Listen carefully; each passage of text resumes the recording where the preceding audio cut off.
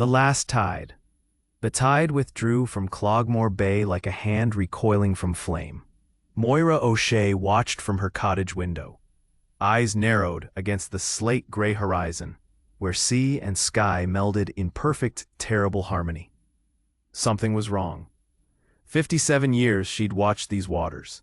57 years of reading the sea's ancient language, its moods, its warnings, its secrets. But today, as rain lashed against glass and wind howled through the eaves, the tides spoke a dialect she'd never witnessed. "Jesus, Mary, and Joseph," she whispered, arthritic fingers clutching the weathered sill. The water retreated farther than natural tides allowed, exposing rock formations normally hidden beneath 20 feet of Atlantic fury. Black seaweed glistened on stone like exposed viscera. But worse than the unnatural recession was the pattern forming in its wake, concentric circles rippling outward, defying current and wind. Her heart thudded against brittle ribs. This wasn't merely strange, it was wrong. Moira shuffled to the small table where her husband's brass barometer hung, its needle swinging wildly beyond the calibrated markings.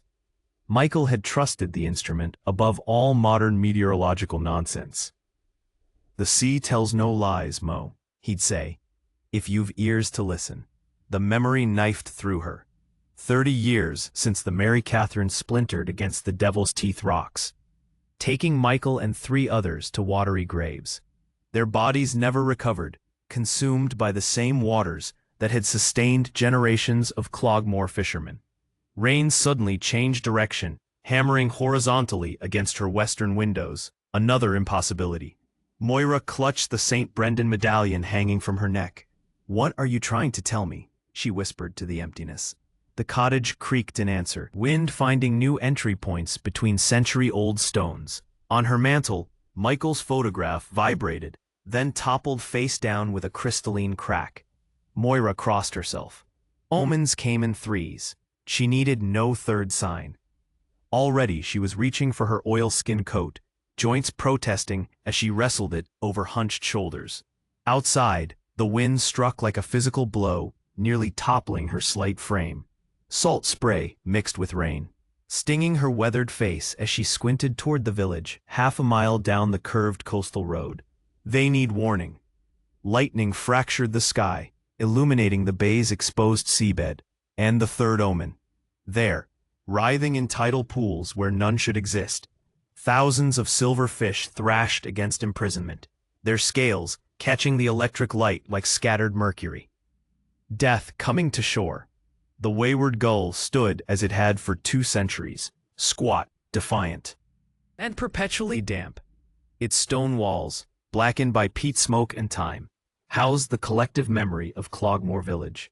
5 generations of births, deaths, marriages, and feuds had been marked within its confines, recorded not in parish logs, but in the rings of spilled porter on wooden tables, and names carved into ceiling beams. Moira pushed against the heavy oak door, unleashing a gust that disturbed a cluster of domino players near the entrance. "Christ Almighty! Close the bloody door!" Donal Murphy shouted without looking up from his tiles. "You're letting the whole Atlantic."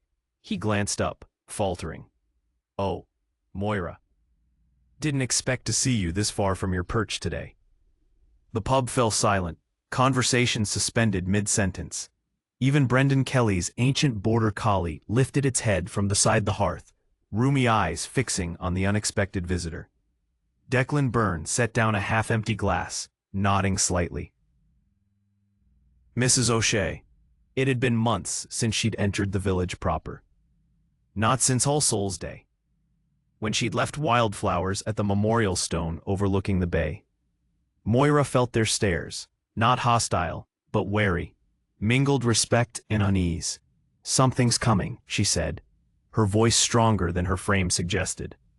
"I've never seen the likes of it." Jimmy Flaherty, 72 and proud owner of Cloghmore's newest fishing vessel, chuckled nervously. "Another storm warning, is it?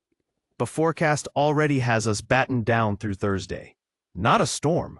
Moira moved deeper into the warmth, leaving puddles in her wake. "Something worse.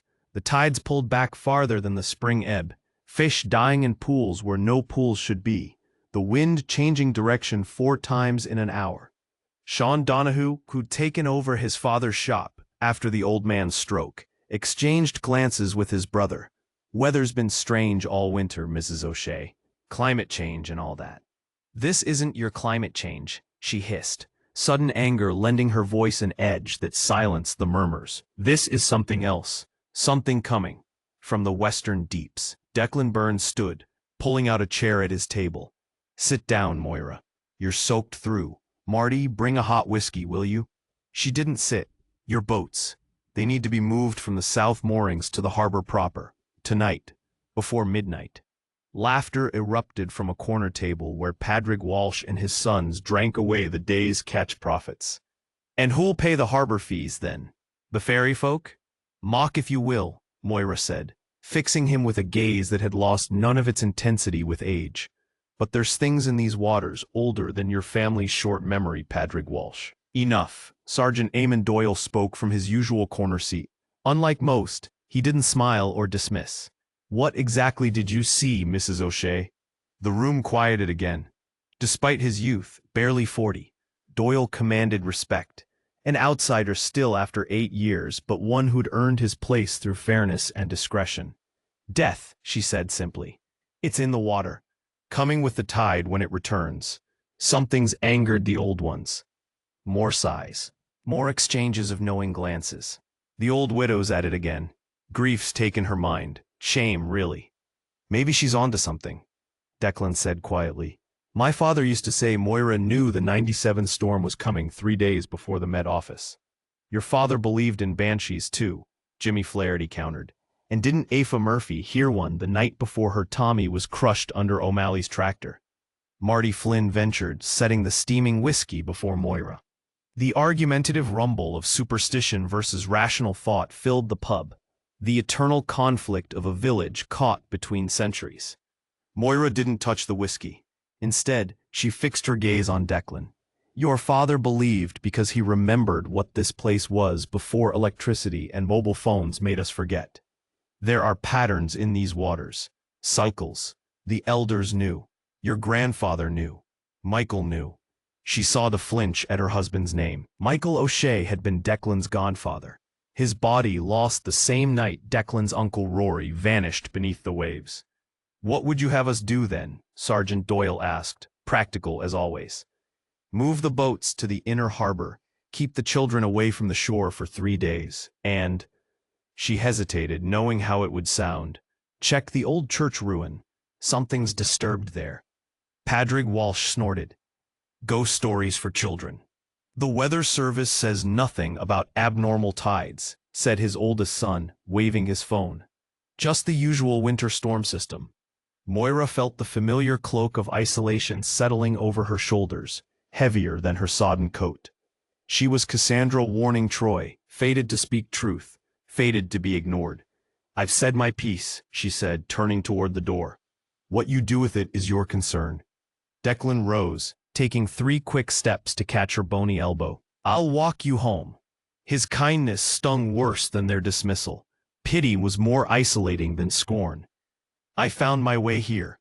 I'll find my way back, she said, pulling free. Outside, the rain had intensified, sheets of it sweeping across the harbor like ghostly curtains. Moira didn't hurry. What waited for her but an empty cottage and the certainty of coming calamity? Behind her, the pub door opened again. Declan still following despite her rebuff. A heavy fisherman's sweater, now pulled over his flannel shirt. Please, Moira, it's terrible out. Let me see you home safely. His face, so like Michael's sometimes it made her breath catch, was etched with genuine concern, not just pity then. She nodded once, allowing him to match his stride to her slower pace. For several minutes they walked in silence, the village lights fading behind them. You truly believe it? He finally asked. That something's coming. I don't believe. Declan, I know. She stopped, turning to face the water. Look there. Tell me what you see. They stood on the curve of road where the bay first came into full view. Even through rain, the wrongness was visible. Exposed rocks that should be submerged, the absence of water where water should be. Tide's out further than usual, he admitted. But extreme low tides happen. Not like this, and not with circles forming against the current. Declan squinted through the deluge. I don't see any. A flash of lightning illuminated the bay. There, just as she'd described, concentric ripples expanded outward from a central point far beyond the normal tidal line, defying both wind and current. Jesus, he whispered. Not him, Moira said quietly. Something much older. They resumed walking, Declan's silence now charged with unease rather than skepticism. Will you move your boat, she asked. He hesitated. I'll think about it. They crested the final hill before her cottage came into view, its windows dark against the gathering night. A solitary existence, but one she'd chosen after Michael's death. Safer to keep villagers at arm's length when you saw things they couldn't or wouldn't see. I appreciate you believing me, she said as they reached her gate. Declan shrugged. I didn't say I believed, but I respect you enough to consider it. As he turned to leave, Moira caught his sleeve. You're Aisling. Keep her away from the shore. Promise me, Declan. His face hardened, protective instinct flaring. Aisling's 16, not 6. She knows the dangers of these waters. Not these dangers, not what's coming. Rain plastered his dark hair to his forehead as he studied her face. I'll talk to her, he conceded. But you know how she is, rebellious as her mother was.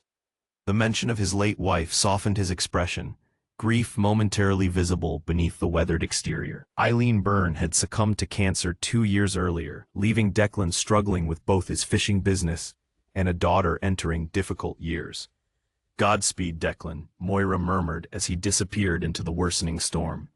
Inside her cottage, Moira peeled off soaked layers, moving with the deliberate care of the elderly. Her bones ached with cold and foreboding. The warning had been delivered, ignored as expected. What followed was no longer her responsibility. And yet, she stoked the dying fire, adding peat bricks until flames licked hungrily at the chimney. The cottage smelled of damp wool, salt, and the herbal tinctures she prepared for villagers too proud to admit they consulted her before the doctor in Galway. On her small writing desk lay an envelope, arrived yesterday, Dublin postmark, Brigid's handwriting, elegant but rushed, like the woman herself. Moira had left it unopened, knowing instinctively what it contained. Now she broke the seal, unfolding hospital stationery. Dear Aunt Moira, I hope this letter finds you well. It's been too long since we've spoken, 5 years at Uncle Michael's memorial dedication. I've thought of writing many times, but pride and hurt kept my pen still. I'm writing now because things have changed. The hospital is downsizing, and my position is being eliminated. Rather than fight it, I've decided to take it as a sign.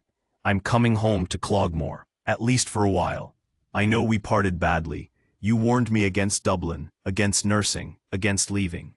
You were right about some things. Dublin is cold in ways Cloghmore never was. But I've helped people here. I've made a difference, I think. I'll arrive next Thursday on the afternoon bus. I've taken a 3-month lease on old Mrs. Fitzgerald's cottage. I hear it's been empty since she passed. I'm not presuming to stay with you, but I hope we might find a way forward. 2 O'Shea women who've spent too long apart.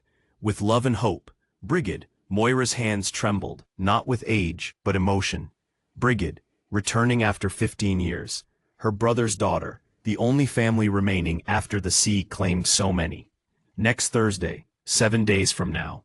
Moira glanced toward the window, where rain lashed against glass, and the distant bay churned with unnatural patterns. 7 days, perhaps too late. She lowered herself into the rocking chair that had been Michael's favorite, the letter clutched against her chest. A complex tangle of emotions. Joy at Brigid's return, fear for what she might be walking into, regret for harsh words spoken years ago. The rattle of the wind against glass sounded almost like whispers. Moira closed her eyes, listening not with ears, but with the deeper sense that had both blessed and cursed her since childhood. The voices seemed clearer now, urgent in their ancient tongue. It comes, it hungers, it remembers. Moira rocked slowly, letter crumpling in gnarled fingers. Death was coming to Cloghmore, riding the tide from western deeps. She had warned them. She had done what she could. But as wind shrieked and windows shuddered, Moira O'Shea knew with dreadful certainty her warning had come too late. Chapter 2. The bus wheezed to a halt at Cloghmore's solitary stop, a rusted shelter overlooking a churning sea that devoured the horizon. Finn Gallagher stepped down, his military surplus duffel the only luggage he carried. The bus pulled away, diesel fumes hanging in the damp air like reluctant ghosts, leaving him alone at the edge of a village that already felt like the edge of the world. Rain fell in a fine, penetrating mist, not heavy enough to seek shelter, just persistent enough to seep through his inadequate jacket. At 23, Finn had the weathered look of someone significantly older. Deep lines bracketed his mouth, and a jagged scar bisected his right eyebrow, testimony to lessons learned too late. His first impression of Cloghmore was emptiness. Wind-blasted cottages huddled against the landscape as if anticipating violence. Fishing boats bobbed in a harbor that seemed too small for even this meager fleet. A single main street wound between gray stone buildings whose windows revealed little. "You lost?" Finn turned to find a girl watching him from atop a low stone wall, legs dangling carelessly over ancient granite. Perhaps 16, with a wild tangle of copper hair and eyes sharp as broken glass. She wore an oversized fisherman's sweater over torn jeans, heavy boots swinging rhythmically against stone. "Just arrived," Finn answered, voice rough from disuse. "Nobody just arrives in Cloghmore," she countered. "You're either born here, running from something, or monumentally stupid." Her accent was pure West Coast Irish, but there was an edge of practiced worldliness beneath it. "Which is it for you?" A smile threatened the corner of his mouth. "Maybe all three." She studied him with naked curiosity. None of the reflexive wariness adults had already perfected. "I'm Aisling Byrne." "Finn Gallagher." "You need work?" She leapt down from the wall, landing with practiced ease. "Because if you're hoping for quaint tourist charm, you've missed the season by about 7 months. The harbor beckoned beyond her shoulder, boats secured against weather that promised to worsen. "Fishing work, maybe." Aisling's expression shifted to something more calculating. "My father runs the Northern Star, second largest boat in the harbor. Lost a man last week, broken leg in 3 places." She gestured toward a path winding toward the water. "I can introduce you." "Why would you do that?" Suspicion edged his voice. "Because nothing ever happens here," she answered, brutal in her honesty, "and you look like something happening." She started walking, not checking to see if he followed. Finn hesitated only briefly before falling into step behind her. Declan Byrne measured the stranger with the practiced eye of someone whose life depended on quick assessments. Too lean for heavy work, but the way he carried himself suggested hidden strength. Eyes that cataloged exits before introductions. The barely concealed tension of a man expecting confrontation. "Dublin?" Declan asked, wiping grease from calloused hands. "Originally," Finn answered. "Been on boats before?"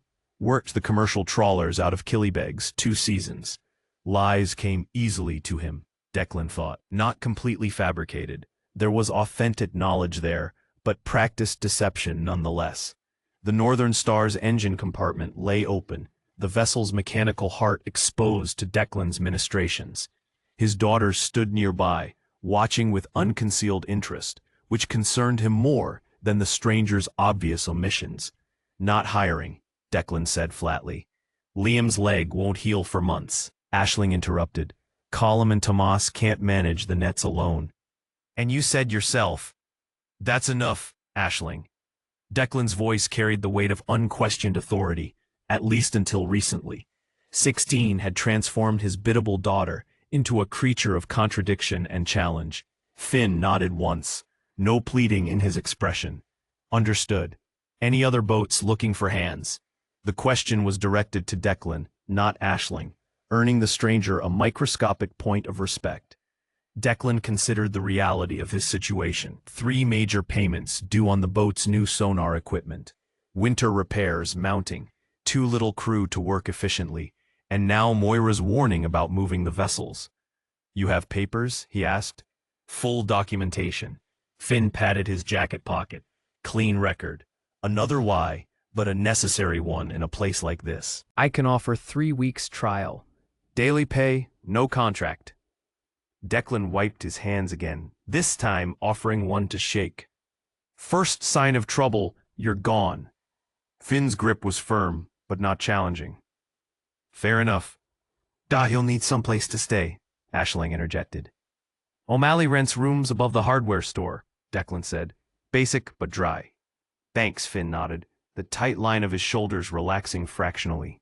We sail at 5 tomorrow morning, weather permitting. Declan continued. Aisling, show him to O'Malley's, then straight home.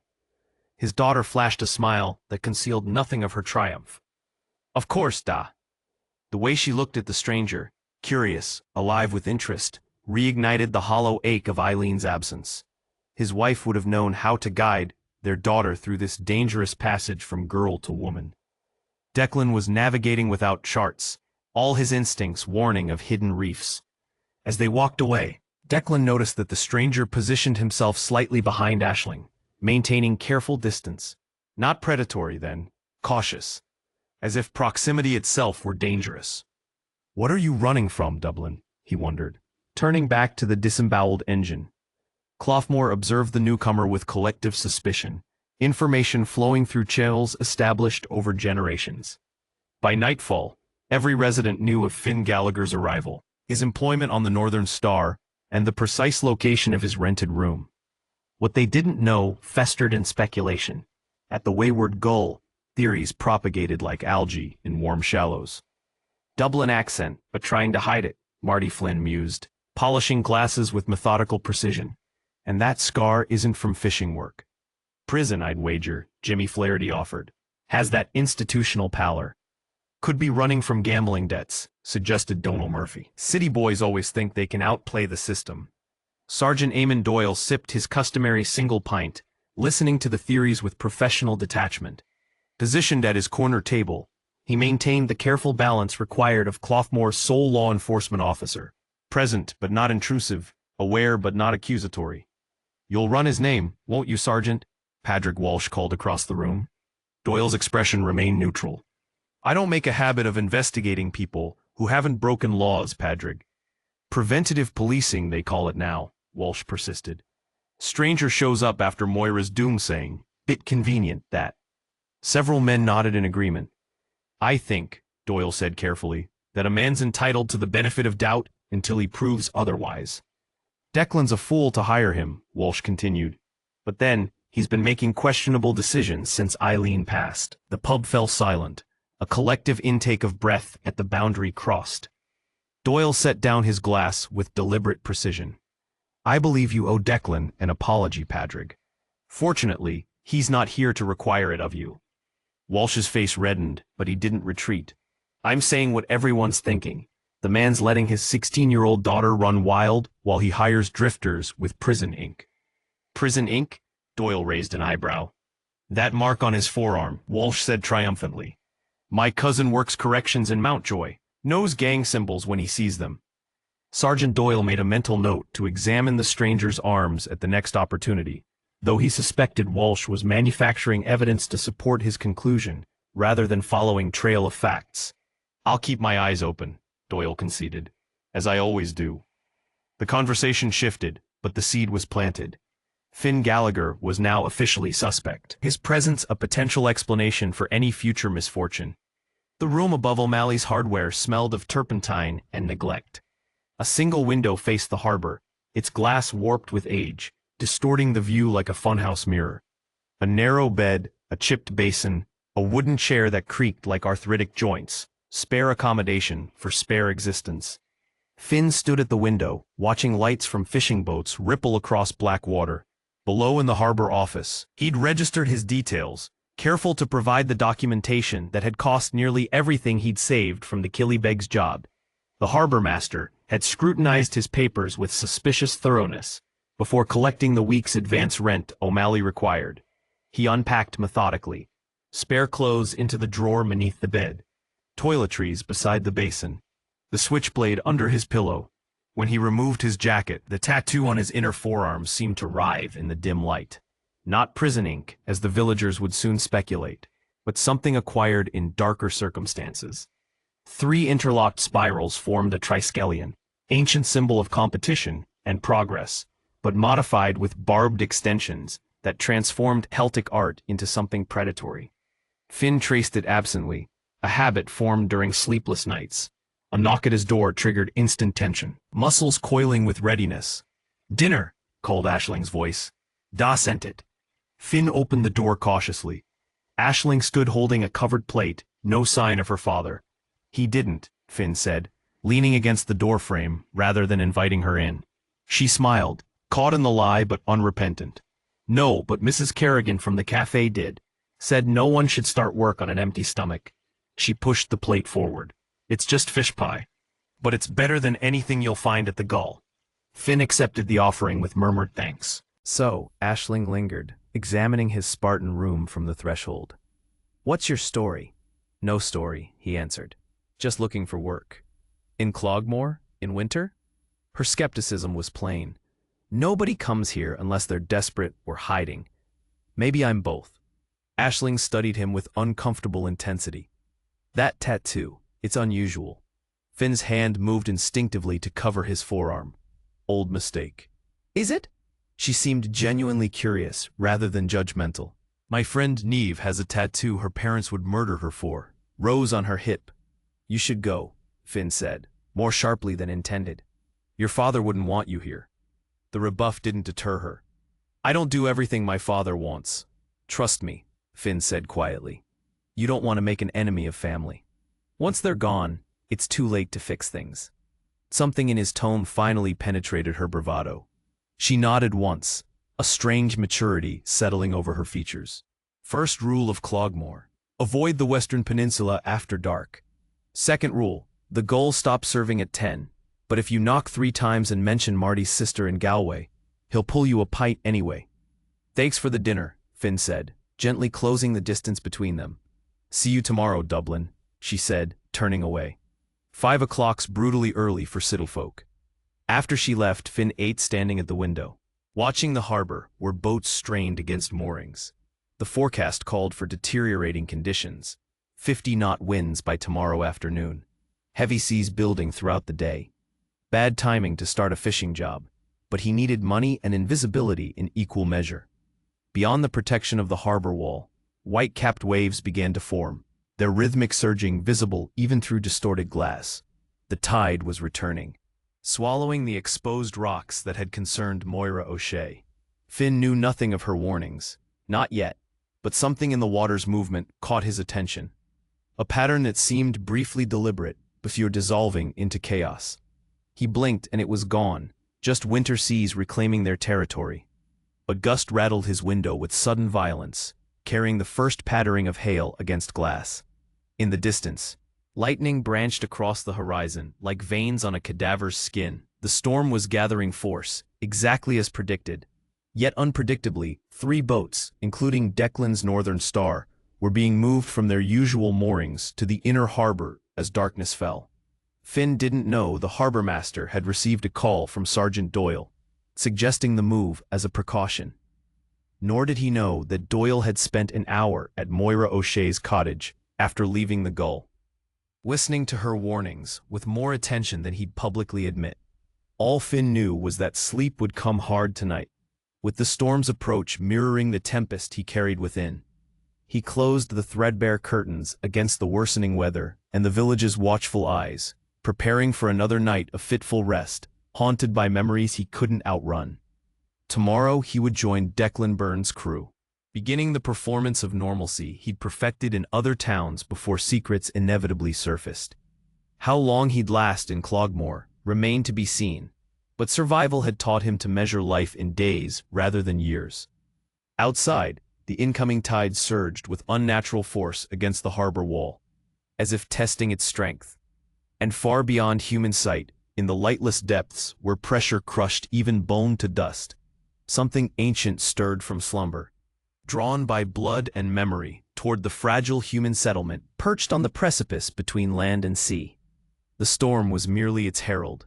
Chapter 3. Dawn never fully arrived in Cloghmore that Thursday.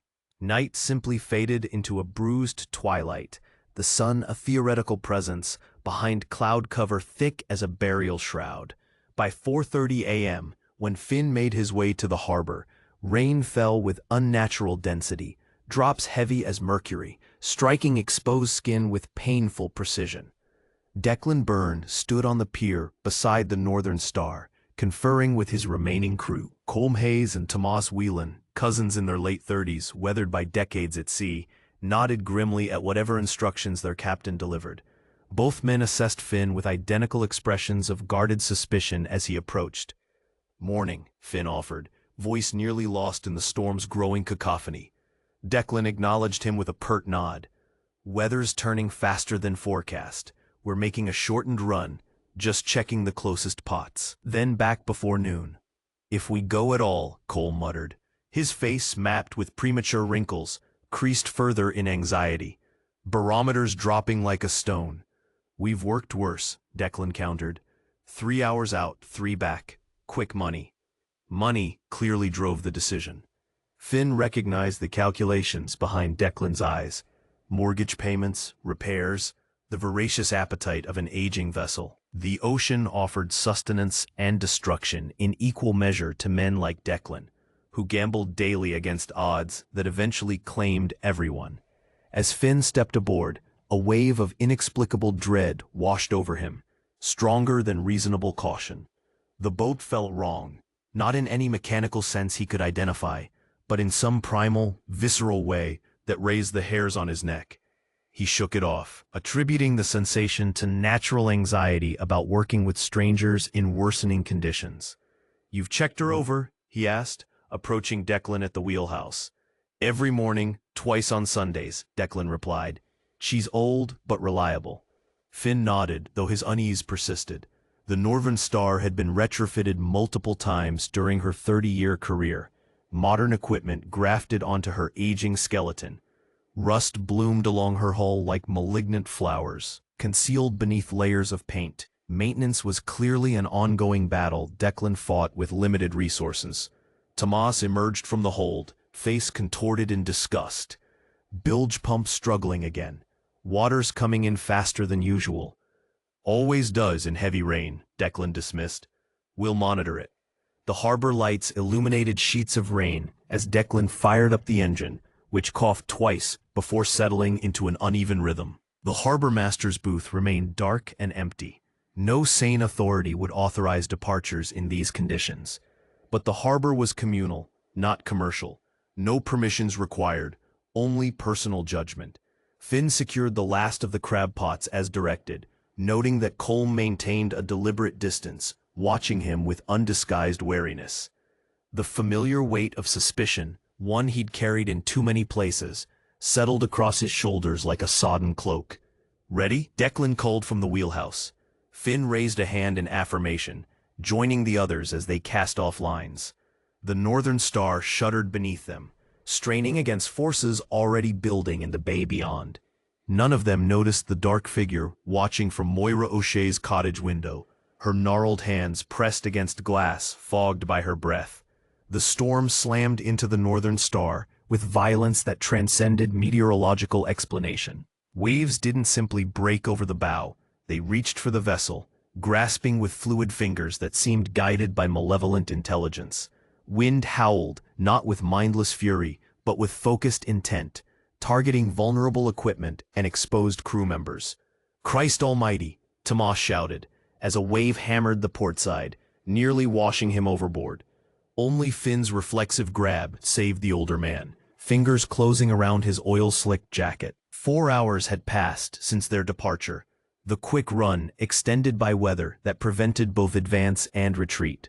They'd checked exactly 3 pots, finding each mysteriously empty, despite being recently baited.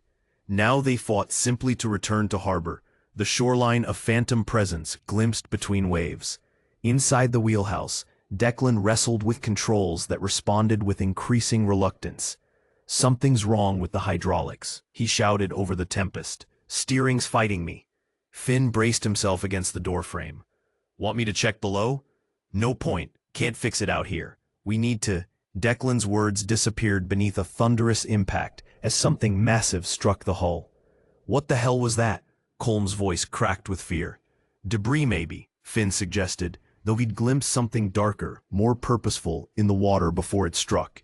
The engine's rhythm faltered, then resumed at reduced capacity. Warning lights bloomed across the console like crimson flowers. "We're losing power," Declan said, frustration evident beneath his forced calm. "Tomas, check the fuel line. Might be water contamination."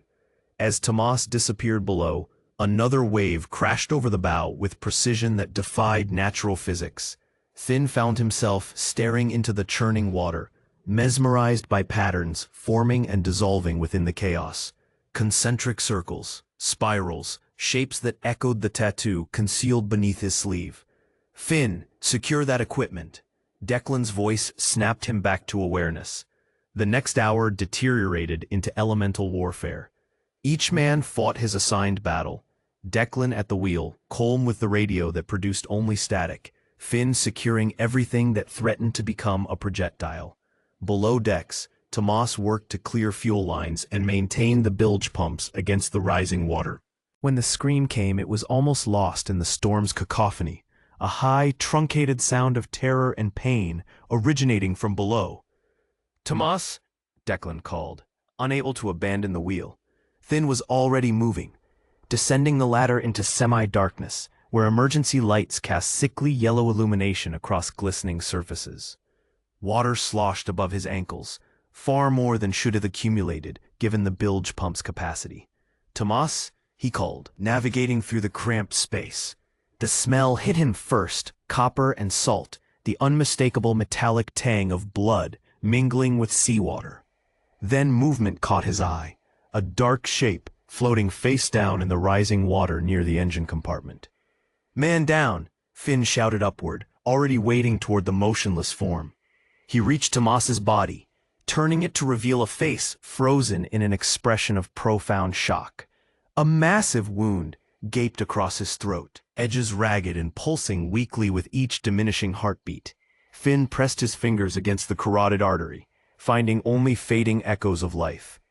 "Jesus," he whispered, scanning the compartment for the cause. The wound appeared impossible, too large for any piece of equipment to have caused accidentally, too jagged for a blade, like something had torn through flesh with primal fury.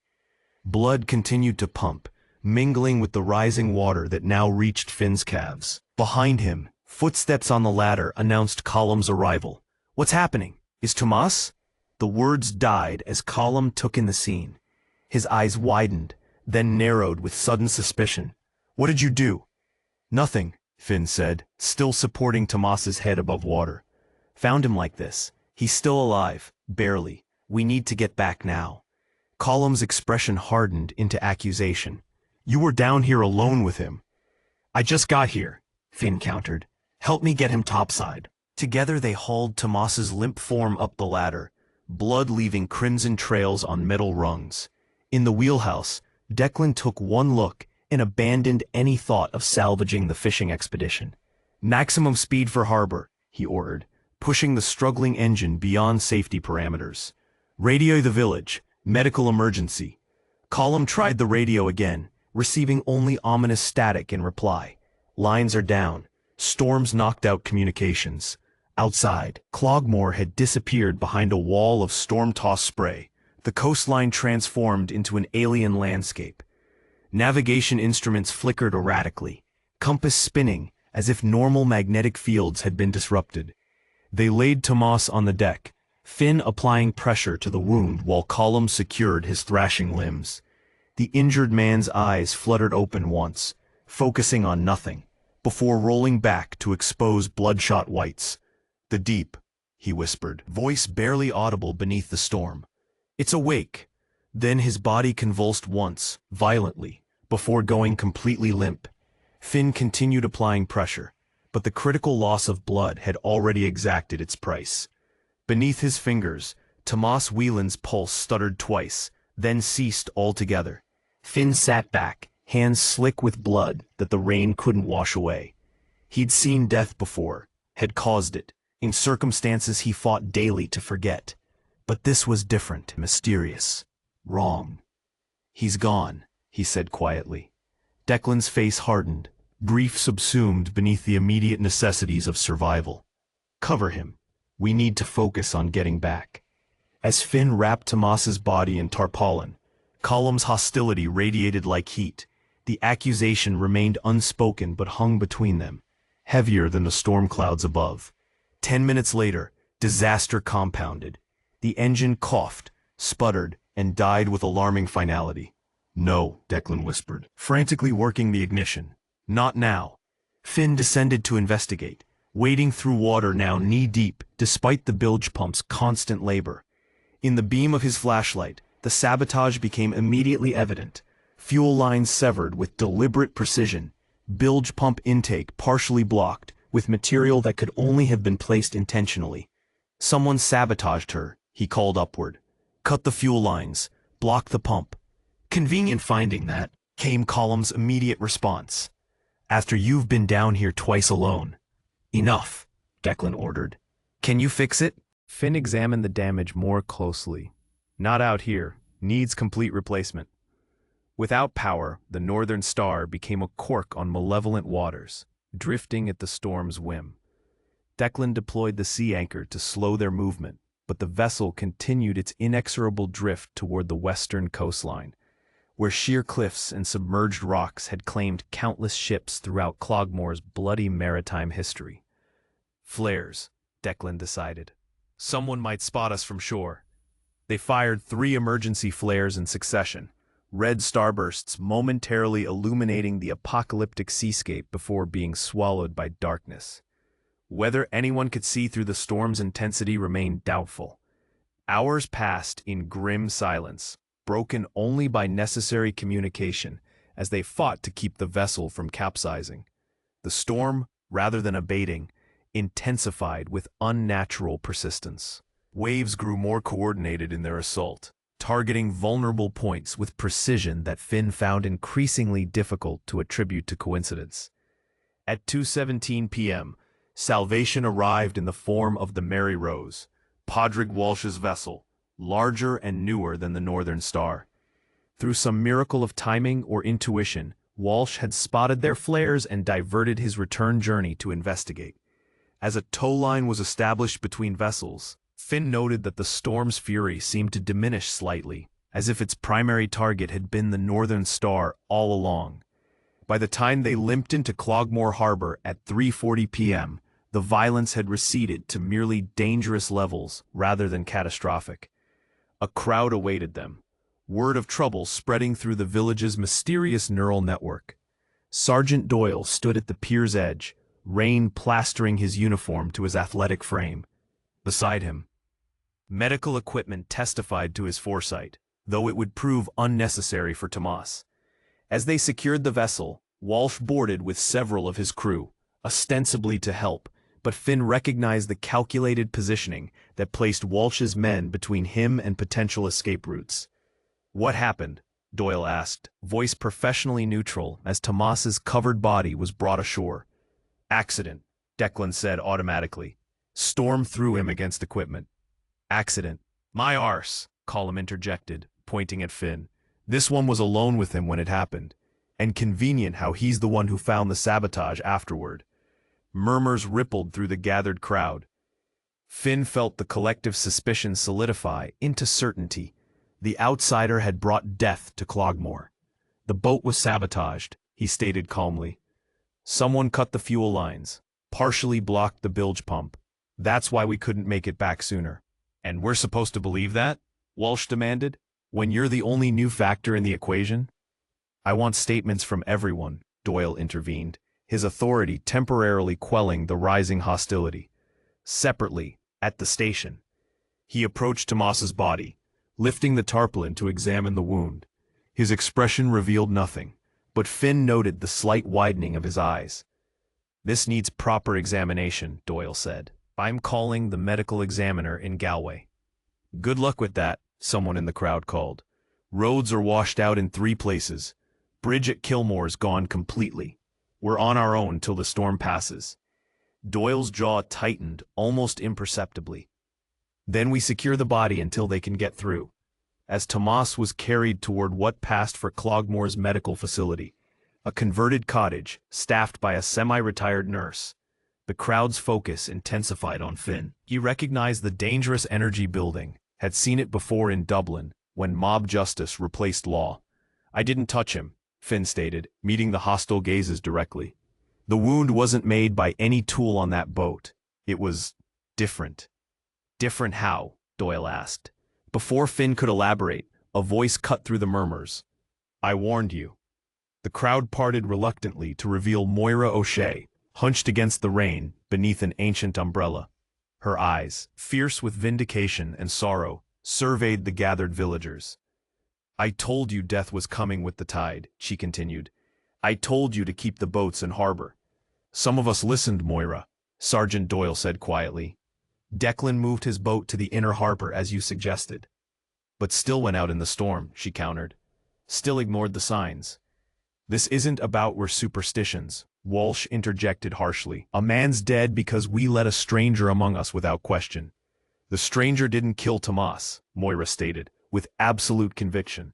"What's in the water did." This pronouncement sent fresh murmurs through the crowd. Finn studied the old woman with new interest. Her certainty wasn't performative, but absolute. She believed exactly what she was saying. "What's in the water, Moira?" Doyle asked, voice gentle but insistent. Her eyes, roomy with age but sharp with awareness, fixed on the harbor where waves continued to crash against stone with unnatural force. Something ancient, something that remembers the old sacrifices, something hungry. The crowd's reaction split between derisive dismissal and uneasy silence.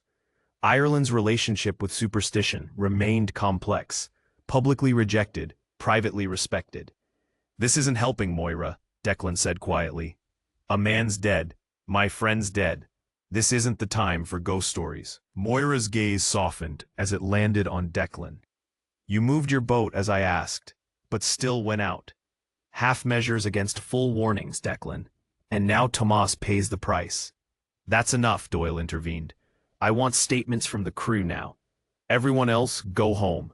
Storm's not finished with us yet." As if summoned by his words, the wind intensified again, driving horizontal rain that scattered the reluctant crowd.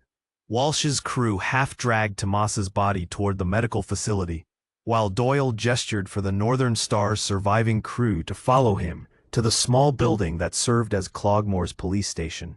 Finn fell into step beside Declan, aware of Colm's hostile presence behind them. The villagers dispersed, slowly, many casting backward glances loaded with suspicion. Only Moira remained at the pier, face turned toward the turbulent harbor, lips moving in what might have been prayer or incantation. The storm's brief lull ended as suddenly as it had begun. By the time they reached the station, hurricane-force winds battered the village with renewed fury. Trees bent nearly horizontal, roof tiles took flight like deadly projectiles, and the power flickered ominously before surrendering to inevitable failure. Inside the station, emergency generators hummed to life, casting harsh fluorescent light across faces drawn with exhaustion and suspicion. Doyle separated them immediately, Declan to his office, Colm to a storage room converted to an interview space, Finn to the single holding cell with its door left conspicuously unlocked. "I'm not arresting you," Doyle clarified as he provided a towel and coffee. "Just keeping you separated while I sort this out." "The sabotage was deliberate," Finn said quietly. "Professional. Not something done in haste." Doyle's expression revealed nothing. "And Tomas's wound?" Finn hesitated, searching for words to describe what he'd seen. Not mechanical, not a blade either. It looked torn, like something grabbed him and... He made a ripping gesture, rather than finishing the sentence. "Something?" Doyle repeated, emphasizing the word's ambiguity. "I don't know what," Finn admitted. "But no human hands did that. Not without tools that weren't on that boat." Doyle studied him with professional intensity. "You've seen violence before." It wasn't a question, but Finn answered anyway. "Yes. Dublin? Among other places." Doyle nodded slightly, filing the information away. "Wait here, I'll be back." Left alone, Finn sank onto the cell's narrow bench, exhaustion crashing over him in waves that mirrored the storm outside. Through the small barred window, He could see Cloghmore battling elements that seemed determined to erase it from existence. Power lines whipped like angry serpents, a shed roof cartwheeled down the main street, and the harbor waters surged over the defensive wall to claim territory humans had long considered safe. He closed his eyes briefly, seeing again the pattern in the waves, concentric circles expanding outward, mirroring the ancient symbol beneath his sleeve. Not coincidence, connection. Something had followed him to Cloghmore.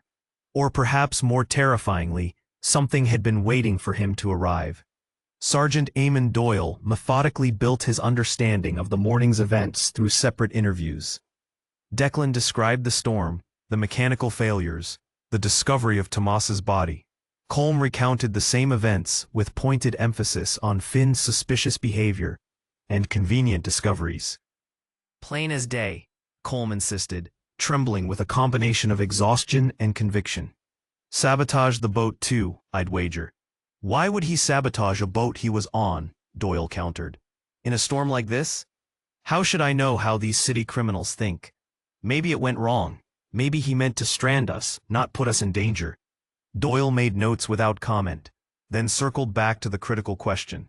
Describe Tomas's wound exactly as you saw it. Colm's certainty faltered. His throat was... It wasn't clean. Ragged-like, not a knife. What then? Something with teeth, maybe, Colm suggested, then immediately recanted. No, that's mad. Had to be something on the boat. Sharp metal. Maybe he fell.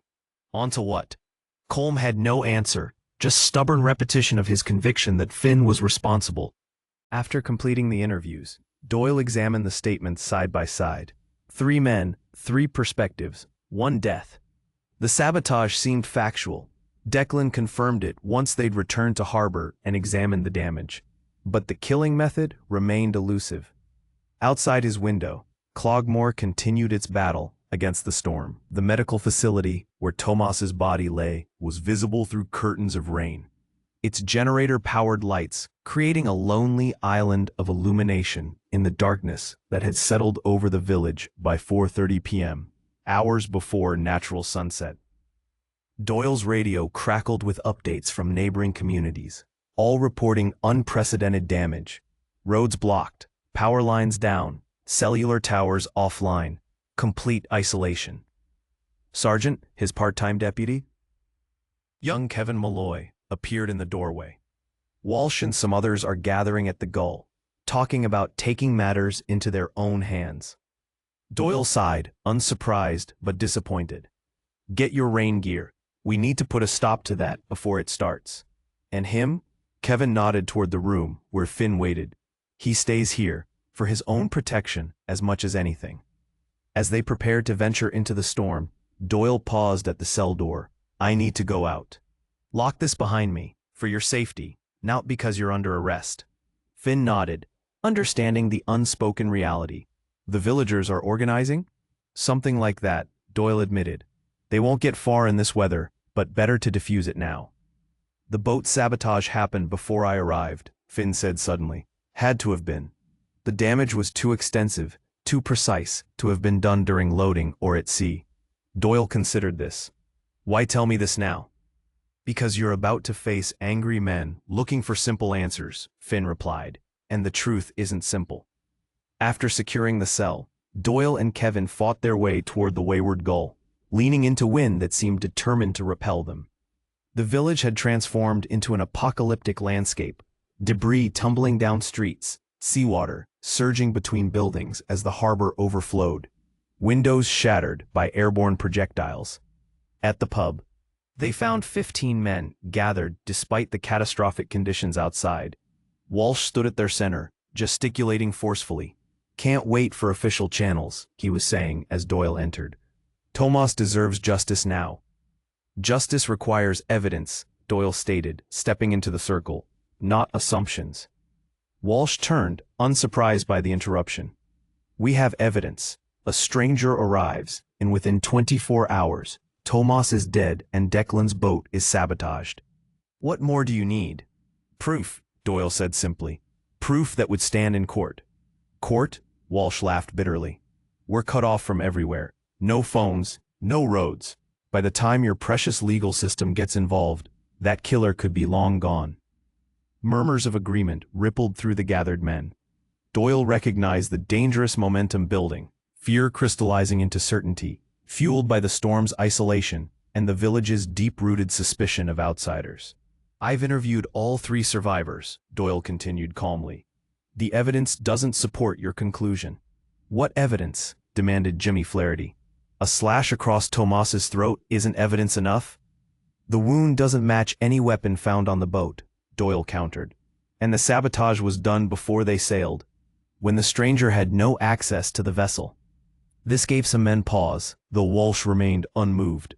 He could have snuck aboard last night. "Or had an accomplice." "Who?" Doyle challenged. "This is Cloghmore. Everyone knows everyone. Who among us would help a stranger kill Tomas Whalen?" The question hung in the air, unanswerable, yet uncomfortable. It introduced doubt where certainty had reigned moments before.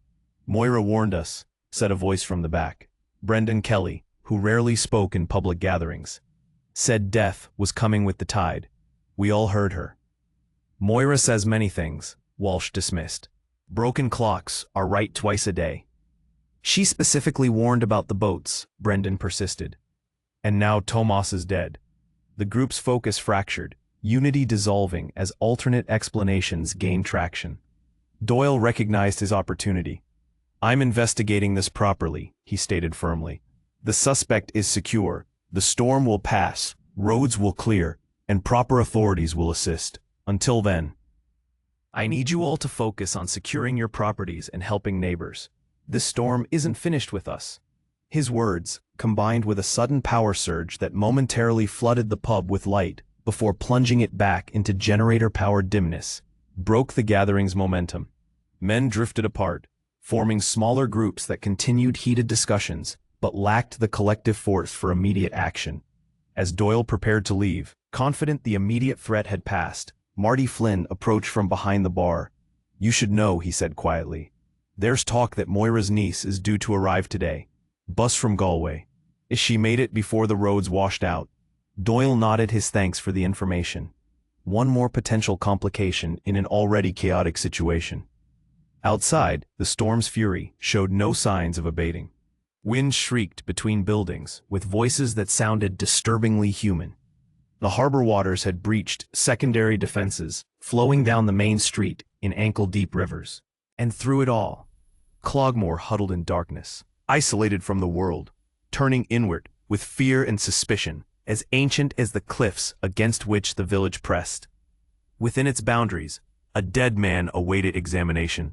A stranger sat locked in a cell for his own protection, and something that had emerged from the deep continued its patient assault against human intrusion. The storm was both camouflage and herald for whatever had awakened in the waters beyond Cloghmore's fragile harbor walls. As night fell, truly this time, its darkness absolute and uncompromising, Moira O'Shea sat in her cottage overlooking the bay, fingers working rosary beads while her lips formed warnings no one remained to hear. Chapter 4. Morning arrived in Cloghmore like a reluctant visitor. Gray light seeping through clouds that hung so low they seemed to scrape the church steeple. The storm had downgraded from apocalyptic to merely merciless, allowing villagers to emerge and assess the devastation. Sergeant Eamon Doyle hadn't slept. His uniform, still damp from yesterday's deluge, clung uncomfortably as he stood before the incident board he'd assembled in his office. 3 photographs dominated the surface. Tomas Whalen's official ID, a clinical shot of his throat wound, and the damaged fuel lines from the Northern Star. Around these he'd arranged notes from initial interviews, creating a constellation of facts that refused to form a coherent pattern. The wound defied explanation.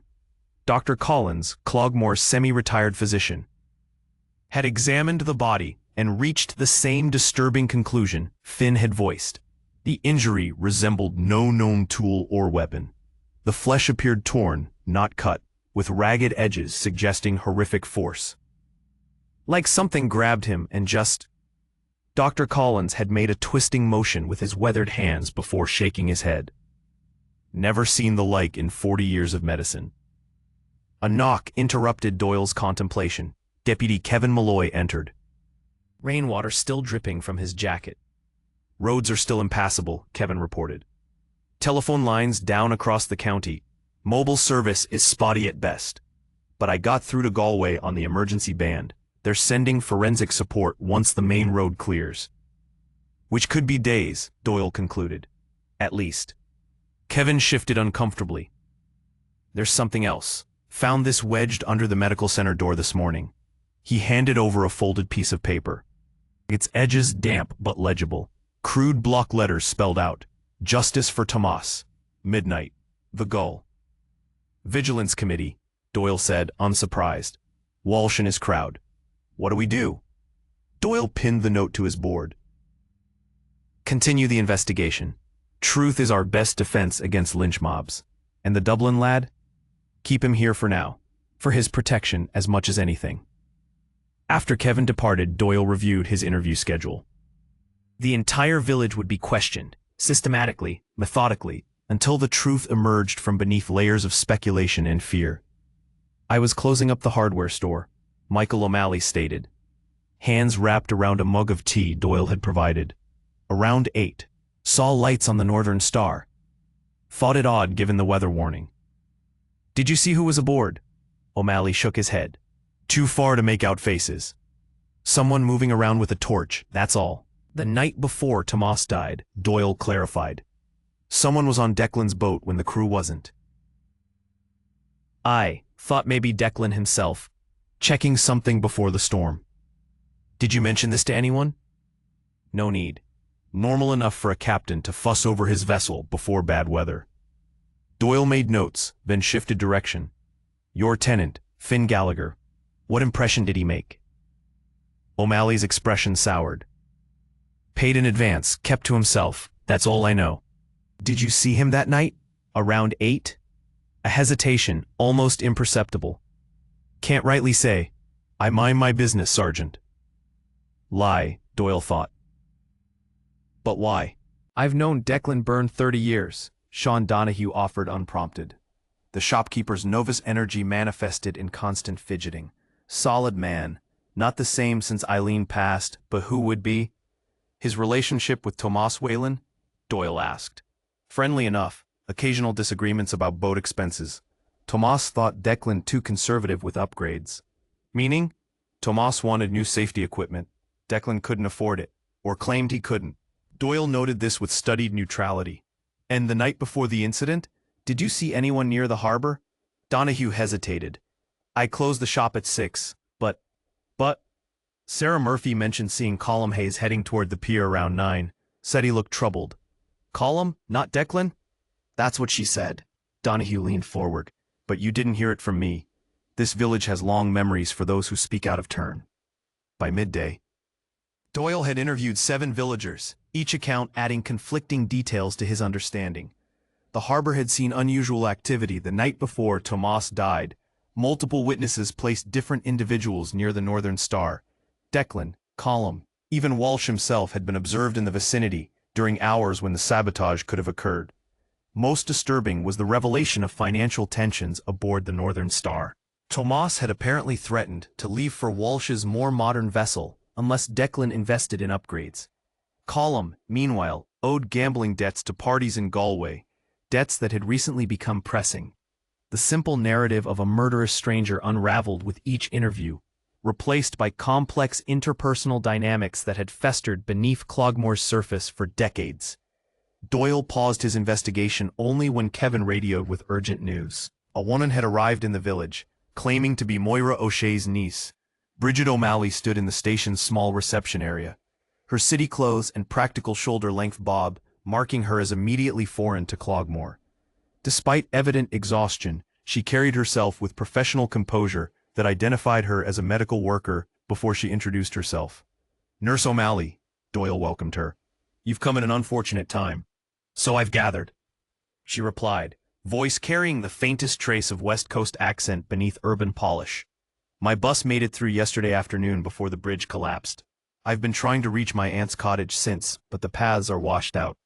"Your timing is remarkable," Doyle observed, "given recent events." Something flickered across her features, awareness of implications. I wrote to Aunt Moira weeks ago about my arrival. It's hardly mysterious. Of course, Doyle conceded. Still, you understand we're dealing with a suspicious death. Everyone's movements require verification. Am I a suspect, Sergeant? Direct, unflinching. Everyone is until they aren't. He softened slightly. We can provide escort to your aunt's cottage once conditions improve. Meanwhile, you'll need accommodation. The Fitzgerald cottage. I've leased it for 3 months. Doyle nodded. I'll have Deputy Malloy show you there once he returns. But first, I'd like your formal statement about your journey and arrival. Bridget submitted to questioning with professional detachment, providing precise times, locations, and witnesses to her movements. Doyle noted her medical training manifested in her organized thinking, compartmentalized, logical, facts separated from emotions. Have you had contact with your aunt recently? He asked after recording her statement. Not for 5 years. A flicker of emotion, regret perhaps. We disagreed about my career choices. Are you aware of her reputation in the village? Bridget's posture stiffened. You mean how they dismiss her as a superstitious old woman? Yes, I'm aware. I don't share that assessment. Meaning? Meaning my aunt has always had intuitions, particularly about the sea. She chose her words carefully. I don't believe in the supernatural, Sergeant, but I respect the power of observation. Moira sees patterns others miss. Doyle considered this diplomatic framing. She warned about danger from the sea the day before Tomas Whalen died. Something shifted in Brigid's expression. Recognition, not surprise. Then perhaps you should consider what else she's warned about. Declan Byrne stood in the ruins of his livelihood, surveying damage that insurance would barely cover.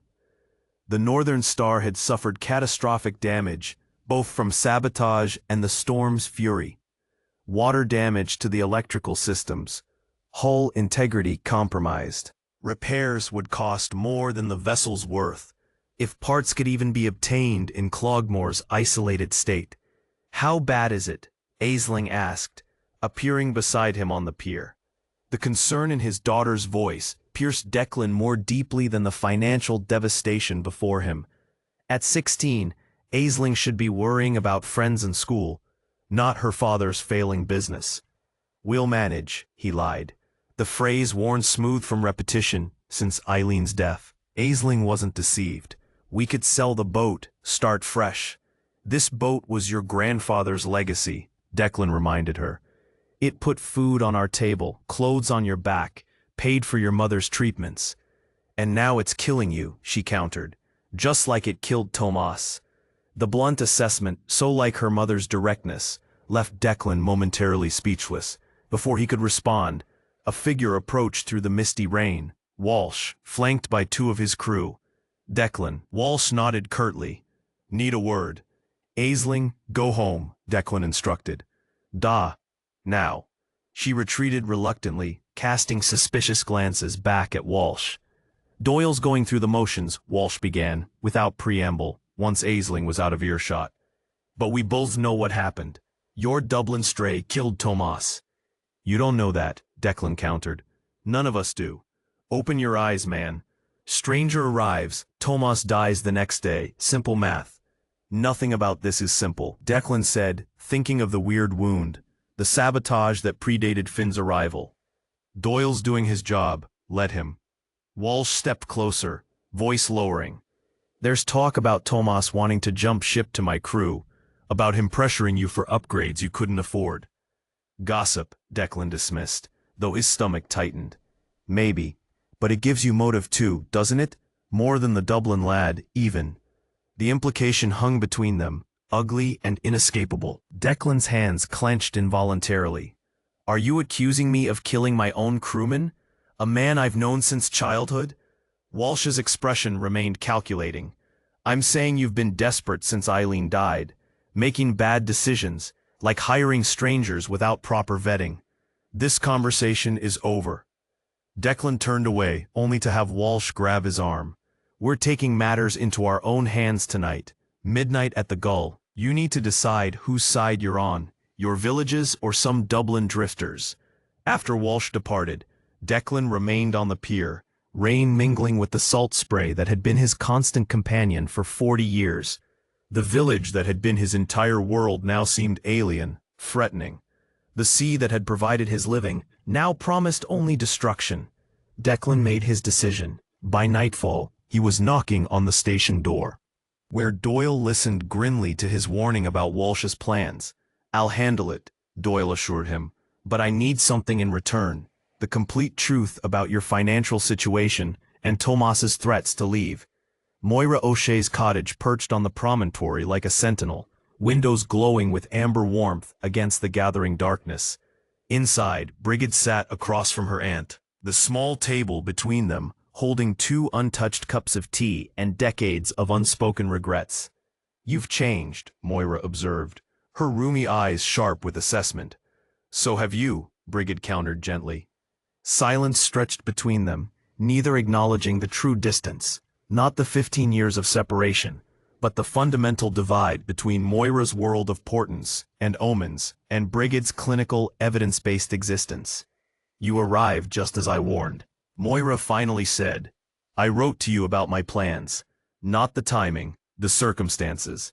Moira's gnarled fingers curled around her cup. Death in the water, the old ones stirring. Brigid suppressed her instinctive dismissal, choosing patience instead. "Tell me what you've seen, Aunt." Moira described the unnatural tides, the concentric patterns, the fish dying in impossible pools. She spoke of warnings ignored and ancient forces disturbed. Through it all, Brigid listened without interruption, recognizing the voice of absolute conviction beneath descriptions she found fantastical. "And this man who died? Tomas? His wounds were unusual?" Brigid finally asked. "Torn, not cut," Moira confirmed. "Like the Anderson boy in '83, before your time. Found on the western rocks after a spring tide. Official verdict was shark attack, but there are no sharks in these waters that could do such damage." Brigid set down her cup. "You think there's a connection?" "I know there is." Moira's certainty was absolute. Something in the deep remembers the old sacrifices. Something hungry.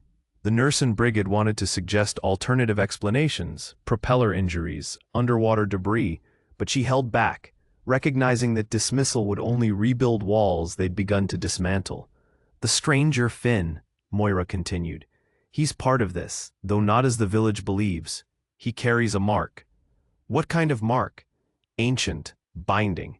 Moira touched her inner forearm. 3 spirals, modified with barbs. "I glimpsed it at the harbor. The old ones." "Symbol." Brigid felt a chill that had nothing to do with the cottage's perpetual draft. "And what does this mark mean?"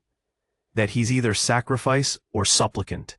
Moira's eyes unfocused slightly, gazing at something invisible to ordinary perception. "But which, I cannot see." Later, as darkness claimed the coastal village, helped her aunt to bed, tucking blankets around her diminished form. The reconciliation remained fragile, tentative, but the foundation had been laid. Outside, rain resumed its assault against centuries-old stone. Brigid stood at the window, staring into darkness, interrupted only by occasional flashes of distant lightning. In the harbor below, something disturbed the water's surface, concentric circles expanding outward, exactly as Moira had described, defying both wind and current.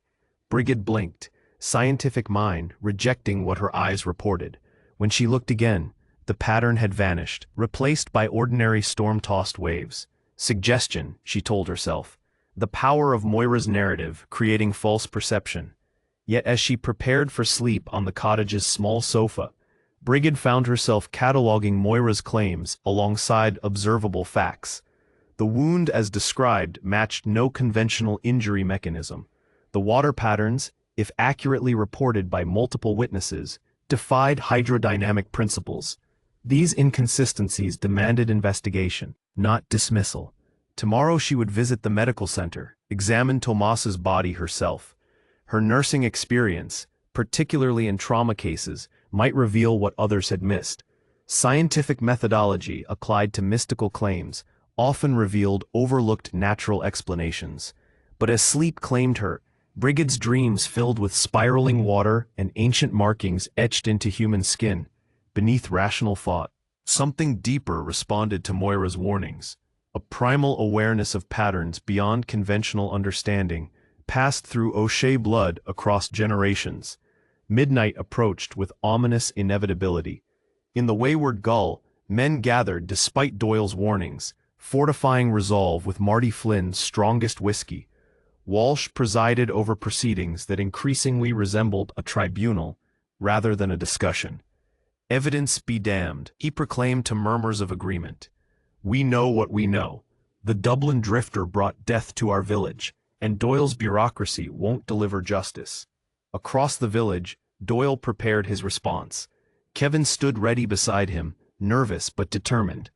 They represented law's thin barrier against mob justice, two uniformed men against the village's collective fear. In his temporary cell, Finn sat alert, aware of approaching conflict. He'd seen this pattern before: isolation, accusation, escalation. The tattoo on his forearm seemed to pulse in sympathy with his accelerated heartbeat, the ancient symbol connecting past violence with imminent danger. And in her cottage on the promontory, Moira woke suddenly from uneasy sleep, lips forming a warning no one was present to hear. "It rises. Tonight." The storm, which had briefly abated, resumed with supernatural intensity, precisely as church bells marked midnight. Wind shrieked between buildings, carrying sounds that mimicked human screams. The harbor waters surged against containment walls with deliberate, malevolent force. Beneath Cloghmore's surface tensions, the blame, the suspicion, the divided loyalties, something ancient continued its patient advance. The investigation had revealed human motives for sabotage and even murder, yet failed to address the fundamental question no villager dared articulate. What kind of creature could tear a man's throat with such primal violence?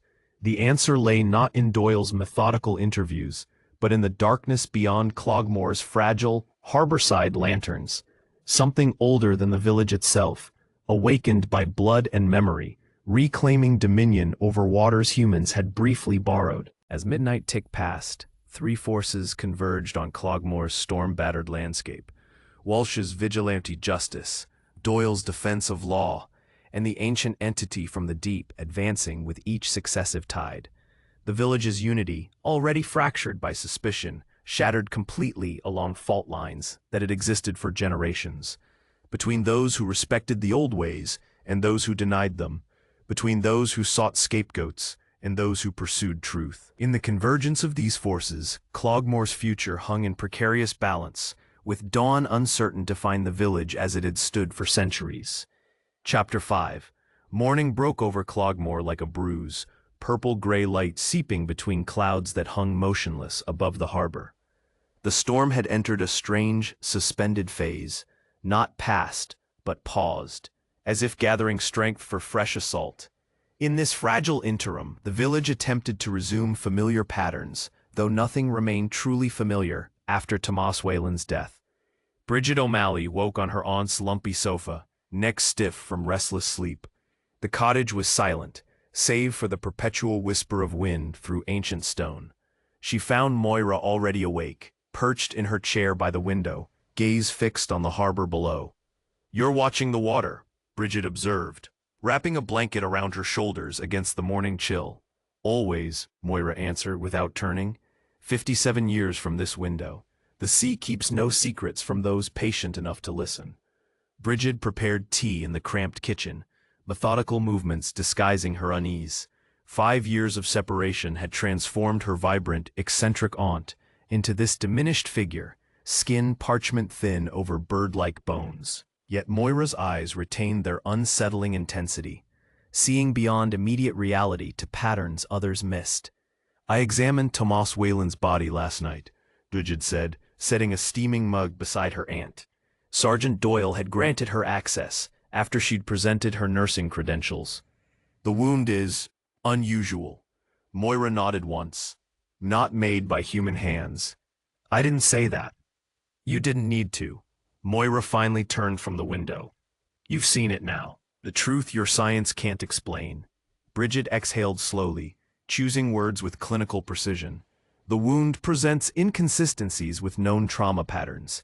That doesn't automatically suggest supernatural causes." "Always the nurse," Moira said, a hint of the old affection softening her voice. "Always needing evidence, explanations. Is that why you opposed my career? The question hung between them, the core of their estrangement finally articulated after years of avoidance. I opposed you leaving, Moira corrected. This village is in your blood, Bridget. The sea knows your name. That's not an answer.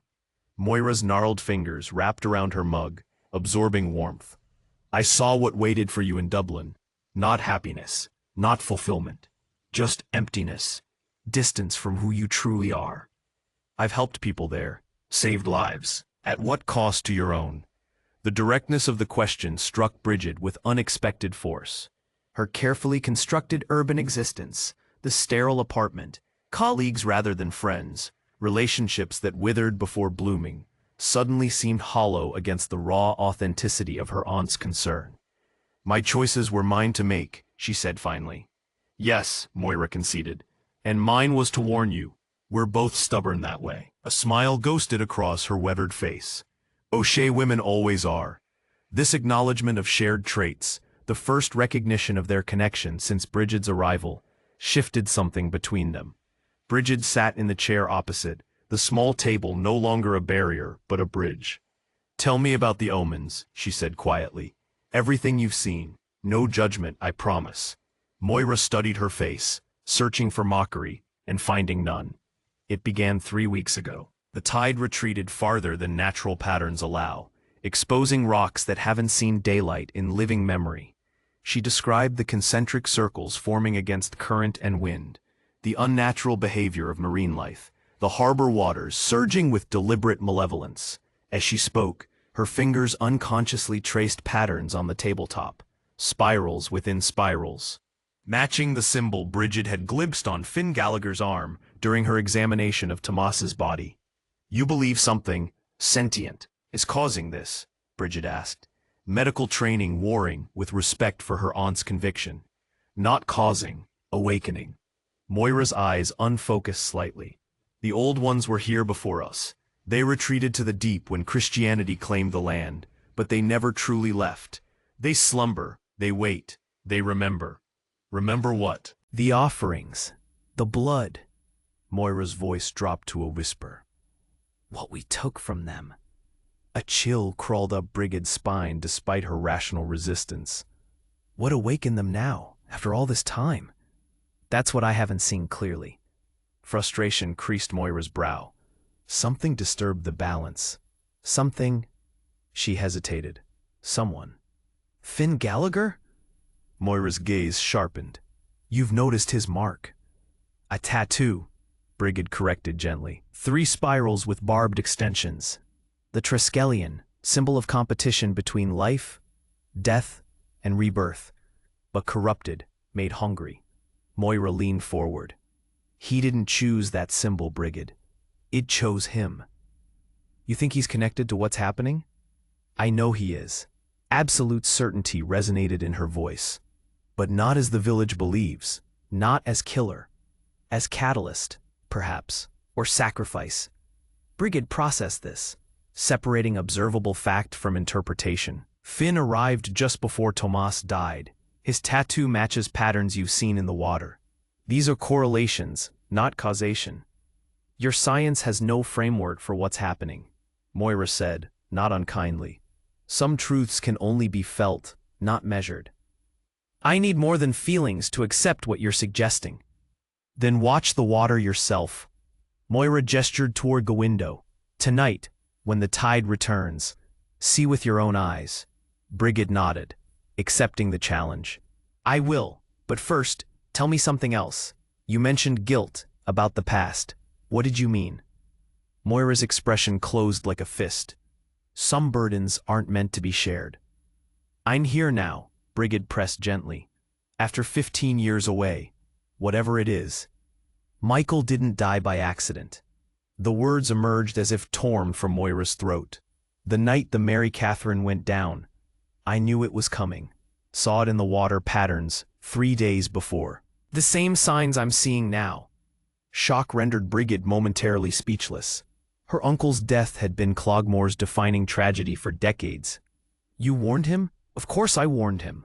Anguish cracked Moira's composed exterior. Begged him not to sail. But Michael was like you, needed evidence, reasons, said we couldn't afford to miss the catch.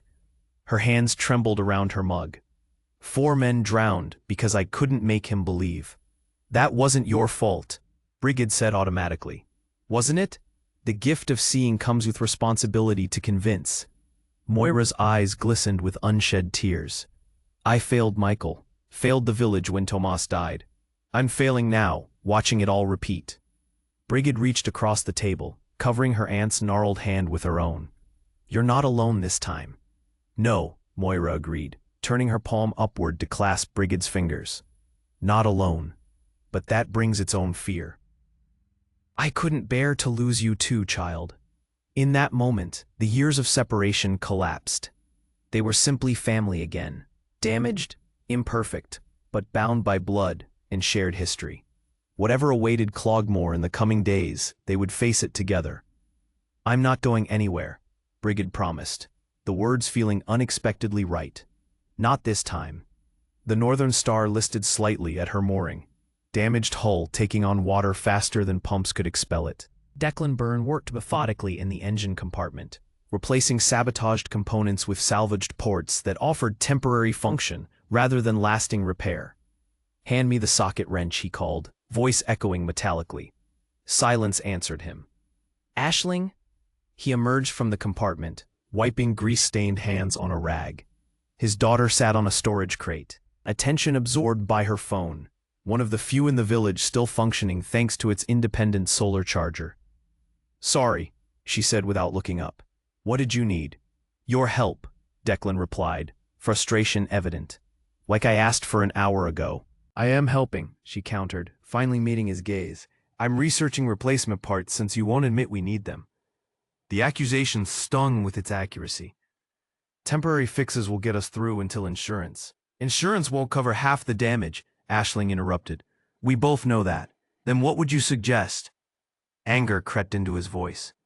Abandon the boat, the business, our livelihood? Maybe, Aisling stood, cheeks flushing. Maybe that's exactly what we should do. This boat is killing you, Da, just like it's been killing you since Mam died. The mention of Eileen struck like a physical blow. Your mother would want, don't. Aisling's voice hardened. Don't use Mam to win an argument. She'd want you alive and happy, not drowning in debt over a boat older than I am. Father and daughter faced each other across the cabin, the Northern Star creaking beneath them like a third presence in their conflict. Declan saw with painful clarity how much Aisling resembled her mother. Not just the copper hair and sea-glass eyes, but the unflinching pragmatism Eileen had wielded like a weapon against life's harsher realities. This boat put you through school, he said finally, paid for your mother's treatments. And now it's just a floating memorial, Aisling replied, softening slightly. Mam's gone, Da. No amount of keeping things the same will bring her back. The truth in her words penetrated defenses constructed over 2 years of grief. Declan sank onto a bench, suddenly exhausted. What would we do instead? This is all I know. Aisling sat beside him, shoulder touching his in tentative reconciliation. We could sell the boat for parts. Use the money to start something different. The cottage needs repairs. We could fix it up, rent rooms to summer tourists. Become innkeepers? Disbelief colored his tone. Why not? You're good with your hands. I'm good with people. A hint of her old smile emerged. Better than being at sea during storms that nearly killed you. Declan stared at the engine compartment where he'd been working. Endless repairs on a vessel determined to surrender to entropy. Perhaps Aisling was right. Perhaps holding on to the past was destroying their future. I'll think about it, he conceded, the closest he could come to admitting she might be right. Aisling recognized the significance of even this small victory. That's all I'm asking, she hesitated. There's something else we should talk about, Finn. Declan's expression closed immediately. Nothing to discuss. He's Doyle's concern now. You know he didn't kill Tomas. I don't know anything of the sort. You hired him, Aisling persisted. You saw something worth trusting. Clearly I was wrong. Were you? Or are you just going along with Walsh and his mob because it's easier?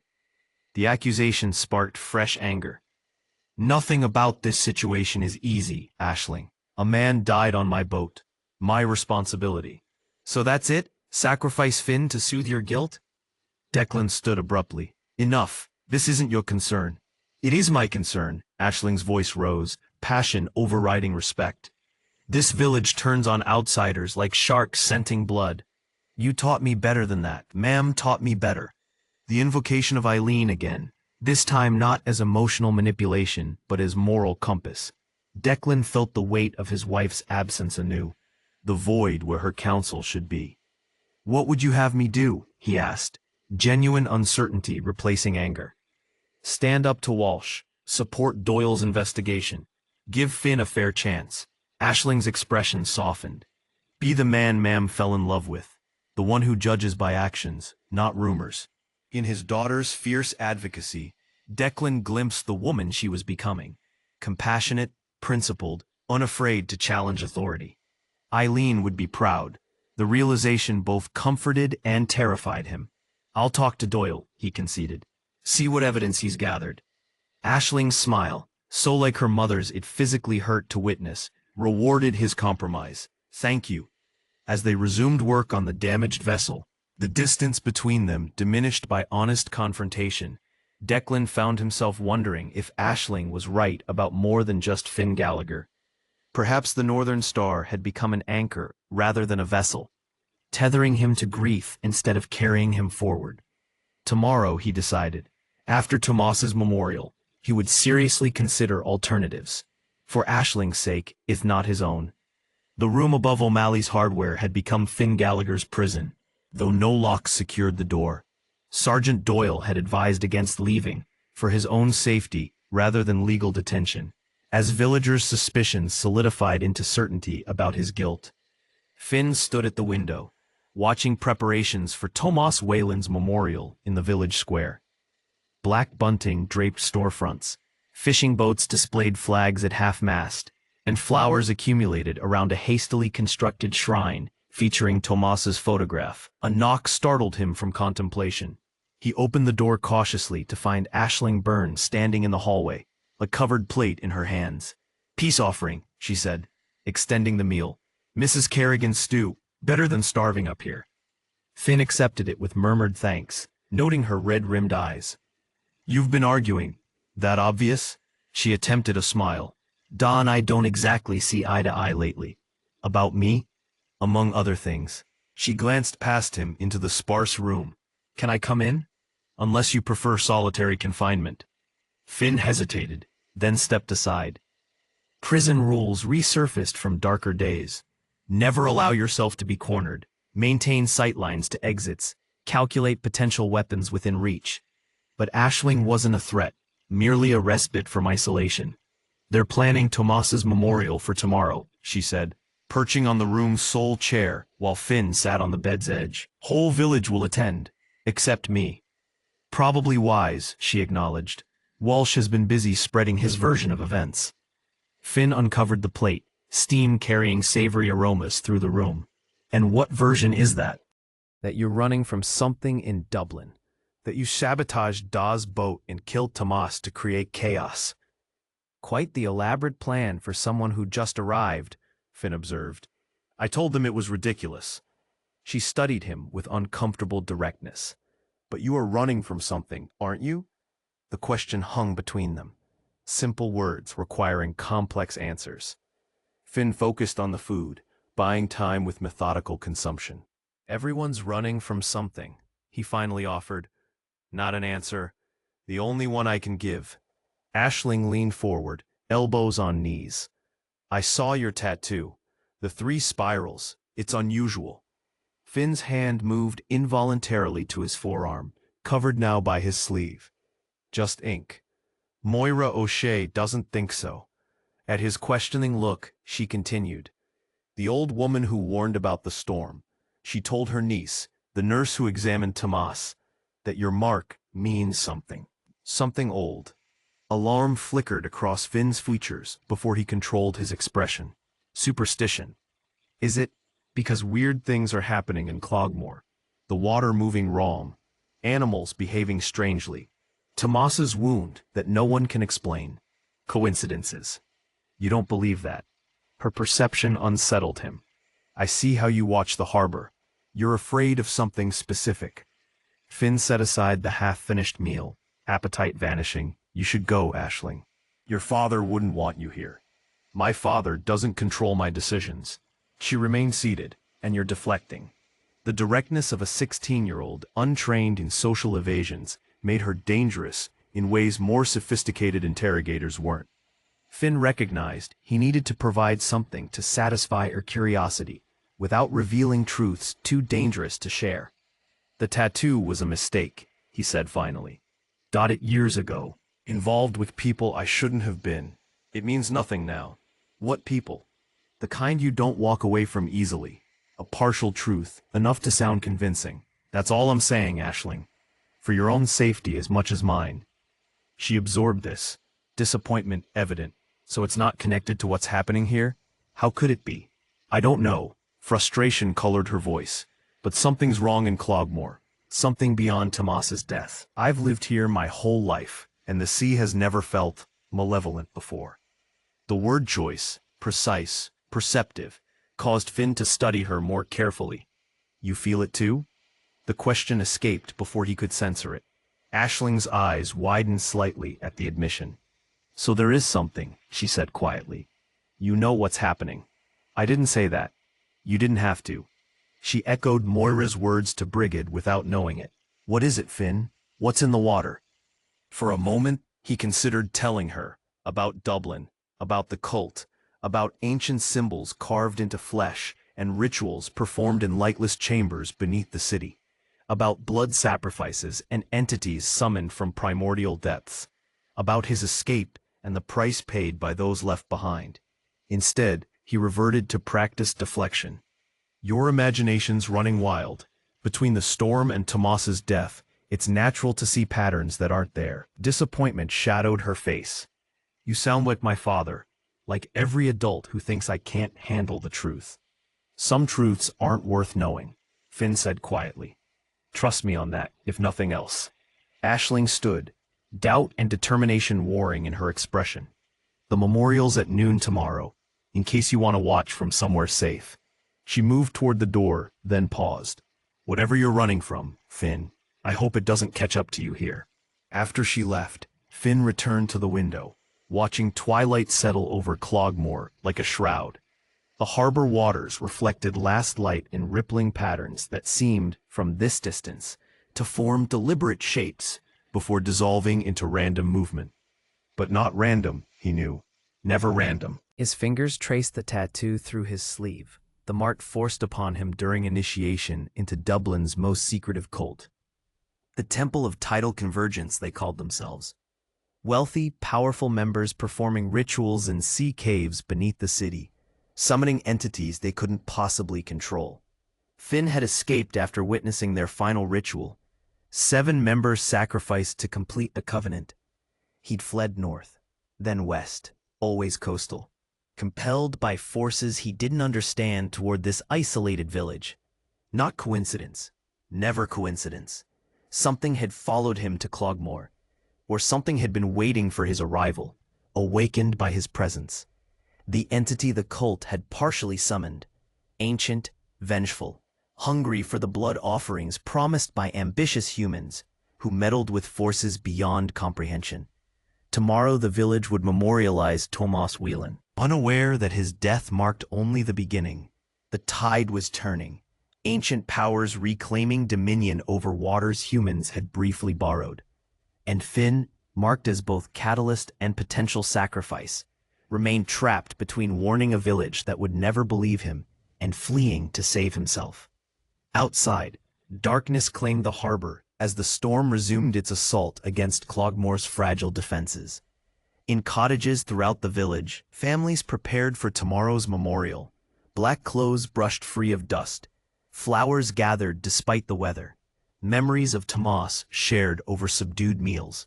None suspected that the memorial might soon become a mass funeral, as the entity from the deep continued its patient advance with each successive tide. Chapter 6. Tomas Whelan's memorial transformed the village square into a tableau of collective grief. Black-clad figures huddled beneath umbrellas as persistent rain drummed against canvas, nature's percussion accompanying Father Brennan's weathered voice. The elderly priest spoke of resurrection and eternal peace, while the harbor beyond churned with unnatural patterns that suggested neither. From his window above O'Malley's hardware, Finn Gallagher watched the proceedings, an observer rather than participant, separated from communal mourning by suspicion and fear. The entire village had gathered, commerce suspended in deference to death. Only Sergeant Doyle's presence, positioned strategically between mourners and the path to Finn's room, prevented the funeral from becoming a lynching. Across the square, Aisling stood beside her father, copper hair tamed beneath a black scarf that emphasized her pallor. She remained dry-eyed amid weeping villagers, her gaze occasionally drifting toward Finn's window with a knowledge beyond her years. The night before, she'd brought him dinner again, this time with news that cut deeper than Walsh's accusations. They found something in Tomas's effects, she'd said, perched on his windowsill like a messenger bird. A letter from your temple. Finn had gone completely still. That's impossible. Typed on their letterhead, warning Tomas about you, claiming you stole something valuable before fleeing Dublin. Planted evidence, Finn countered, mind racing through implications. I never met Tomas before boarding the Northern Star. Doyle's investigating. Contacted Dublin police about the Temple of Tidal Convergence. She'd studied his reaction with uncomfortable perception. It's real, isn't it? Not just a tattoo you regret. His silence had confirmed what denial couldn't. Now, watching her at the memorial, Finn recognized the danger his presence brought to the curious, intelligent girl. He should leave. Disappear before the circle closed completely. Yet something kept him anchored to Cloghmore beyond mere practicality. The same invisible tether that had drawn him west from Dublin, following coastal roads with instinctive precision. Below, Father Brennan concluded the service. Villagers moved toward the harbor, where Tomas's empty coffin would be symbolically committed to the sea that had claimed so many Cloghmore sons. The procession passed directly beneath Finn's window. Somber faces turned briefly upward with expressions ranging from sorrow to naked hatred.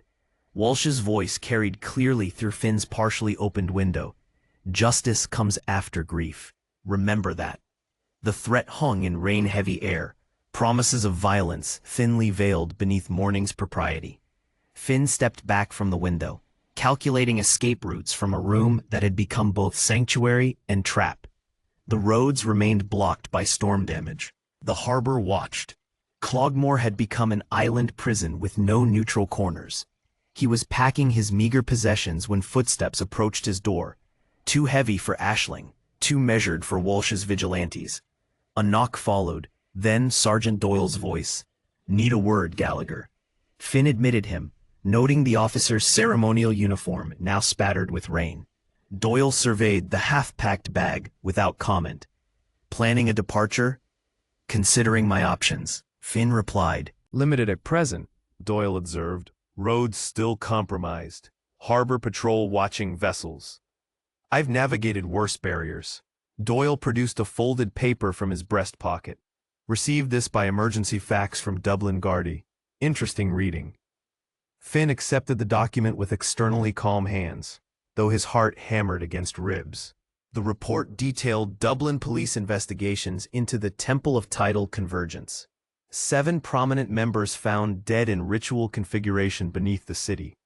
An 8th member missing, suspected either victim or perpetrator.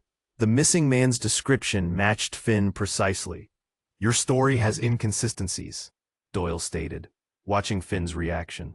The Killybegs fishing experience. Verified. Your claimed background before that? Fabricated. The temple connection. Confirmed. I didn't kill those people, Finn said quietly. The report doesn't claim you did. It lists you as person of interest, potential victim. Relief flickered briefly across Finn's features. They found the cave then. They found something, Doyle confirmed. Details restricted even for regional officers, but it prompted special warnings about symbols matching your tattoo. Finn's fingers unconsciously traced the mark through his sleeve. I was prisoner, not member, he offered. escaped during their final ritual. So you claim. So I lived. Doyle studied him with the detached assessment of a career lawman. The temple's letter to Tomas. Convenient evidence against you. Too convenient, Finn agreed. I never met Tomas before boarding the Northern Star. Someone planted that letter. Someone with access to temple letterhead? In Cloghmore? Or someone from Dublin who followed me here? The implication hung between them. A cultist in the village, hiding behind local faces, orchestrating events with calculated precision. That's quite a theory, Doyle said, neither accepting nor dismissing. Less far-fetched than me killing a stranger for no reason hours after arriving. Doyle conceded this with a slight nod. The boat sabotage supports your timeline.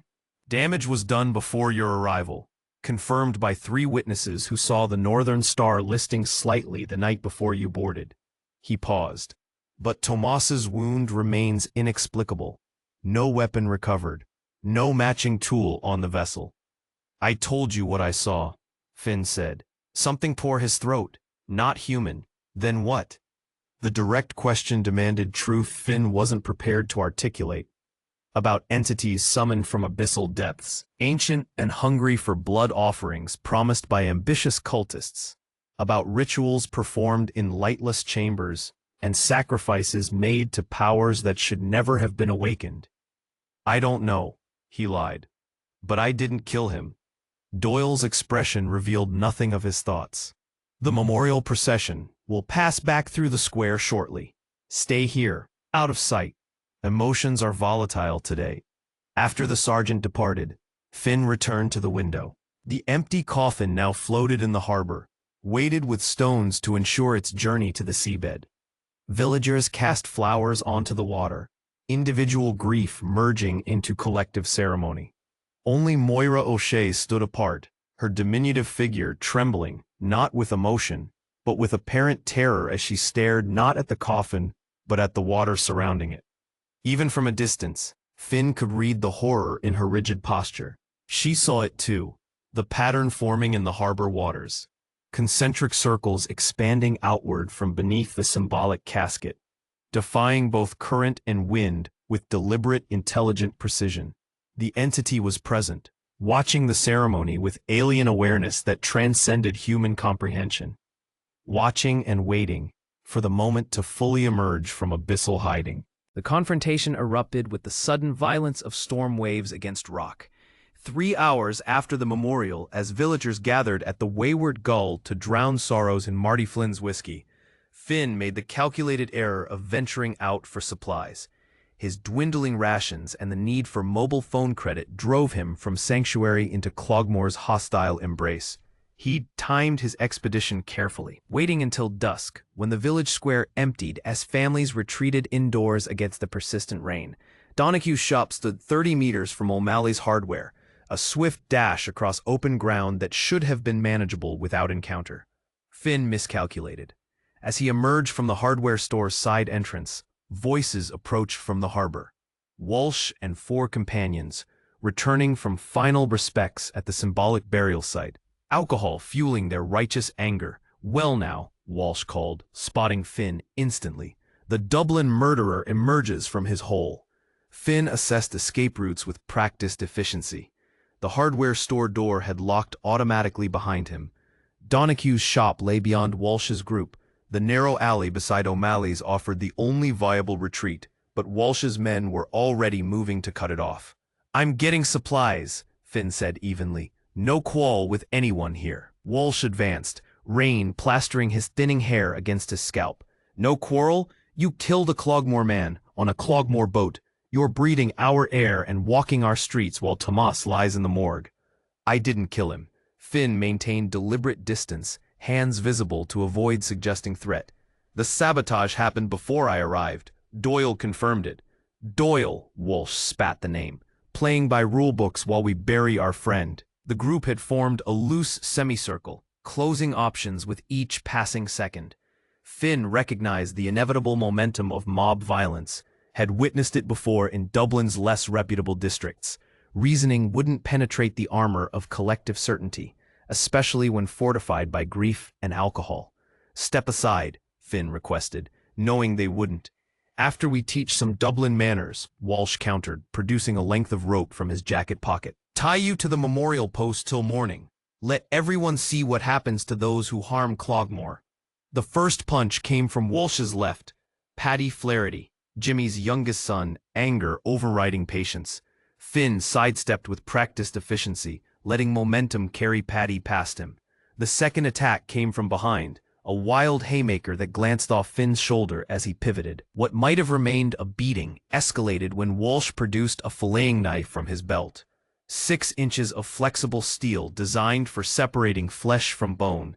An eye for an eye, Walsh growled, advancing with drunken confidence.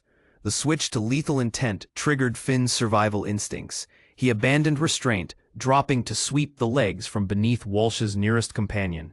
As the man crashed to wet pavement, Finn relieved him of the heavy flashlight he carried, gaining both weapon and illumination in one fluid movement.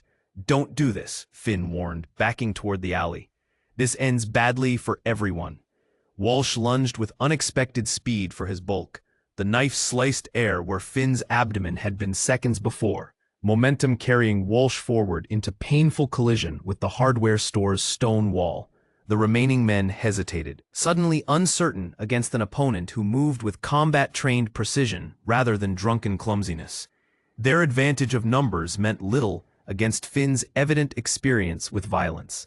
The standoff might have ended there, a temporary withdrawal to reconsider tactics, had fate not intervened in the form of Aisling Byrne, emerging from the alley behind Finn with a shocked exclamation. "What the hell are you doing?" she demanded. Taking in the scene with instant comprehension, Walsh recovered his balance, blood trickling from where his forehead had struck stone.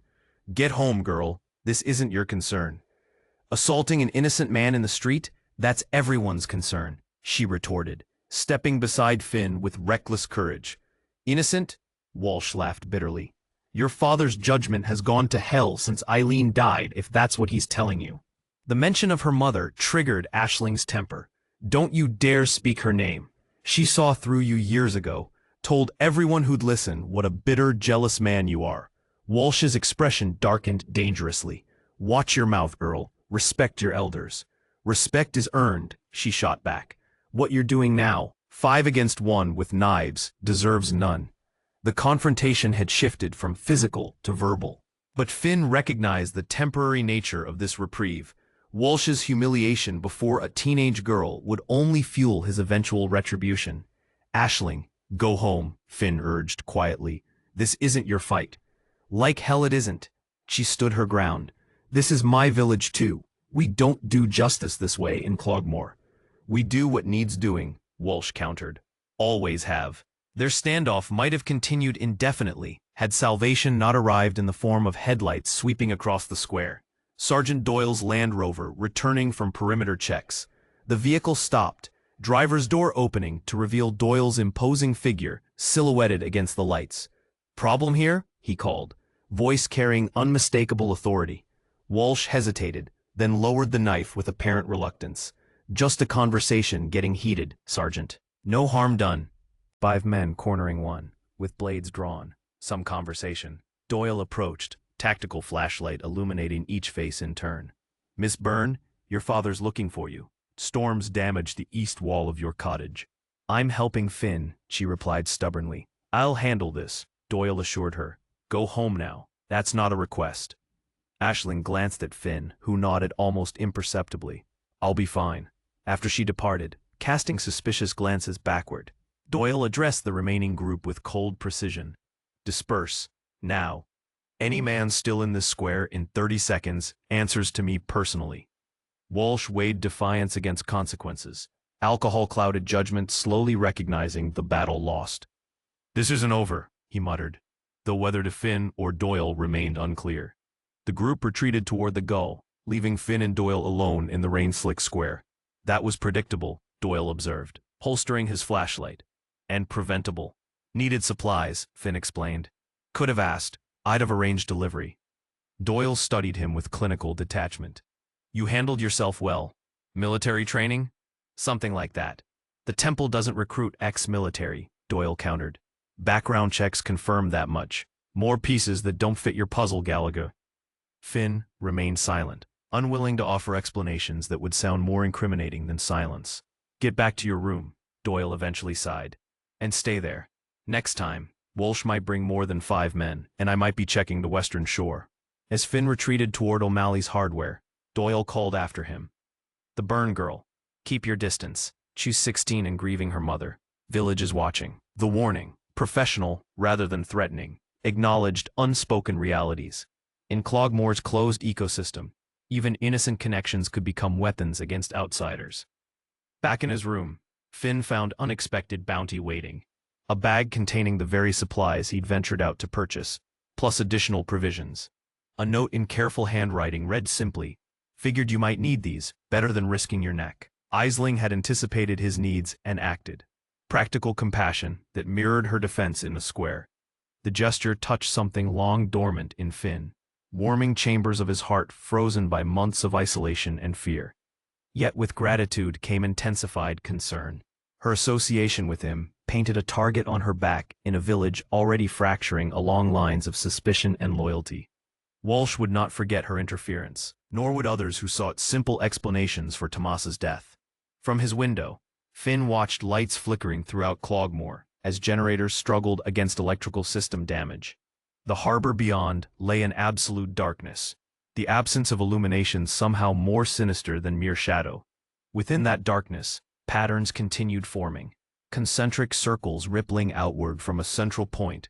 Only Finn and Moira O'Shea seemed capable of perceiving. The entity was growing stronger, feeding on fear and discord, spreading throughout the village. Soon it would no longer require darkness to manifest. Aisling found Finn early the following morning, slipping into O'Malley's hardware before the village stirred. She carried fresh bread and a thermos of coffee, hair still damp from the persistent rain that had become Cloghmore's constant companion. "Figured you might be hungry," she offered, setting her bounty on the room's small table.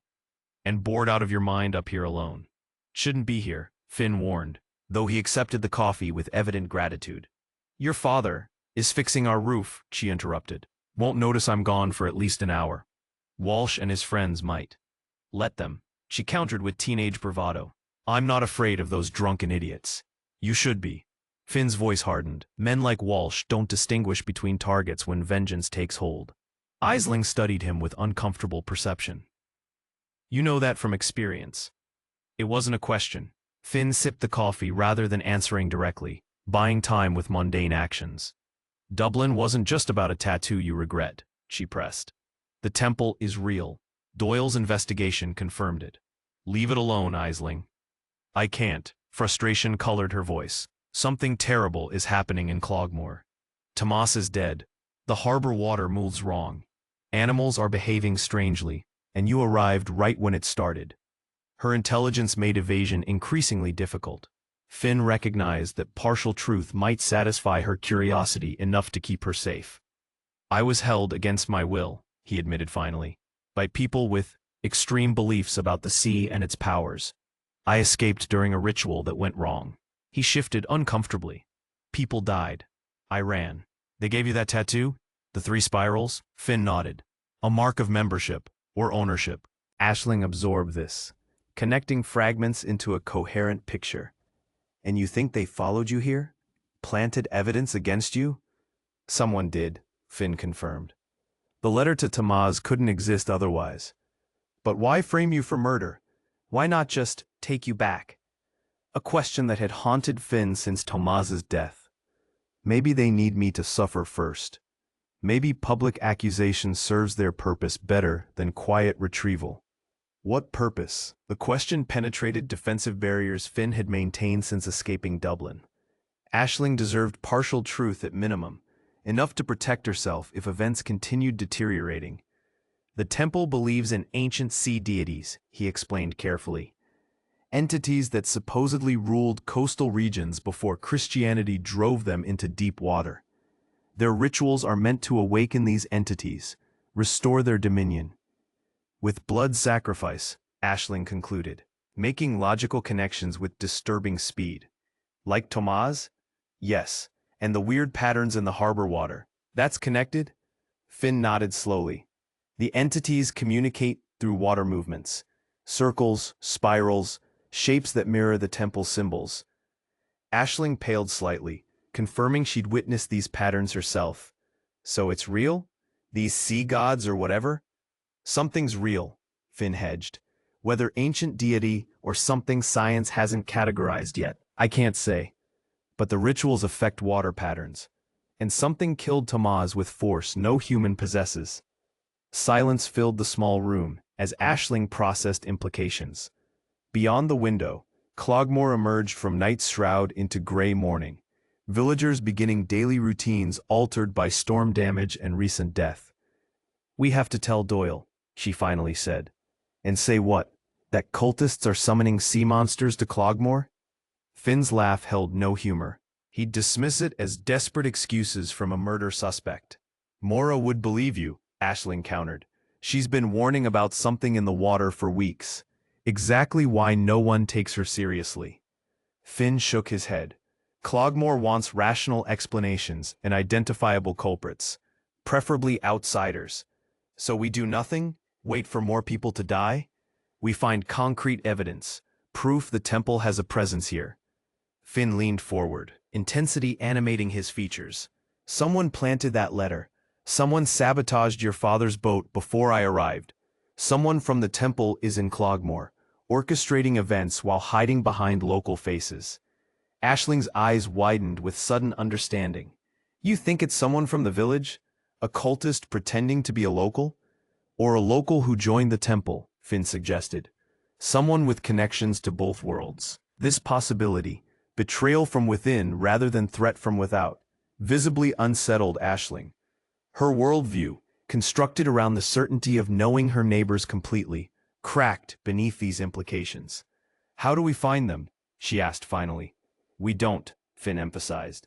"You stay safe, away from this. I'll work with Doyle if he's receptive." "That's not happening," Aisling stated flatly. "This is my village, my people at risk. I know Cloghmore better than anyone. Who belongs where? Who acts strange? Who might have connections outside?" Her determination reminded Finn painfully of another young woman who'd defied warnings to her detriment. Sarah, the temple initiate who'd helped him escape, later found among the ritual sacrifices.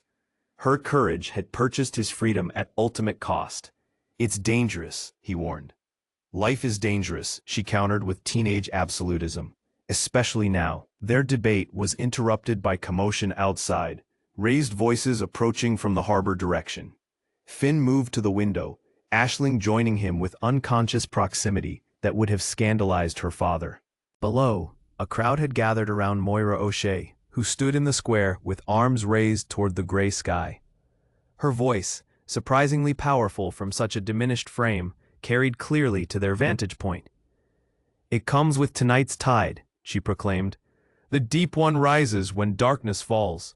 Blood has awakened ancient hunger."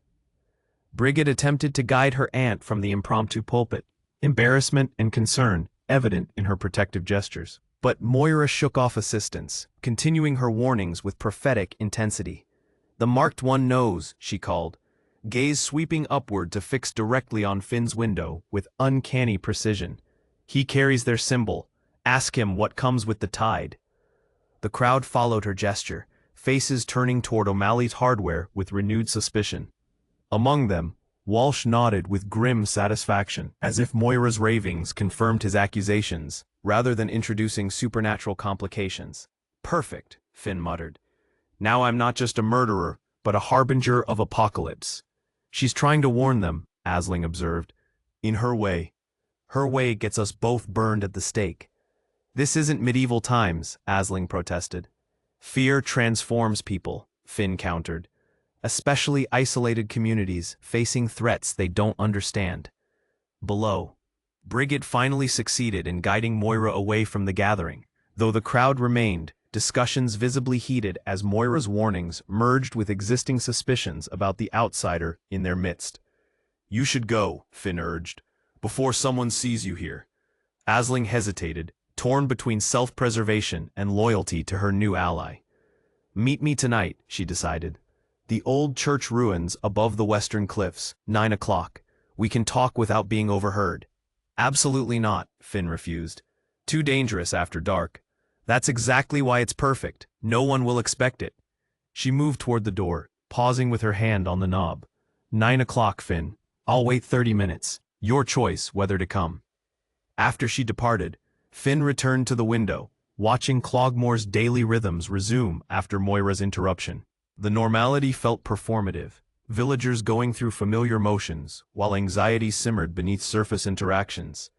The storm had transformed Cloghmore physically. Damaged structures, compromised infrastructure, isolated from outside assistance. But the psychological damage ran deeper. Trust had eroded like cliff faces beneath persistent waves, exposing fault lines in relationships long considered solid. And beneath it all, the entity continued gathering strength with each successive tide. Finn could feel its presence intensifying, a pressure against consciousness rather than physical sensation. The mark on his forearm throbbed in sympathetic rhythm with distant water patterns, connection rather than coincidence. Tonight's tide would bring change. Moira had that much right. The entity would no longer remain hidden in abyssal darkness, content with single sacrifices and subtle manipulations. Tonight it would begin its true emergence, hungry for the blood offerings promised by ambitious cultists who had awakened forces beyond their comprehension. Finn's gaze settled on the western cliffs, where ancient church ruins overlooked the sea, the meeting place Aisling had designated with unconscious irony. The very location Moira had warned villagers to avoid days earlier. The same location where, according to local legend, 7 villagers had disappeared during a spring tide in 1862. The same number as the temple's ritual sacrifices in Dublin. Patterns within patterns, connections spanning centuries and geography. Not coincidence. Never coincidence. Finn made his decision. He would meet Aisling, not to continue their investigation, but to convince her to leave Cloghmore before nightfall, to escape with her father while escape remained possible. Before the tide returned, bringing with it horrors no human mind was equipped to witness. Chapter 7. The vision struck Moira O'Shea like a physical blow, not the gentle unfurling of intuition, but a violent invasion of her consciousness. One moment she stood at her cottage window, watching rain trace serpentine patterns down glass. The next, she collapsed to the floor, skeletal frame convulsing as foreign awareness flooded her mind. Brigid found her there, limbs twisted at unnatural angles, eyes rolled back to expose bloodshot whites, lips moving in soundless communion with forces invisible to ordinary perception. The nurse in her immediately checked vital signs, while the niece cried out in terror, "Aunt Moira, can you hear me?"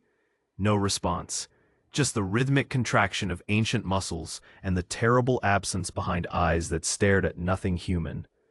Brigid positioned a cushion beneath her aunt's head, preventing injury as the seizure, if that's what this was, ran its course. 5 minutes passed before Moira's rigid body relaxed, consciousness returning like tide flooding abandoned channels. Her eyes focused slowly, recognition dawning as she registered Brigid's concerned face hovering above her. "I saw it," Moira whispered, voice raw as if she'd been screaming. "All of it." "You had a seizure," Brigid replied, professional detachment barely masking fear. "We need to get you to the medical center. Have Dr. Collins—" "No." Moira's gnarled fingers gripped Brigid's wrist with surprising strength. "No doctors, no medicine. This wasn't illness. This was showing." "Showing what?" "Tonight. The tide. Blood in the water." Moira struggled to sit upright, Brigid supporting her diminished frame. "The deep one comes fully tonight, and the betrayer makes it possible." Brigid helped her aunt to a chair, mind cataloging symptoms that suggested neurological events rather than supernatural intervention. Temporal lobe seizures could produce vivid hallucinations, sensations of religious ecstasy, even precognitive impressions. Medical literature documented such cases extensively. Yet Moira's conviction transcended delusional certainty. There was coherence in her fear, consistency in her warnings that aligned too precisely with observable anomalies throughout Cloghmore. "Tell me exactly what you saw," Brigid requested, setting aside clinical assessment to truly listen. Moira's eyes focused on middle distance, accessing the vision that had temporarily claimed her consciousness. Water rising against nature's patterns, The harbor emptied, then filled with something darker than water, something that remembers when humans were prey, not predators. Her voice strengthened as the vision reasserted itself through description. I saw it reaching for the village, not with waves but with appendages. Tentacles, perhaps, but wrong somehow. Too numerous. Too deliberate.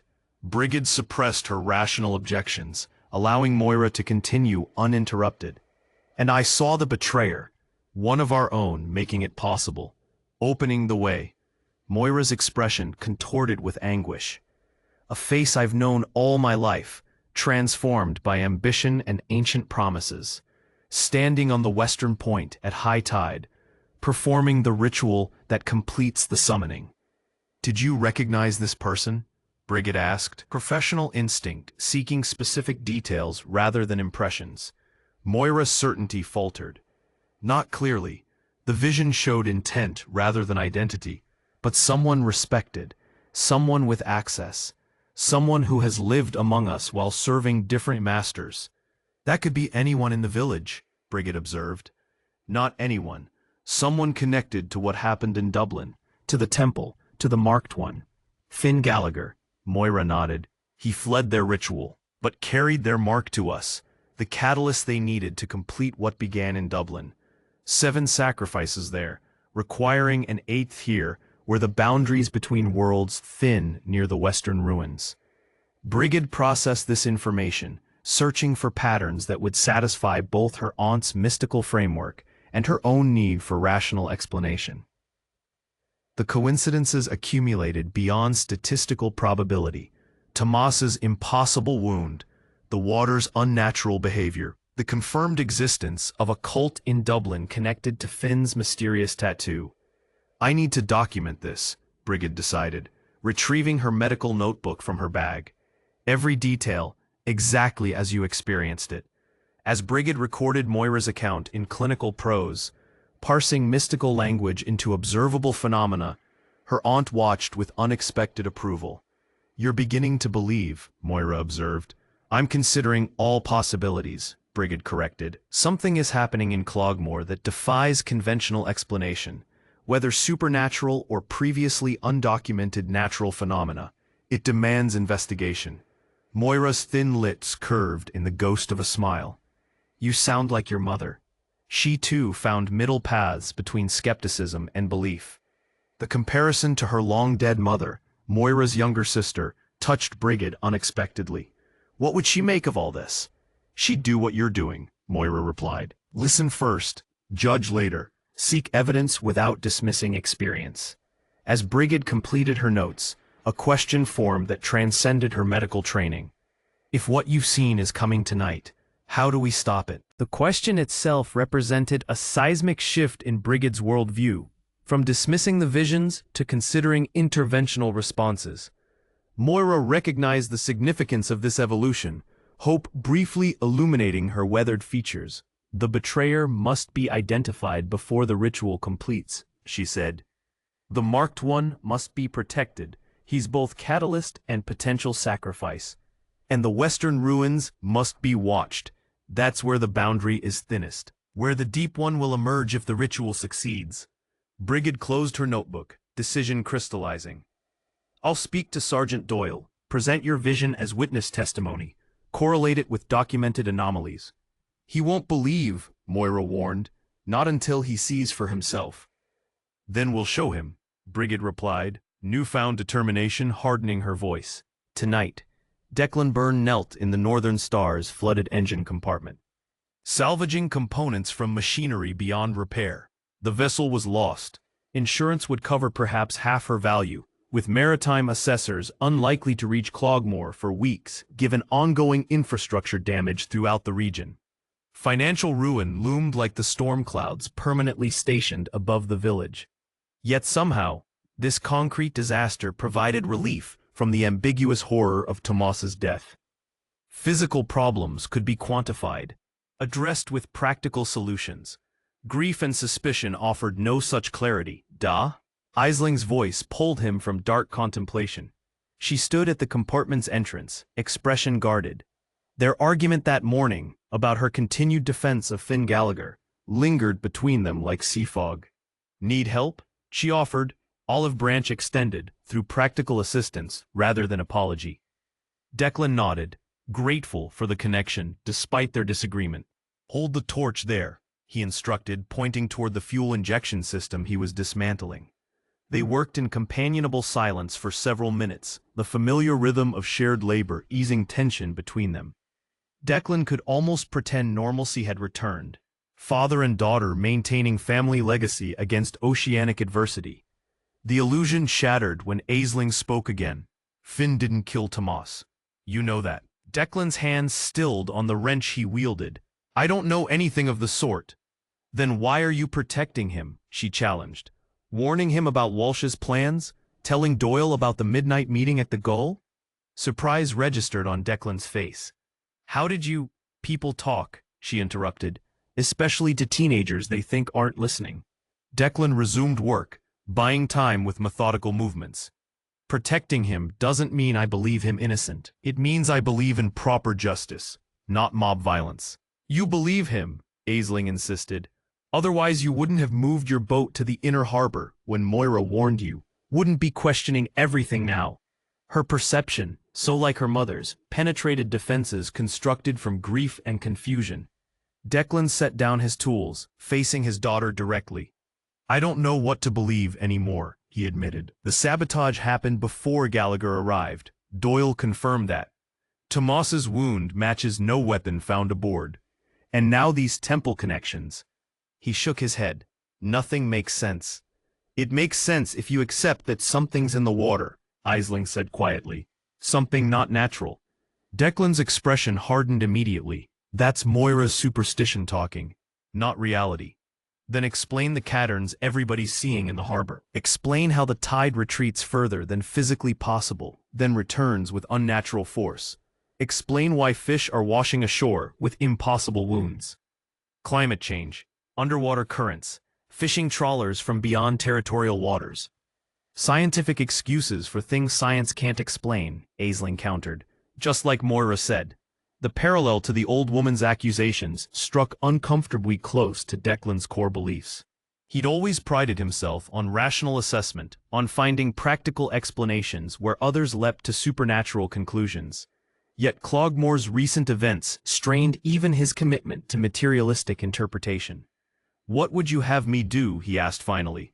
Embrace sea monsters and ancient curses? I'd have you keep an open mind, Aisling replied. Consider all possibilities, even uncomfortable ones. Before Declan could respond, his foot dislodged something beneath the flooded compartment's grating, something that didn't belong among engine components and fuel lines. He knelt, reaching into brackish water to retrieve the object. A knife emerged in his grip, not the standard fishing blade carried by all crew members, but something ornate and ancient-looking. Its handle bore intricate carvings of spiraling patterns that matched descriptions of the tattoo on Finn Gallagher's arm. The blade itself curved unnaturally, metal discolored as if exposed to extreme heat. What is that? Aisling whispered, leaning closer. Ceremonial, not practical, Declan observed, turning the knife carefully. No fisherman would choose this for work. Could it have killed Tomas? Declan examined the edge, finding it sharp but pristine. No blood, no tissue. And Doyle said the wound looked torn, not cut. So why is it hidden in your boat? Aisling asked the critical question. And who put it there? The implications crystallized with terrible clarity. Someone had planted evidence. First the letter supposedly from the temple, now this ritual knife with symbols matching Finn's tattoo. Someone with access to the Northern Star before Tomas's death. Someone orchestrating events to frame the stranger. We need to show Doyle, Declan decided, wrapping the knife in a clean rag. This changes everything. As they climbed from the damaged vessel, Declan found himself reluctantly reconsidering his certainties. If Finn Gallagher was being framed, then someone in Cloghmore harbored deadly secrets. Someone familiar, trusted, working to direct suspicion toward convenient scapegoats. The thought that a villager, perhaps a lifelong neighbor, might be responsible for Tomas's death, disturbed Declan more profoundly than any outsider's guilt. It transformed Cloghmore from community to conspiracy, familiar faces concealing unknown motives. Worse still, it suggested Aisling might be right about other matters, about forces beyond rational explanation manipulating events from behind Cloghmore's veil of normality, about ancient powers stirring in waters humans had briefly borrowed from older, hungrier entities. Declan shook off these unsettling thoughts, focusing on immediate action. "Find Doyle," he instructed his daughter. "I'll secure the boat. Meet at the station in 30 minutes. Aisling nodded, surprising him with a swift hug before departing. "Be careful, Da." The warning, unnecessary in pre-storm Cloghmore, now carried weight in a village transformed by death and suspicion. Declan watched his daughter disappear into persistent rain, anxiety blooming in his chest like blood in water. Something fundamental had changed in Cloghmore, something beyond weather patterns and individual tragedy. The village itself seemed to be holding its breath, waiting for revelation or catastrophe. Perhaps, Declan admitted reluctantly, there was no difference between the two. Aisling moved through Cloghmore with practiced efficiency, taking sheltered routes that minimized exposure to both weather and watchful eyes. The ritual knife's discovery had validated her suspicions. Something orchestrated was happening beneath the village's surface, manipulating events toward unknown conclusion. She needed to warn Finn before meeting Doyle. Their planned rendezvous at the western ruins tonight suddenly carried greater urgency and greater danger. If someone was actively framing him, that same person might take more direct action as evidence accumulated against their narrative. O'Malley's hardware loomed ahead, its upper windows reflecting gray afternoon light. Aisling approached cautiously, checking for Walsh's associates before slipping through the side entrance her father had identified during his warning expedition. The stairway to the rented room stood empty, floorboards creaking beneath cautious steps. At Finn's door, she knocked the pattern they'd established. 3 quick taps, pause, 2 more. Silence answered her. "Finn?" she called softly, knocking again with greater urgency. "It's Aisling. Important news."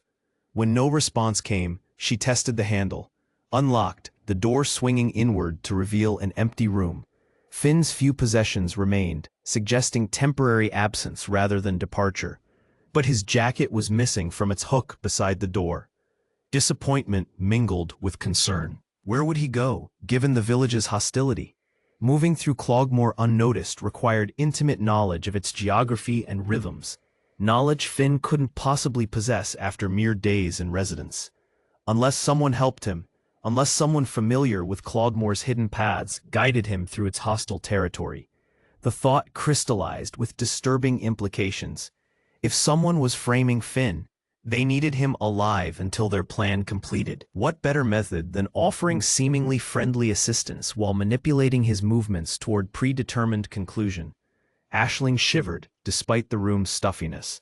Her certainty of Finn's innocence remained unshaken, but her trust in Cloghmore's other residents, people she'd known her entire life, eroded with each new revelation. She left a hasty note for Finn, then continued toward the police station, where her father would be presenting the ritual knife to Sergeant Doyle. Whatever happened next would depend on Doyle's interpretation of this new evidence, whether he saw it as exoneration for Finn, or merely deepening the mystery surrounding Tomas's death. Outside, afternoon surrendered to premature darkness as storm clouds thickened above Cloghmore. The tide was coming in, water levels rising at accelerated pace that defied normal patterns. Soon the harbor would overflow its boundaries again, sending seawater surging through village streets in what locals had begun calling the evening invasion. Aisling moved faster, anxiety building with each step. Something felt wrong about today's encroaching darkness, a qualitative difference from previous evenings. The air itself seemed heavier, charged with potential like the moments before lightning strikes. She rounded the corner near Donohue's shop, then froze at the scene unfolding in what passed for Cloghmore's town square. A crowd had gathered despite the worsening weather, voices raised an argument that carried even above strengthening wind. At the confrontation's center stood Walsh and Sean Donohue, faces contorted with mutual rage as decades of simmering resentment erupted into public accusation. "You've coveted my fleet for 20 years, Walsh shouted, finger jabbing toward Donohue's chest, always undermining, always suggesting I cut corners on safety. "Because you do," Donohue countered, normally mild demeanor abandoned. "Everyone knows your boats are death traps held together with spite and shortcuts, whereas your shop sells defective equipment that fails when lives depend on it." Walsh's face purpled with fury. "Like the safety lines that snapped when the Mary Catherine went down, lines your shop supplied." Gasps rippled through the gathered villagers. The Mary Catherine disaster remained sacred tragedy in Cloghmore's collective memory, its causes discussed with hushed reverence rather than accusatory fury. "How dare you?" Donohue's voice trembled with outrage. "Those lines were sabotaged, not defective. The investigation confirmed it.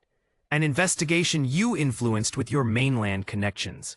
Walsh pressed his advantage, decades-old suspicions finally articulated. "Just like you're protecting the Dublin murderer now, feeding Doyle misleading information." The crowd's murmurs intensified, fracturing along lines of allegiance established through generations of intertwined histories. Some nodded agreement with Walsh's accusations. Others gathered protectively around Donohue, whose family had served Cloghmore for over a century. Aisling remained frozen at the periphery, witnessing Cloghmore's social fabric unraveling before her eyes. This wasn't merely disagreement. This was fundamental rupture, ancient grievances surfacing like submerged wreckage revealed by receding tides. Other arguments erupted within the larger confrontation. The Flaherty brothers arguing over inheritance rights, the Murphy cousins revisiting boundary disputes 3 generations old, even Father Brennan facing accusations of favoritism in parish matters. Cloghmore was turning on itself, suspicious energy previously directed toward Finn Gallagher, now finding targets within the village's established order. The effect resembled mass hysteria, yet possessed deliberate quality that suggested orchestration rather than spontaneous contagion. "It wants this," Aisling realized with sudden clarity. "The thing in the water. It feeds on conflict, on fear and suspicion." Her certainty transcended rational analysis. This was intuitive knowledge that bypassed conscious reasoning. Something was manipulating Cloghmore's collective psychology, amplifying tensions into open conflict that weakened the community's natural defenses against outside forces. Sergeant Doyle pushed through the crowd, Deputy Malloy following anxiously in his wake. "Enough!" Doyle's authoritative voice momentarily penetrated the confrontational fervor. "Disperse now. Return to your homes before the tide rises further." His intervention might have succeeded had a new voice not joined the chaos. Moira O'Shea's distinctive intonation cutting through ambient noise with supernatural clarity. "It begins," she proclaimed, frail body somehow navigating through hostile territory toward the square's center. "The second omen, division before destruction." Exactly as the water showed. Brigid trailed her aunt, professional composure strained by Moira's public pronouncement. She caught Aisling's eye across the square, silent communication passing between women who recognized the deteriorating situation's true nature. "The betrayer walks among you," Moira continued, undeterred by Doyle's attempts to silence her. "One who serves the deep ones while wearing familiar faces. One who brings the ancient hunger to our shores." Walsh seized this proclamation with predatory opportunism. "She means the Dublin stranger, the marked one she's been warning about." "No," Moira turned on him with surprising vehemence. "Not the marked one. He's catalyst and potential sacrifice, not betrayer. The true danger wears Cloghmore faces. Trusted, respected, known. This distinction, shifting suspicion from convenient outsider to village resident, transformed the crowd's energy from unified outrage to fragmented accusation. Neighbors studied neighbors with newfound suspicion. Mental calculations reassessing decades of interactions through paranoid filters. "This is madness," Doyle declared, physically positioning himself between Walsh and Donohue before their conflict resumed. "Go home, all of you. The storm's worsening, tides coming in fast, and we have real problems requiring attention." The only real problem is your inability to see what's happening, Walsh countered. First the Dublin murderer, now traitors among us, while you hide behind procedure and paperwork. The accusation struck nerve, Doyle's professional detachment momentarily cracking to reveal genuine anger. My job is protecting this community from threats both external and internal, he said, voice dangerously quiet, including the threat of mob justice based on superstition and grudges rather than evidence. Aisling used the confrontation as cover to slip around the square's perimeter, working her way toward the station where her father should be waiting. She needed to avoid being drawn into the public spectacle, needed to preserve what she knew until it could be presented to Doyle in controlled circumstances. As she moved through deepening shadows, she noticed a familiar figure observing from the narrow space between buildings. Finn Gallagher, hood pulled low over his features, watching the village's self-destruction with grim recognition rather than surprise. Their eyes met briefly across the distance. Finn shook his head once, warning or regret, she couldn't tell, before retreating deeper into concealment. Aisling hesitated, torn between following him and continuing toward the station where duty and family called. The division within herself mirrored Cloghmore's larger fracturing, loyalty to father and community warring against growing connection to the mysterious outsider who seemed to understand what was happening better than those who had lived here generations. The choice crystallized when she spotted her father emerging from a side street, ritual knife carefully wrapped in his possession. Declan's expression registered shock at the confrontation overtaking the square, followed by determination as he altered course to avoid the conflict. Aisling followed, maintaining distance, while ensuring her father reached the station safely. Family first, then connections.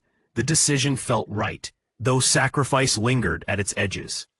Behind her, Cloghmore's communal argument intensified despite Doyle's efforts to disperse participants. The village that had stood united against external threats for centuries now turned inward, suspicion spreading like contagion through generational relationships.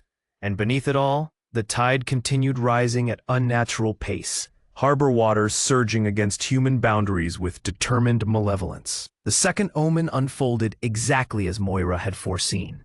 Division before destruction, community fracturing beneath pressures both external and self-imposed. Tonight's high tide would bring the culmination, when whatever waited in the deep completed its patient emergence into Cloghmore's fragile reality. The betrayer would reveal themselves at the western ruins, performing farnal rituals that bridged worlds separated since human memory began. Aisling glanced toward the distant cliffs where ancient church ruins overlooked the sea, their agreed meeting place for 9 o'clock. Finn would be there, she knew with certainty, transcending rational basis. And so would she, regardless of her father's inevitable objections. Some connections transcended family loyalty, especially when family itself stood threatened by forces beyond conventional understanding. Whatever awaited at the western ruins, Aisling would face it alongside the outsider who had unwittingly brought ancient conflicts to Cloghmore's shore. The true challenge would be surviving what followed. Chapter 8. Rain transmuted to hail as darkness claimed Cloghmore. Ice pellets striking slate roofs with percussive intensity that mirrored the village's deteriorating composure. Nature itself seemed intent on pummeling human structures into submission, wearing down resistance through relentless assault. Inside the harbor master's office, Declan Byrne placed the ritual knife on the weathered desk between himself and Finn Gallagher. The ceremonial blade gleamed dully under fluorescent lighting, its spiraling patterns eerily animate despite the metal's static nature. Found this hidden in the Northern Star's engine compartment, Declan said without preamble. Convenient evidence against the outsider. Too convenient. Finn stared at the blade without touching it. Recognition and revulsion, warring across features rigidly controlled. Temple craftsmanship, he confirmed, voice unnaturally flat. Ceremonial, not practical. Like the letter to Tomas that mysteriously appeared after his death. Declan studied the younger man with calculating intensity. Someone's framing you systematically. Someone who understands both Cloghmore and whatever you're running from. Beyond the office windows, harbor waters continued their unnatural rise, high tide approaching with accelerated momentum that defied lunar predictions. The village beyond had gone preternaturally quiet after the confrontations in the square, residents retreating to individual shelters as divisions hardened into entrenched suspicion. Sergeant Doyle occupied the room's third chair, recording each exchange with methodical precision. The knife's discovery had transformed his professional skepticism, though years of training prevented visible reaction beyond tightened jaw muscles. "Time for complete disclosure, Mr. Gallagher," Doyle directed. "Every detail you've withheld, every connection to the Temple of Tidal Convergence, every reason someone might orchestrate events to implicate you in Tomas Whalen's death." Finn's gaze shifted between the two men. Representatives of Cloghmore's established order, now tentatively allied with him against unknown betrayers. The irony wasn't lost on any present. These men who had viewed him with suspicion, now potentially his only advocates against forces manipulating village psychology. "You won't believe everything," Finn warned. "Try us," Declan challenged. "My daughter's already halfway convinced sea monsters are rising from the deep. Reality might be refreshing." Something resembling amusement flickered briefly across Finn's features before resuming grim intensity. He pushed back his sleeve, exposing the triple spiral tattoo that had generated so much speculation. Beneath harsh lighting, the mark appeared almost three-dimensional, patterns extending beyond skin's physical boundaries into conceptual space. The Temple of Tidal Convergence began as an academic enterprise, Finn explained, finger tracing the outermost spiral. Marine archaeologists exploring prehistoric coastal settlements, documenting artifacts with unusual properties. Their initial findings suggested ancient civilizations possessed advanced understanding of oceanic patterns, could predict and potentially manipulate tidal behaviors through ceremonial objects. Doyle nodded, unsurprised by this foundation. Legitimate research corrupted over time. Rapidly, Finn confirmed. The artifacts they recovered weren't merely ceremonial. They functioned, affecting local water patterns in measurable ways. The researchers began experimenting, combining recovered symbols into new configurations, testing boundaries between scientific phenomenon and what lay people might call supernatural. "Which category did results fall into?" Declan asked, fisherman's pragmatism seeking concrete classification. "Both. Neither." Finn's expression darkened with remembered uncertainty. Water behaved impossibly, moving against gravitational forces, forming patterns that replicated precisely across disconnected systems, responding to symbolic arrangements rather than physical stimuli. "Hallucination," Doyle suggested. "Group delusion, common in isolated research environments." "That's what I thought," Finn agreed unexpectedly. "I'm a structural engineer by training, Dublin Institute of Technology graduate with specialization in marine structures. The temple recruited me to analyze submerged ruins off Ireland's western coast.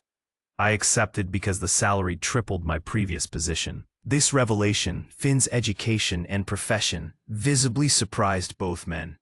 The disconnect between articulate engineer and mysterious drifter highlighted the transformative trauma lurking within his narrative.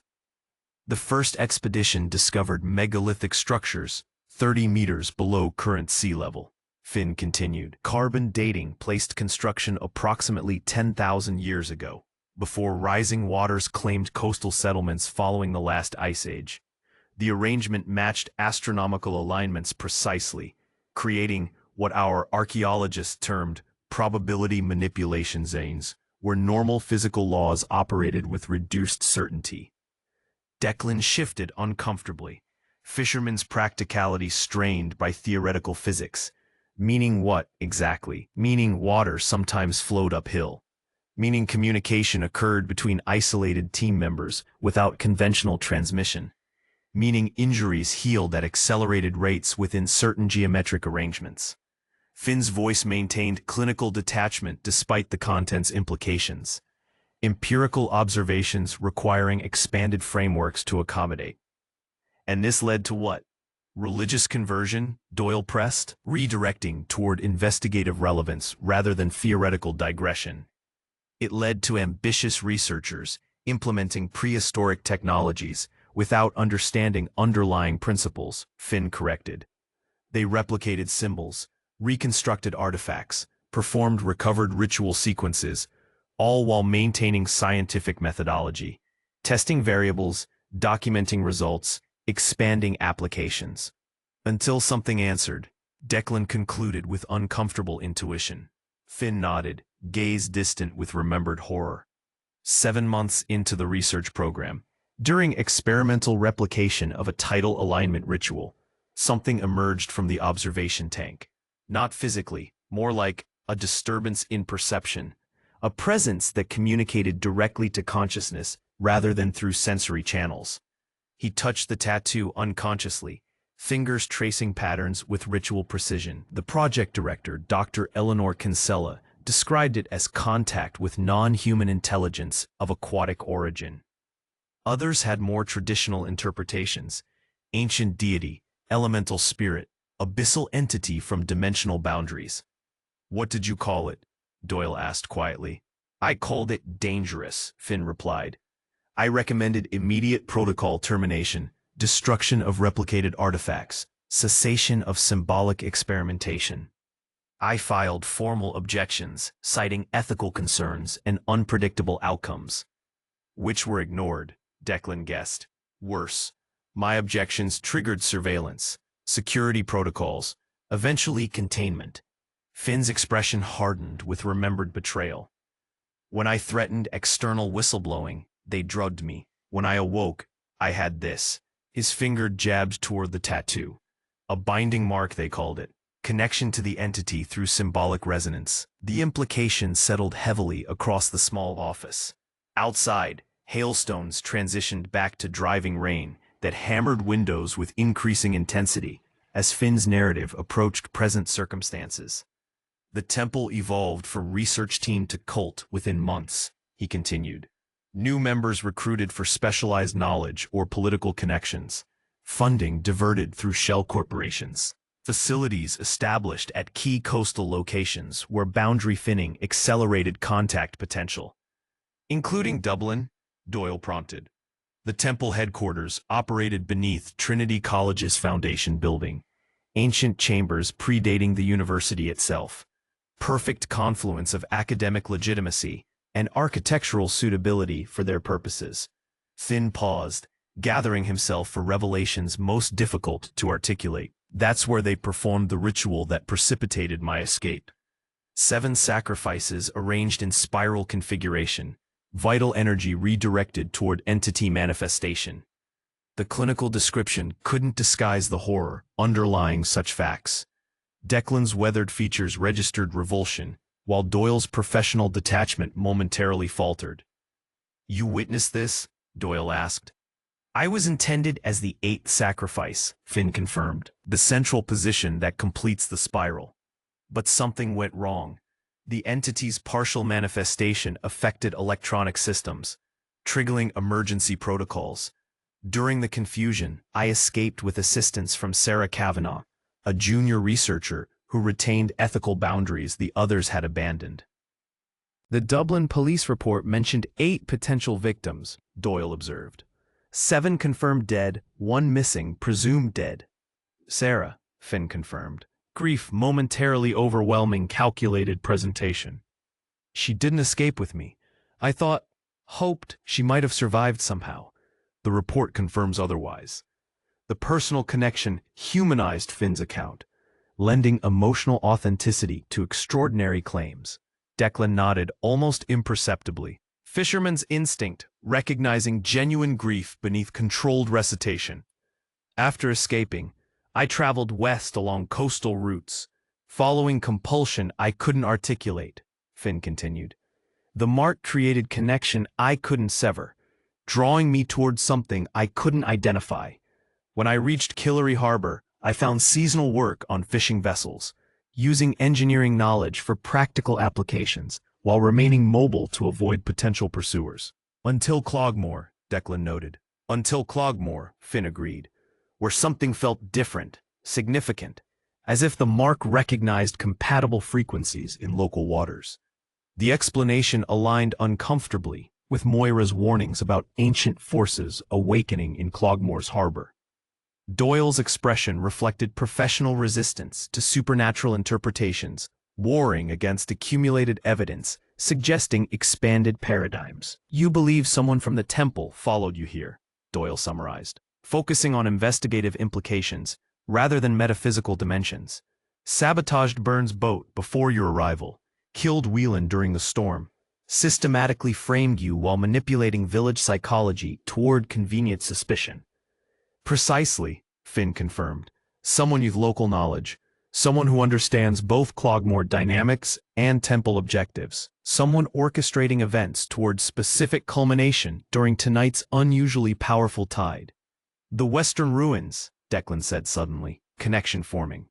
"Moira's been warning about them specifically, about boundary thinning between worlds. The ruins occupy convergence point where mathematical precision amplifies natural tidal energies," Finn explained, engineer's perspective supplying technical framework for mystical warnings. "Perfect location for completing ritual sequences the temple began in Dublin. Using you as the eighth sacrifice," Doyle concluded, "the missing component from their interrupted ceremony."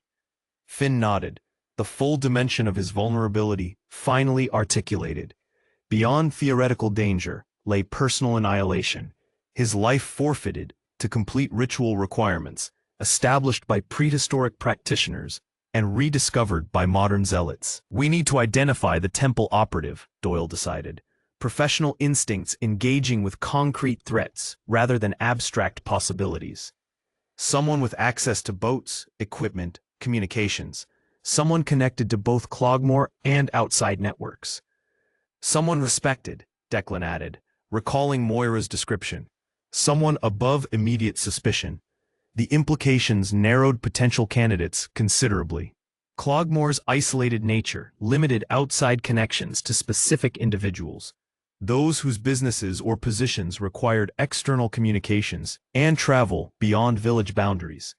Before further analysis could proceed, Deputy Malloy burst through the office door without ceremonial knock, rainwater streaming from official uniform like personal waterfall. "Sergeant," he gasped, professional composure abandoned. "Fighting at the goal, Walsh and Donahue again, but others joining. Weapons involved. Medical assistance requested." Doyle stood immediately, transition from investigator to peacekeeper occurring with practiced efficiency. "Gather volunteers for emergency response. Establish perimeter control. Minimize civilian exposure to conflict zones." As Malloy departed to implement instructions, Doyle addressed the remaining men with measured urgency. "This discussion continues later. Byrne, secure your daughter and property. Gallagher, remain here where protection can be maintained. No independent action from either of you." After Doyle's departure, Declan and Finn exchanged evaluative glances, mutual assessment regarding trustworthiness and intention.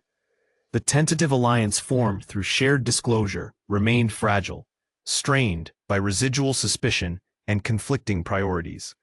"Aisling planned meeting you tonight," Declan stated flatly, "at the Western Ruins, 9 o'clock. Surprise registered briefly across Finn's features before control reasserted. "How did you—" "I'm her father," Declan interrupted, "and Cloghmore offers limited privacy for conspiratorial arrangements." Finn nodded, accepting this reality.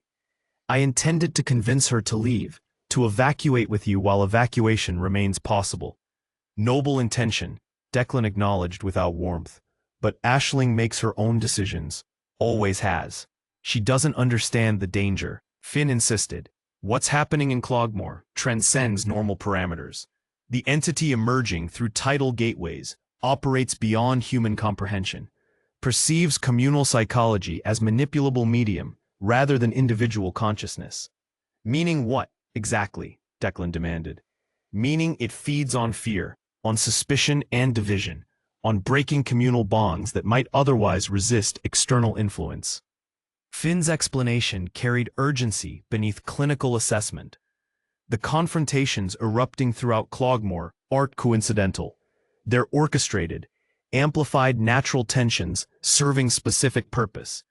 "Weakening us," Declan concluded, with uncomfortable intuition. "Making us vulnerable to whatever comes next." "Precisely." The shared understanding created momentary connection transcending previous suspicion. Both men recognized existential threat to Cloghmore's continued existence, threat requiring cooperative response despite personal reservations.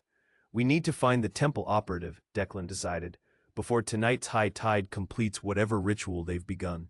Sergeant Eamon Doyle had witnessed many confrontations during his 15-year policing career.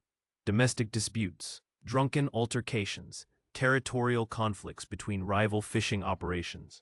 None prepared him for the scene awaiting at the Wayward Gull. The public house resembled aftermath of medieval combat more than modern disagreement. Overturned tables created improvised barricades, behind which opposing factions exchanged projectiles and insults with equal ferocity. Blood-stained wooden floorboards, where bottles had connected with exposed flesh. The air hung heavy with sweat, spilled alcohol, and primal rage that transcended rational motivation. At confrontation's center stood Walsh and Donahue, circling each other with murderous intent, while supporters maintained perimeter zone through intimidation and strategic position. "This ends now." Doyle's voice carried commanding authority that momentarily penetrated conflict's chaotic momentum. "Everyone stand down immediately." The fighting hesitated, rather than ceased. Temporary pause while combatants assessed potential consequences against emotional satisfaction. Deputy Malloy positioned himself strategically near the main entrance, blocking potential exit routes with official presence. "Village meeting in 20 minutes, Doyle announced into the uncertain silence. "Mandatory attendance at the community hall. Every resident of legal age. Emergency assembly protocols in effect." Whispers circulated through the gathered crowd. Emergency assembly hadn't been implemented since the Mary Catherine disaster 8 years previous. The formal procedure reserved for communal crises requiring collective response. "What's happened?" Marty Flynn demanded, wiping blood from split lip with bar towel. "Another death? Potential threat to village security," Doyle replied. Deliberate vagueness, serving immediate de-escalation while promising forthcoming disclosure. 20 minutes. Community hall. Any absent adult subject to emergency detention. The announcement achieved what direct intervention couldn't. Confrontation dissolved as participants processed implications beyond immediate grievances. Within minutes, the Wayward Gull emptied of all, save its proprietor and most seriously injured patrons, receiving Deputy Malloy's basic first aid. "What's really happening, Sergeant?" Marty asked quietly once others departed. Professional intuition, recognizing calculated intervention when witnessed. "Exactly what I said," Doyle replied. "Village security compromised. Details at assembly." The bartender studied him with perception honed through decades observing human behavior at its most unguarded. "This connects to the Dublin stranger, and Tomas, and whatever's happening in the harbor that Moira keeps warning about." Statement rather than question, reflecting certainty requiring no confirmation. Doyle nodded almost imperceptibly, professional detachment strained by accumulated evidence, suggesting his rational worldview required significant expansion. 20 minutes, he repeated. "Bring any documentation regarding unusual customer behavior or unfamiliar visitors from past 3 months." As Doyle departed to oversee assembly preparations, he cataloged mental inventory of everything known with reasonable certainty. The Temple of Tidal Convergence operated as quasi-religious organization employing recovered prehistoric technologies. Their Dublin ritual resulted in 7 confirmed deaths before interruption. Finn Gallagher escaped intended sacrifice, bearing symbolic mark connecting him to their practices. Someone in Cloghmore maintained temple affiliation while orchestrating events toward completion of interrupted ritual. Tonight's unusually powerful tide created optimal conditions for whatever ceremonial purpose required Finn's sacrifice at the Western ruins. Facts supported investigative framework without requiring supernatural explanations. Cult activities rather than mystical entities. Human psychology rather than extra-dimensional influence. Yet Doyle couldn't dismiss the pattern of water anomalies throughout Cloghmore Harbor. The inexplicable wound pattern on Tomas Whalen's throat. The accelerated deterioration of community bonds, normally resilient against external pressures. Something beyond conventional understanding was happening in Cloghmore. Something requiring expanded parameters to accommodate observed phenomena. The community hall filled rapidly despite worsening weather conditions, Villagers arrived in family units and occupational groups, residual tensions from earlier confrontations creating geography of suspicion as opposing factions claimed separate territories within the shared space. Bridget O'Malley positioned herself near the entrance, medical bag prepared for potential emergencies. Moira sat beside her, wizened features composed with uncharacteristic serenity, calm acceptance replacing frantic warnings of previous days. Declan Byrne entered with Aisling, their matched expressions suggesting recent disagreement imperfectly resolved. They occupied seats near Deputy Malloy, who maintained professional neutrality despite visible facial contusions from peacekeeping efforts at the Gull. Father Brennan arrived with elderly parishioners requiring assistance, his clerical collar providing symbolic continuity with organized religion's stabilizing influence. The priest's features registered concern beyond physical circumstances, spiritual anxiety regarding forces beyond ecclesiastical classification. Finn Gallagher entered last, deliberately separated from Declan despite their earlier alliance. He positioned himself near the back wall, maintaining clear sightlines toward all exits while remaining inconspicuous among gathered villagers. When Doyle stepped to the podium at precisely the appointed time, the community hall fell into expectant silence. His uniform, impeccable despite recent peacekeeping activities, provided visible reminder of institutional authority transcending individual grievances. Cloghmore faces unprecedented threat to collective security. He began without ceremonial preamble. External forces have penetrated our community with specific intention to exploit existing tensions toward destructive purpose. Murmurs circulated through the gathered crowd, speculative interpretation rather than intentional disruption. Doyle allowed momentary expression before continuing with measured precision. Evidence indicates organized criminal enterprise targeting our isolation following storm damage. Their methodology includes strategic sabotage, selective violence, and psychological manipulation designed to fracture community bonds that might otherwise resist external influence. This framing, criminal rather than supernatural, strategic rather than mystical, provided accessible framework for initial comprehension. Villagers nodded with grim understanding, their lived experience of recent events aligning with Doyle's carefully constructed narrative. Tomas Whalen's death was not accidental, Doyle continued, silence deepening as he approached most sensitive disclosure. Nor was it perpetrated by Finn Gallagher, whose presence in Cloghmore has been exploited to direct suspicion toward convenient scapegoat rather than actual perpetrators. Walsh stood abruptly, face contorted with objection. You're believing the outsider over your own people, over evidence right in front of you? I'm believing forensic analysis over emotional reaction, Doyle countered calmly. The boat's sabotage occurred before Gallagher's arrival, confirmed by 3 independent witnesses. The weapon allegedly used doesn't match wound patterns documented during examination, and most significantly, planted evidence has been discovered designed specifically to implicate him. Doyle produced the ritual knife, displayed within protective evidence bag. This ceremonial blade was hidden aboard the Northern Star after Tomas's death. Its distinctive markings match symbols associated with an organization called the Temple of Tidal Convergence, recently implicated in multiple deaths in Dublin. The disclosure generated anticipated reaction, shock, confusion, renewed speculative whispers. Doyle allowed these responses while preparing for most critical revelation. Based on available evidence, we believe Cloghmore harbors an operative affiliated with this organization, someone using local knowledge to manipulate community dynamics while advancing external agenda, someone present in this room. The accusation transformed atmosphere instantly, communal anxiety redirecting from ambiguous external threat toward potential betrayer within. Neighbors studied neighbors with renewed suspicion, mental cataloging of unusual behaviors and unexplained absences acquiring investigative significance. Who? Multiple voices demanded simultaneously. Investigation continues, Doyle replied, professional restraint preventing premature accusation without conclusive evidence. But certain parameters narrow potential candidates considerably. Access to nautical equipment, communication capabilities beyond local networks, historical connection to Dublin academic or archaeological communities. These criteria directed collective attention towards specific individuals, those whose positions or businesses required external connections and specialized knowledge.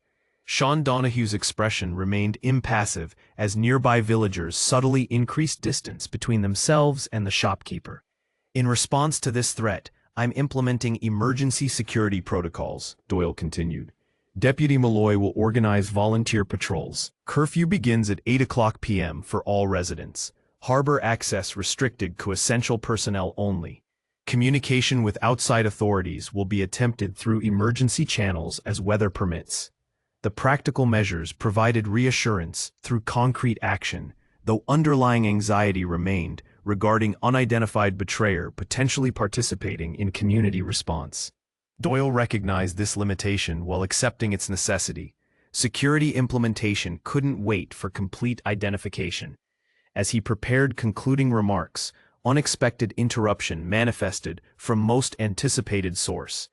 "It won't be enough," Moira O'Shea declared, frail body rising with ceremonial deliberation that commanded attention despite physical diminishment. "What comes with tonight's tide transcends human authority. What awakens in the western ruins answers to older powers than badges and curfews." Doyle suppressed instinctive objection, recognizing strategic value in allowing limited expression of alternative perspective. Moira's warnings, previously dismissed as superstitious ravings, had acquired uncomfortable resonance with accumulated evidence. "The betrayer serves forces beyond criminal enterprise," Moira continued, voice gaining strength through prophecy's momentum. "Forces that ruled these waters when humans cowered in caves along shorelines. Forces that remember when we were prey rather than predators." Collective anxiety intensified visibly, Moira's mystical framework merging with Doyle's investigative facts to create comprehensive understanding, transcending rational limitations. Something beyond institutional classification threatened Cloghmore's continued existence. "Donahue knows," Moira declared suddenly, gnarled finger extending toward the shopkeeper with accusatory precision. "Ask him about the western ruins, about midnight excavations while honest folk sleep, about artifacts removed from ancient stones when tides expose what should remain buried." The directness of accusation shocked assembled villagers, Moira's typical oblique warnings replaced by specific identification that demanded immediate response. All eyes turned toward Sean Donahue, whose habitual impassivity fractured beneath collective scrutiny. "Ridiculous," he managed, professional composure strained by unexpected confrontation. "The old woman's mind wanders between worlds. Everyone knows her condition." "Then explain the ceremonial basin hidden beneath your storeroom floorboards," Moira countered. "Explain the correspondence with Dublin academics requesting translation of symbols found on artifacts older than Newgrange itself." Donahue's expression shifted subtly, resignation replacing denial as strategic calculation engaged. "Academic interest," he offered finally. "Amateur archaeology. Harmless hobby practiced by many along western coastlines." "Show us your forearm," Finn Gallagher's voice cut through ambient murmurs, its quiet intensity penetrating chaotic speculation with laser precision. Left forearm specifically. The request, its significance immediately apparent to those who knew about Finn's tattoo, transformed atmosphere from suspicion to certainty. Donahue's right hand moved unconsciously toward his left sleeve before conscious control reasserted. "This is absurd," he protested, though weakening conviction undermined intended dismissal. "I've served Cloghmore for 30 years. My family established this business when the village was nothing but fishing huts and hope." "Your sleeve," Doyle directed, official authority engaging with investigative intuition. "Now, Mr. Donahue." When the shopkeeper remained motionless, Deputy Malloy moved with professional efficiency, restraining arms while Doyle himself pushed back the suspect's sleeve to reveal what intelligence had already concluded. The triple spiral pattern matching Finn's tattoo covered Donahue's forearm, the precise arrangement confirming temple affiliation beyond reasonable doubt. Unlike Finn's mark, however, Donahue's appeared deliberately acquired rather than forcibly imposed, the difference between willing initiate and intended sacrifice. "How long?" Doyle asked quietly. personal betrayal underlying professional inquiry. The shopkeeper had supplied his uniform, extended credit during lean months, remembered birthdays of his children with appropriate gifts. 7 years, Donahue admitted, transformation complete as pretense abandoned. His posture straightened, expression shifting from neighborly shopkeeper to something altogether different, something ancient and patient operating through human vessel. Since archaeological surveys near Inishbofin revealed submerged structures predating all recorded history. The temple recruited you, Finn concluded, approaching cautiously through stunned villagers. Used your business as distribution network for recovered artifacts, your connections to fishing communities for access to restricted waters. Donahue nodded, respect rather than hostility coloring his assessment of the younger man. You understand more than they claimed, the engineer with inconvenient ethics, the sacrifice who escaped. Why Cloghmore? Declan demanded, fisherman's directness penetrating academic abstraction. Why Tomas? Why any of this? Location specificity, Donahue replied, technical precision replacing neighborly familiarity. The western ruins occupy convergence point where mathematical precision amplifies natural tidal energies. Perfect vessel for what comes tonight. The explanation, echoing Finn's earlier assessment, confirmed calculated method beneath apparent madness, not random violence, but orchestrated sequence advancing specific objective. And Tomas, Declan pressed. Necessary catalyst, Donahue stated without remorse. Blood offering initiating awakening sequence. The entity requires vital essence to establish preliminary connection across dimensional boundaries. Horror registered across gathered faces as implications crystallized. Not metaphorical description, but literal sacrifice, advancing ritualistic purpose. Tomas Whalen's death transformed from tragedy to intentional component within ceremonial framework. You'll be arrested for murder, Doyle stated flatly, professional procedure engaging despite extraordinary context. Additional charges including criminal conspiracy, sabotage resulting in property damage, evidence tampering. Donahue's laugh interrupted legal recitation, genuine amusement transcending circumstantial consequences. Law enforcement processes assume continuation of current reality parameters, he observed. After tonight's emergence, such frameworks become irrelevant within revised operational context. The phrasing, scientific rather than religious, technical rather than mystical, somehow intensified rather than diminished inherent horror. This wasn't fanatical belief, but calculated certainty based on empirical observation. What exactly comes tonight? Brigid asked. Medical training engaging with diagnostic precision, despite supernatural context. The entity has many names across multiple cultures, Donahue replied. Title Lord, Abyssal Sovereign, Leviathan's Child. Classification matters less than function. Boundary Traversal Specialist, operating at intersection of dimensional planes, where water serves as conducting medium. A sea monster, Walsh translated with blunt precision. Consciousness operating through aquatic manifestation, Donahue corrected. Physical expression secondary to perceptual infiltration capacity. As discussion continued, Finn's attention shifted toward environmental cues beyond verbal exchange.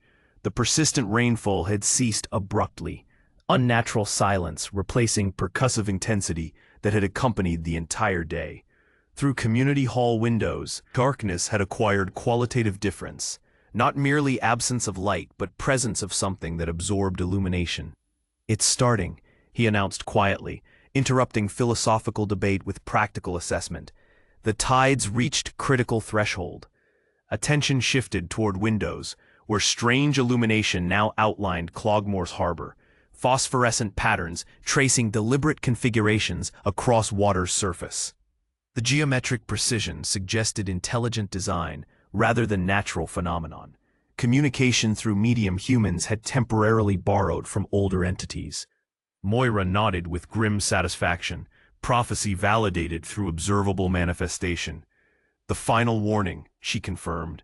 Boundary thinning accelerates toward complete dissolution. Before response could formulate, inhuman screaming erupted from harbor direction. Not individual vocalization, but chorus of impossible voices merged into singular expression of agony and rage. The sound penetrated physical barriers with supernatural efficiency, vibrating through bone and tissue with intensity that transcended auditory processing. Panic erupted as villagers abandoned procedural restraint, moving toward exits with instinctive desperation, transcending conscious thought. Doyle's attempts to maintain order disappeared beneath survival imperative, triggering mass evacuation. Within chaos, Donahue moved with calculated precision, producing concealed blade that flashed toward Finn Gallagher with ritualistic intent. "The eighth sacrifice completes the sequence," he declared. "The marked one's blood opens final gateway." The attack might have succeeded had Aisling not intervened, her warning shout directing Finn's attention toward imminent threat. He pivoted with combat-trained efficiency, avoiding lethal penetration while suffering defensive wound across raised forearm. Blood spattered across community hall floorboards.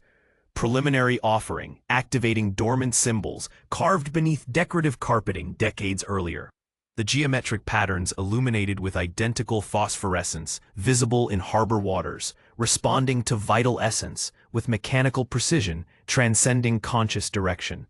The hall itself is ritual space, Finn realized aloud, engineering assessment engaging despite immediate danger. Constructed above prehistoric foundation, incorporating boundary manipulation technology.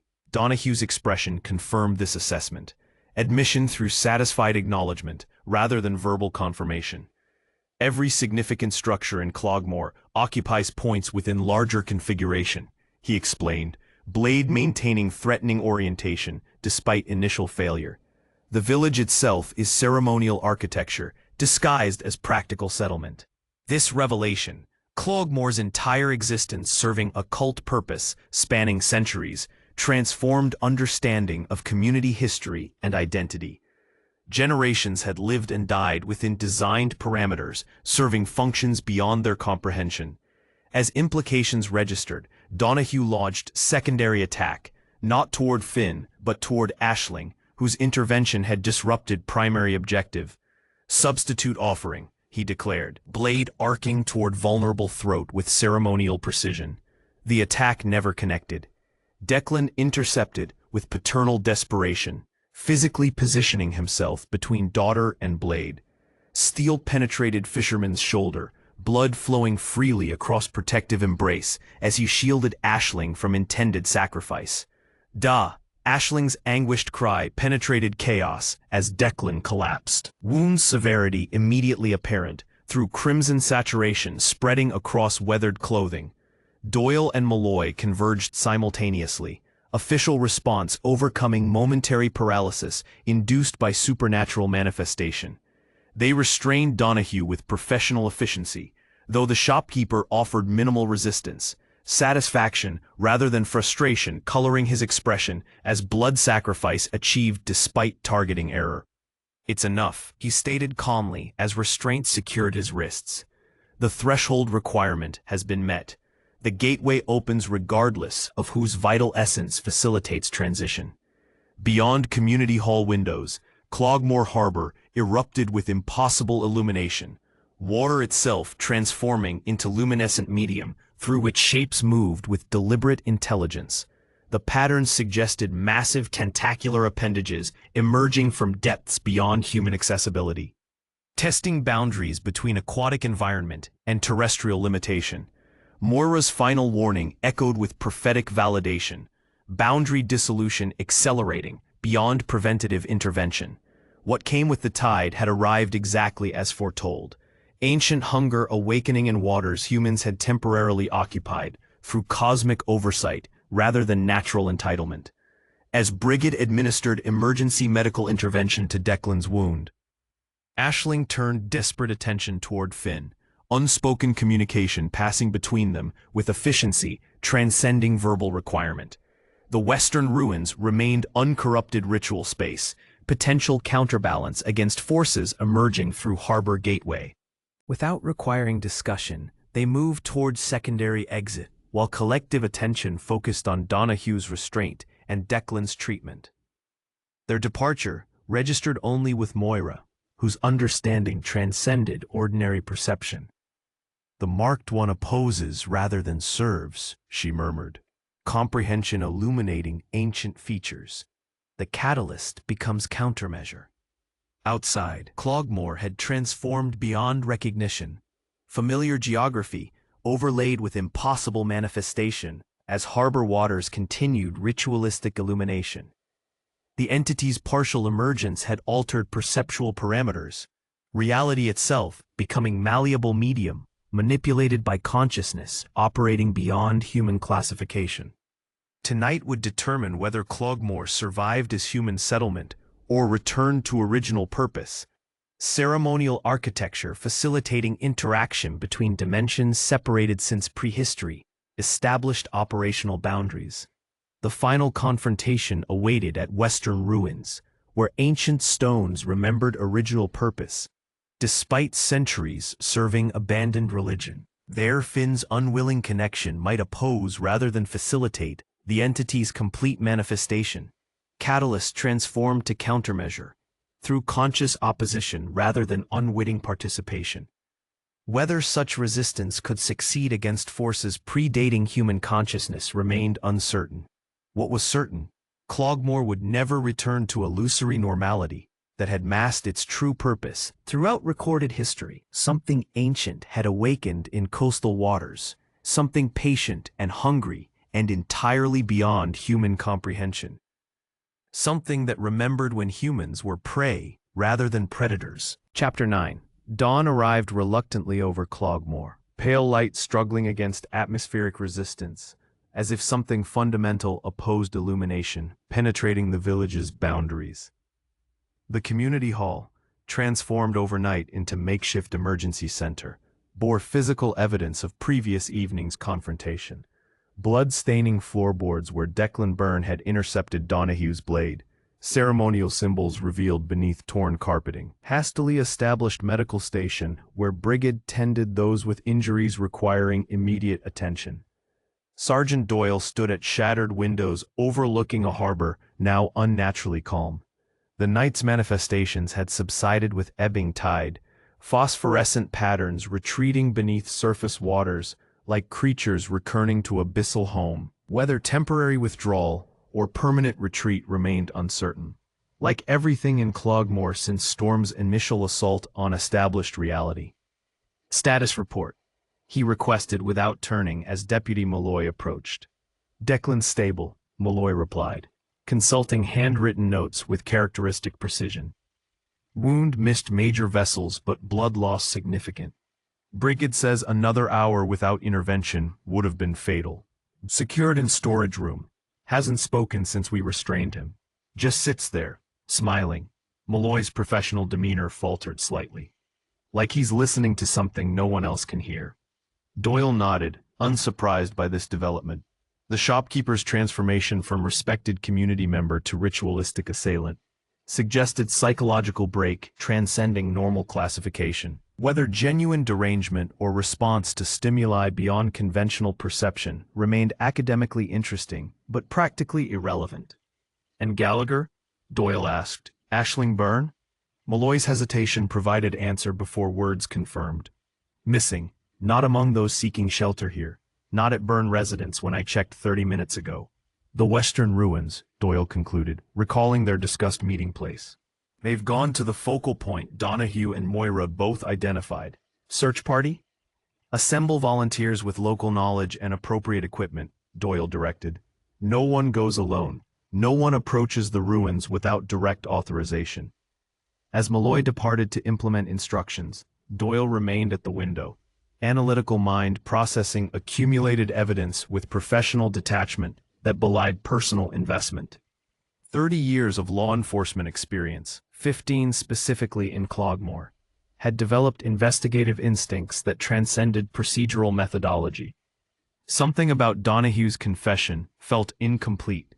The shopkeeper had confirmed temple affiliation, admitted orchestrating Tomas's death as ritual sacrifice, even revealed Cloghmore's constructed purpose as ceremonial architecture. Yet critical elements remained unexplained. The specific targeting of Declan Byrne's vessel, the systematic isolation of his family from community support, the personal animosity evident in Donahue's expression when confronting the fisherman. This wasn't merely cult activity advancing mystical agenda. This contained personal vendetta operating beneath ritualistic justification. Doyle turned from the window, decision crystallizing. Before organizing rescue operation for Finn and Aisling, he needed complete understanding of motivations driving current crisis. With Donahue non-communicative, alternative information sources became necessary. He found Moira where Brigid had positioned her, seated beside Declan's cot, wizened hand resting protectively on the fisherman's forearm, while muttered prayers combined Christian formality with older linguistic patterns. Her awareness of Doyle's approach manifested before physical proximity could register, head turning with precise timing that suggested perceptual capabilities transcending normal sensory limitations. "You've questions," she stated. Neither request nor invitation, but simple acknowledgement of investigative inevitability. "About Donahue," Doyle confirmed. "About his connection to the Byrne family specifically." Moira nodded, ancient features arranging themselves into expressions suggesting calculation rather than confusion. "You sensed it then. The personal beneath the ceremonial. The human grudge empowering inhuman alliance." "I need facts, Moira, not mystical implications." "Facts and mysticism intertwine in this matter," she countered. "But I'll provide what you require." She glanced toward Declan's unconscious form, compassion tempering her typically cryptic delivery. "You're too young to remember the original sin binding these families. It happened before your appointment here." "What happened?" Doyle prompted when she hesitated. "The Mary Catherine disaster," she replied, "not as officially recorded, but as actually occurred." The reference registered immediately. Cloghmore's defining tragedy. 8 fishermen lost when sudden storm overwhelmed their vessel, despite modern safety equipment and experienced crew. The incident had transformed village consciousness, creating before and after demarcation in collective memory. Official investigation concluded equipment failure combined with unprecedented weather conditions, Doyle recalled, reciting findings documented in station archives. No negligence assigned to any party. "Official findings obscured uncomfortable truths," Moira corrected. "Truths known to few survivors. Truths buried beneath communities' need for comfortable narrative rather than complicated reality." She adjusted position, ancient bones protesting prolonged immobility. "Michael Donahue, Sean's younger brother, captained the Mary Catherine that day, against harbor warnings, against signs I'd reported to maritime authorities. His ambition overrode caution, sending vessel into waters that demanded respect they didn't receive. Sean blamed others for his brother's decision," Doyle suggested, seeking connection between past tragedy and present violence.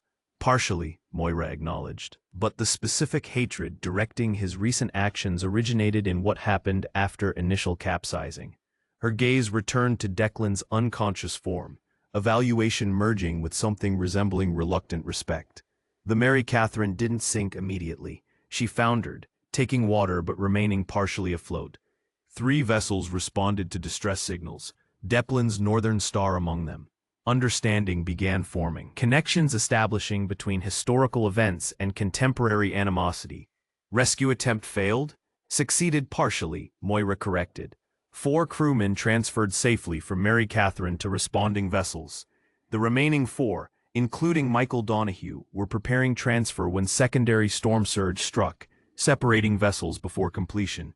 And Declan abandoned rescue attempt, Doyle concluded. Maritime protocol surfacing from professional knowledge secured those already transferred rather than risking additional casualties. He followed procedure precisely, Moira confirmed. Protected lives already saved rather than gambling all on impossible recovery. Made the correct decision by every maritime standard and ethical framework. But not by Sean Donahue's assessment. Never by his assessment, Moira agreed. Sean believed, continues believing, that Declan deliberately abandoned Michael out of ancient competition between fishing families. That functional equipment was sacrificed to eliminate commercial rival rather than lost to genuine mechanical failure. The explanation aligned with observed behavior. Donahue's specific targeting of Declan's vessel, a systematic isolation of his family from community support. The expression of personal satisfaction when blade penetrated fisherman's shoulder. Vengeance masquerading as ceremonial requirement, Doyle summarized. Human hatred empowering inhuman agenda, Moira corrected. The temple provided justification and methodology for revenge already festering 20 years. The entity provided power transcending human limitations. Before Doyle could request additional clarification, commotion erupted near the community hall entrance, raised voices suggesting conflict rather than cooperation. He moved with professional efficiency, hand automatically checking sidearm secured beneath uniform jacket. The disturbance centered around Walsh's imposing figure blocking Deputy Malloy's attempt to organize search parties. The confrontation had drawn audience, villagers gathering with expressions suggesting entertainment value transcending civil emergency. "This isn't your authority to claim," Walsh declared, finger jabbing toward Malloy's chest with aggressive emphasis. Not when Doyle's protection of outsiders led directly to current crisis. "Sergeant Doyle remains commanding officer during declared emergency," Malloy countered. "Professional training maintaining composure despite provocation. Volunteer coordination proceeds under official supervision only." The official supervision that allowed Donahue to nearly kill Declan? Walsh's voice projected beyond immediate confrontation, playing to gathered audience with practiced manipulation. The same supervision that insisted the Dublin stranger deserved presumption of innocence, while Tomas lay cold in our morgue. Murmurs of agreement circulated through assembled villagers, not universal, but sufficient to suggest Walsh's rhetoric found receptive audience among those seeking simplistic explanation for complicated circumstances. "That's quite enough," Doyle interrupted. Physical presence establishing authority where verbal exchange had failed. Emergency protocols remain in effect. Volunteer coordination proceeds under official direction or not at all. Walsh turned, satisfaction rather than surprise registering across weathered features. The confrontation had achieved intended purpose, drawing commanding officer into public debate where institutional authority could be undermined through emotional appeal rather than factual assessment. "There it is," Walsh declared, addressing audience rather than Doyle directly. The same institutional arrogance that protected Donahue while he planned ritual murder in plain sight. The same professional blindness that dismissed Moira's warnings until blood stained our community hall. The accusation contained sufficient truth to resonate despite contextual manipulation. Doyle recognized strategic vulnerability. His commitment to procedural propriety and evidence-based conclusion had indeed delayed intervention that might have prevented Donahue's attack on Declan. Rather than defensive response, he chose direct confrontation of underlying issue. "You knew about the Mary Catherine," he stated flatly. "About Sean's belief that Declan abandoned his brother deliberately. You knew, and exploited that grievance to maintain influence over someone with access to specialized supplies you required for your fishing operation." The accusation, specific rather than general, factual rather than emotional, visibly startled Walsh, momentary confusion replacing rehearsed outrage. "That's ridiculous," he managed eventually. "Ancient history, irrelevant to current crisis." "Ancient history driving current crisis," Doyle corrected. "Pressing advantage created by unexpected approach." Donahue's ceremonial justifications masked personal vendetta you recognized, but deliberately ignored. His temple connections provided exotic supplies that enhanced your fleet's competitive advantage against operations following regulatory limitations. Walsh's expression confirmed accuracy before verbal denial could formulate. Micro-expressions, revealing truth, despite practiced concealment. The relationship Doyle outlined explained inconsistencies previously unresolved. Donahue's willingness to extend credit beyond prudent business practice.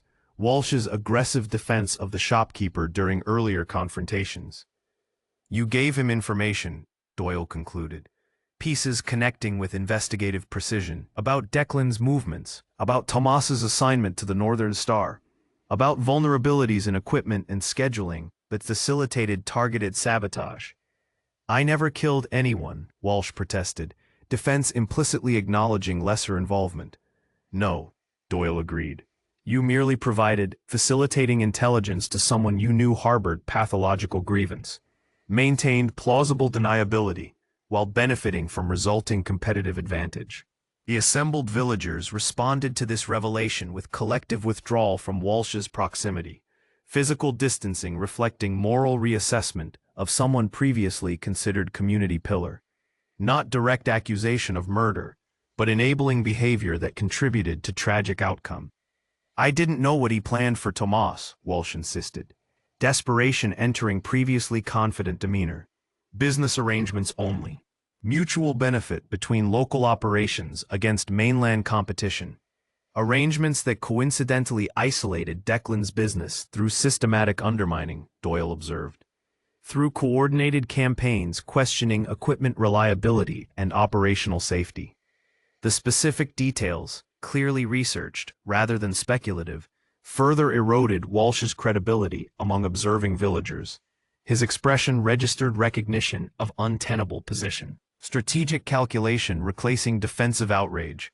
I'll provide complete statement, he offered finally. Every interaction with Donahue, every arrangement established, full cooperation with investigation. After immediate detention for questioning, Doyle stipulated, professional procedure reasserting, despite extraordinary context. Deputy Malloy will process appropriate documentation, while search operations continue under authorized supervision. As Malloy escorted Walsh toward impromptu processing station, Doyle addressed remaining villagers with calm authority that transcended previous disruption. Volunteer teams assemble near western entrance. Equipment distribution through official channels only.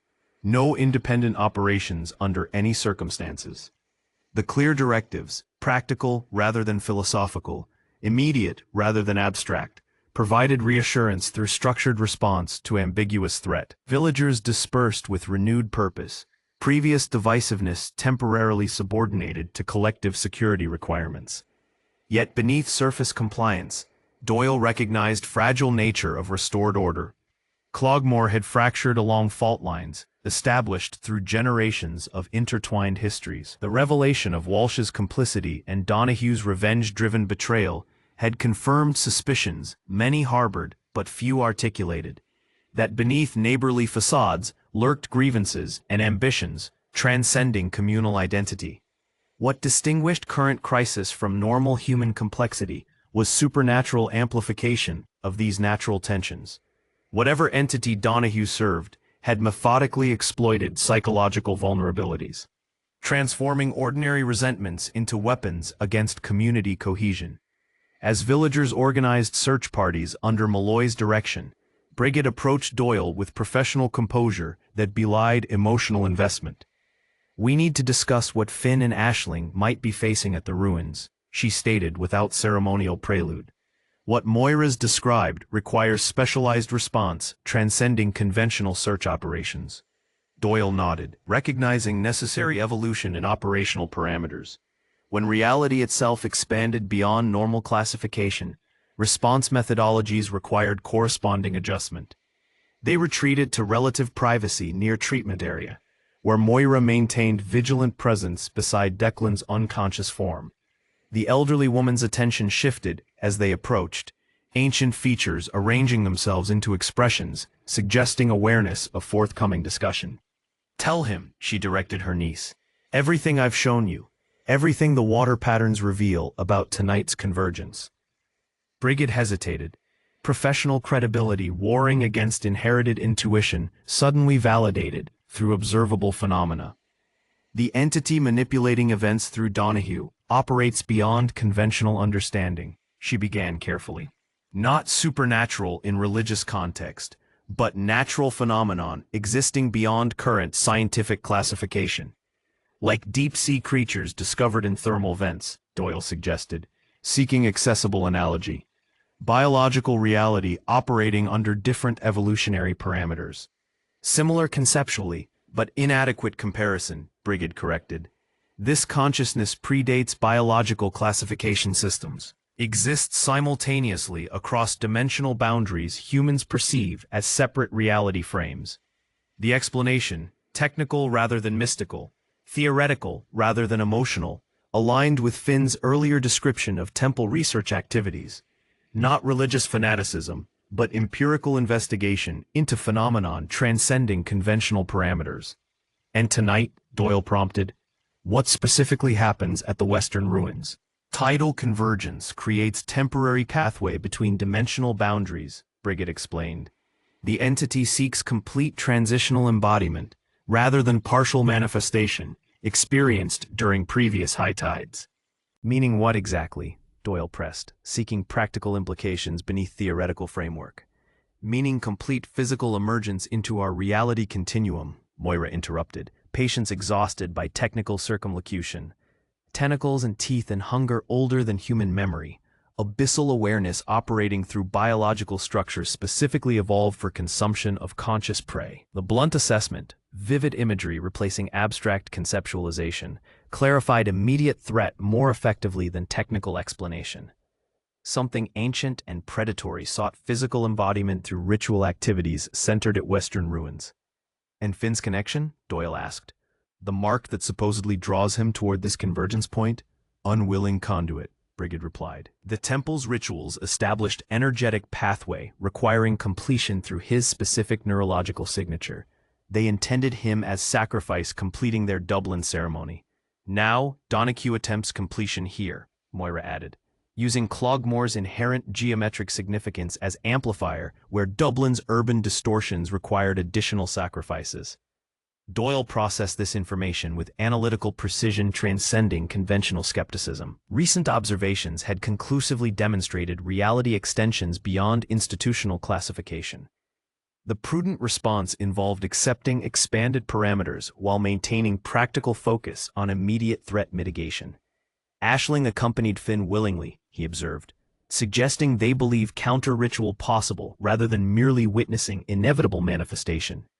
Brigid nodded, professional composure strengthening as discussion shifted toward practical intervention. Moira believes Finn's unwilling connection provides potential resistance pathway. That conscious opposition might disrupt convergence sequence rather than facilitate completion. Theoretical possibility requiring precise implementation, Moira qualified. The marked one must stand at exact counterpoint position when tidal energies peak, must redirect established pathways through deliberate opposition rather than unconscious participation.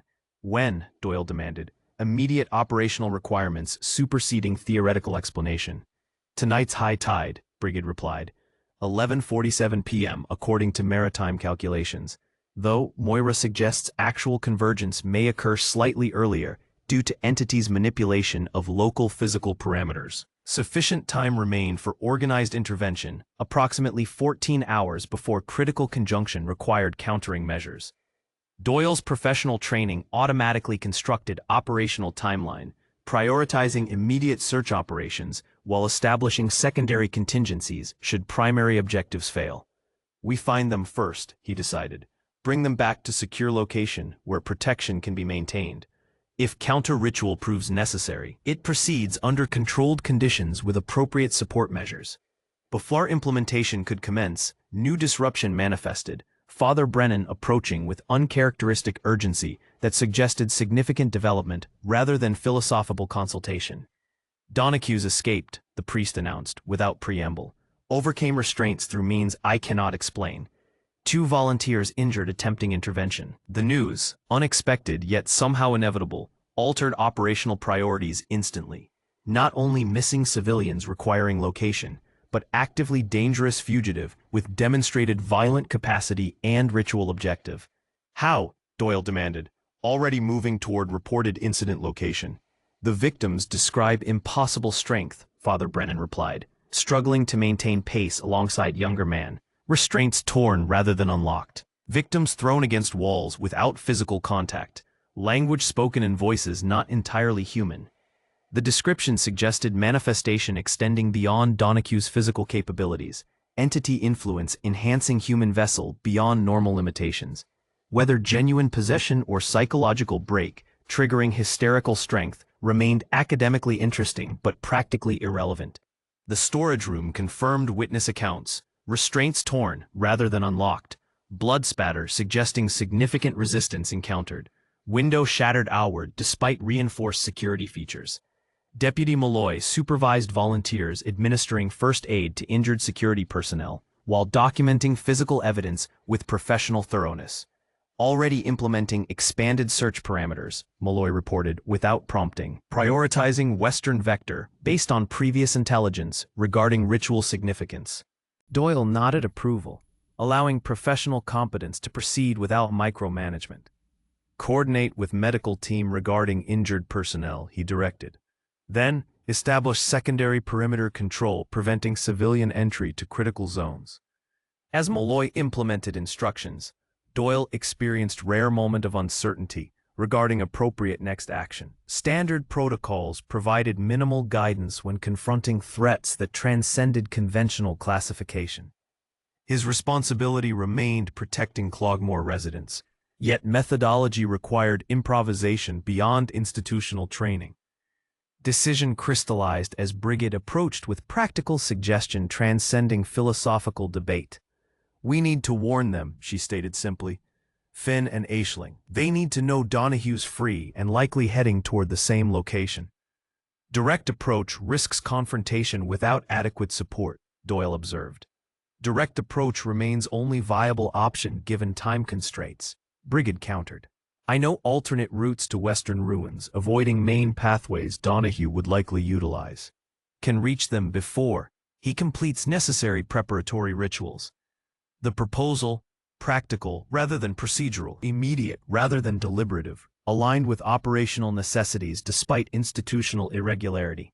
Doyle nodded, decision made with clarity that transcended conventional hesitation. Take Moira, he directed. Her perceptual abilities may prove critical in final approach. I'll coordinate search operations along probable intercept trajectories. As Brigid departed to implement arranged plan, Doyle turned attention toward larger community implications surrounding current crisis. The revelation of Walsh's complicity and Donahue's revenge-driven betrayal had transformed Cloghmore's understanding of itself. Neighborly facade concealing generations of grievance, suddenly exposed through catastrophic circumstances. Yet within this painful revelation lay potential healing previously impossible. Only through acknowledging historical injustices and contemporary manipulations could genuine community reconstruction begin. The entity's interference, while objectively threatening, had inadvertently exposed social cancers requiring excision before restoration could commence. Finn Gallagher's exoneration would proceed through official channels once immediate crisis resolved. The documented evidence against Donahue and Walsh's cooperative testimony would establish accurate narrative replacing convenient scapegoating that had initially dominated village response. Yet Doyle harbored no illusions regarding complete rehabilitation. The outsider status that had facilitated original suspicion would persist even after formal exoneration. Cloghmore's intrinsic resistance to external integration requiring generations rather than declarations to fully dissipate. More pressing concerns demanded immediate attention. As volunteers organized expanded search operations, Doyle studied nautical charts displaying tidal predictions for coming evening. The convergence Moira and Brigid described represented existential threat, transcending internal community divisions. If their assessment proved accurate, tonight's high tide would determine whether Cloghmore survived as human settlement or returned to original purpose as ceremonial gateway between dimensions, separated since prehistory established operational boundaries. Everything depended on reaching Finn and Aisling before Donahue completed preparatory rituals at Western Ruins. Before the entity achieved complete manifestation, through convergence point established millennia, before human settlement temporarily claimed coastal territories from older, hungrier inhabitants. Time itself became precious commodity, rapidly depleting with each passing moment. Revelation struck Brigid O'Malley with physical intensity that momentarily arrested forward progress along narrow coastal path. The connection she dismissed as mystical nonsense crystallized with empirical clarity, transcending rational objection. Not supernatural intervention, but natural phenomenon, operating beyond conventional classification. Beside her, Moira paused without questioning, ancient intuition recognizing transformative awareness within her niece. You see it now, she observed, statement rather than question. The Harbin Master's journals, Brigid replied, pieces connecting with academic precision. Seasonal notations regarding tidal anomalies, dating back to Cloghmore's earliest settlement. Not superstition, but empirical observation deliberately preserved through generations of record keepers. Moira nodded, satisfaction evident in weathered features.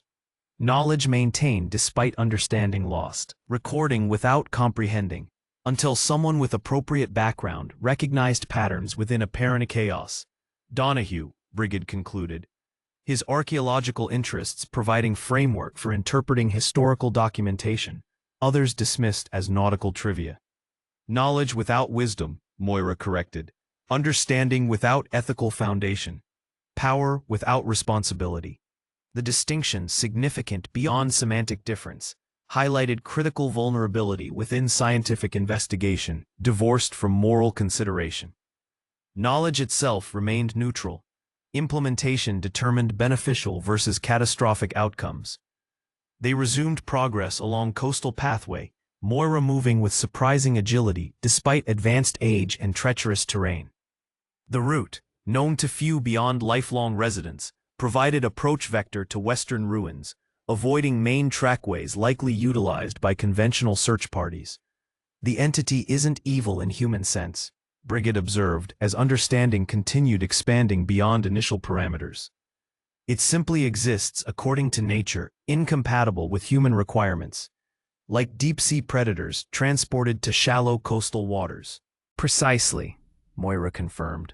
Though incompatibility proves sufficient for practical purposes, its natural feeding behaviors require consumption of conscious awareness rather than physical matter. Human settlements provide concentrated food source previously unavailable within dimensional boundaries. The explanation, ecological rather than moral, practical rather than philosophical, aligned with Brigid's scientific training while accommodating observed phenomena transcending conventional classification. Not supernatural entity requiring religious framework, but natural phenomenon requiring expanded parameters. And the temple, she asked. How does human organization benefit from facilitating predator access to potential prey? Symbiotic relationship established through preliminary contact, Moira replied. Entity provides enhanced capabilities, perception beyond normal sensory limitations, influence transcending physical boundaries, knowledge accumulated through consciousness consumption. Humans provide dimensional gateway access and continuous food supply through controlled sacrifice. The arrangement described resembled colonial exploitation patterns recorded throughout human history. Indigenous populations manipulated into supporting external interests against collective welfare through promises of individual advancement. The parallel suggested disturbing implications regarding entities' understanding of human psychology, despite originating beyond conventional evolutionary parameters. Further speculation suspended as western ruins appeared beyond coastal headland. Ancient church remnants silhouetted against afternoon sky with geometrical precision, suggesting deliberate placement rather than convenient construction. The stone arrangement created visual alignment with specific offshore features visible only during lowest tides, suggesting architectural purpose transcending religious requirements. Movement among fallen stones confirmed their primary objective. Finn and Ashling systematically examining structural elements with investigative focus, suggesting specific search parameters rather than general exploration. Their concentration on immediate environment explained failure to detect approaching observers despite clear sightlines across surrounding terrain. They're searching for something, Brigid observed, something specific within structural arrangement. The countermeasure, Moira confirmed. The original binding stone placed when first settlement recognized entity influence attempting penetration through tidal convergence. This revelation, ancient awareness preceding modern discovery, aligned with historical patterns throughout human development. Not first encounter, but recurring confrontation between dimensional inhabitants with conflicting requirements. Not original discovery, but rediscovery of knowledge, deliberately preserved through symbolic transmission when direct articulation proved dangerous within evolving social contexts. Before intercept attempt could formulate, alternative movement registered at ruins' western approach, familiar figure progressing with unnatural certainty despite terrain difficulties. Donahue moved with mechanical precision, suggesting external control rather than autonomous navigation. Body, functioning as vessel for consciousness operating beyond physical limitations. Too late for preventative intervention, Moira assessed calmly. Confrontation inevitable given current trajectory convergence.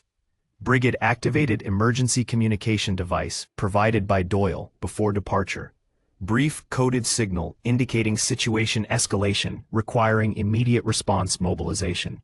Whether reinforcements could arrive before critical interaction commenced remained uncertain given geographical constraints and response time limitations. We proceed, she decided, medical training engaging with triage precision. Warn targets while monitoring aggressor's approach vector. Delay critical interaction until support resources achieve operational proximity. Moira nodded, approval evident despite absence of explicit articulation. The practical approach, neither reckless engagement nor passive observation, reflected balanced assessment transcending emotional reaction without abandoning ethical responsibility. They resumed forward movement with adjusted parameters, stealth subordinated to speed while maintaining environmental awareness, preventing premature detection by Donahue's enhanced perceptual capabilities. The approaching confrontation would determine Cloghmore's continued existence as human settlement, revelation of historical manipulation, potentially enabling future resistance against forces older than recorded memory. Truth itself became weapon against deception calculated across generations. Chapter 10. Dawn broke over Cloghmore with hesitant luminosity, not the triumphant sunrise of poetic convention, but the grudging withdrawal of darkness before inevitable light. Rays penetrated lingering cloud cover with diffused persistence, illuminating a landscape transformed by both natural violence and supernatural intervention. The harbor waters lay unnaturally still, mirrored surface reflecting sky with perfect precision that suggested deliberate composition rather than natural occurrence. No ripples disturbed this glassy expanse.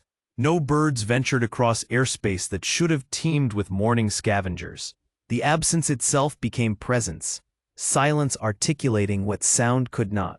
Sergeant Doyle stood at the community hall entrance, cataloging visible damage with professional detachment that belied personal investment. Physical destruction could be quantified, repaired through methodical application of resources and expertise. The psychological fractures throughout Cloghmore would prove more resistant to conventional restoration.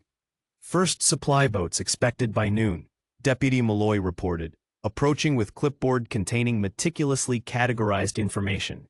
Coast Guard confirms navigational hazards cleared sufficiently for emergency vessels. Medical transport arriving for serious cases requiring mainland facilities. Doyle nodded, grateful for procedural normality amid extraordinary circumstances. Structural assessment teams, beginning with harbor infrastructure, then residential zones according to damage priority, Malloy confirmed. Emergency funds released through regional authority based on preliminary impact evaluation. These practical matters, tangible problems with definable solutions, provided grounding amid metaphysical uncertainties that lingered after previous night's confrontation at Western Ruins. The official report would document storm damage, accidental death, criminal activity involving ritualistic elements connected to Dublin-based organization. The classification would satisfy institutional requirements, while deliberately omitting dimensions transcending conventional categories. Some truths remained better preserved through strategic omission rather than explicit articulation. Across the village square, Moira O'Shea emerged from Donahue's shop, arms laden with bound journals removed from hidden compartments beneath floorboards. Brigid followed with similar burden, their coordinated efforts suggesting shared purpose, transcending previous estrangement. Evidence collection, Doyle inquired as they approached, eyeing the weathered volumes with professional interest. Historical documentation requiring secure preservation, Brigid replied, careful phrasing acknowledging both official requirements and practical necessities. Harbor records dating back 3 centuries, including systematic observation of phenomena recently experienced. Previous manifestations, Moira clarified, abandoning cryptic delivery for direct communication. recorded by harbor masters who lacked scientific framework but maintained observational discipline across generations. Knowledge preserved without understanding, waiting for proper interpretation. Doyle nodded, accepting both explanation and underlying implication. Cloghmore's recent experience represented not isolated incident but recurring confrontation between dimensional inhabitants with conflicting requirements. Not original discovery, but rediscovery of knowledge deliberately obscured when explicit articulation proved dangerous within evolving social contexts. Secure storage at station, he decided. Controlled access through official channels only. The arrangement, practical rather than philosophical, immediate rather than abstract, satisfied both institutional requirements and pragmatic necessities. Some knowledge required preservation without inviting exploitation by interests lacking ethical foundations. Some truths demanded recognition without encouraging obsessive pursuit by minds unprepared for implications.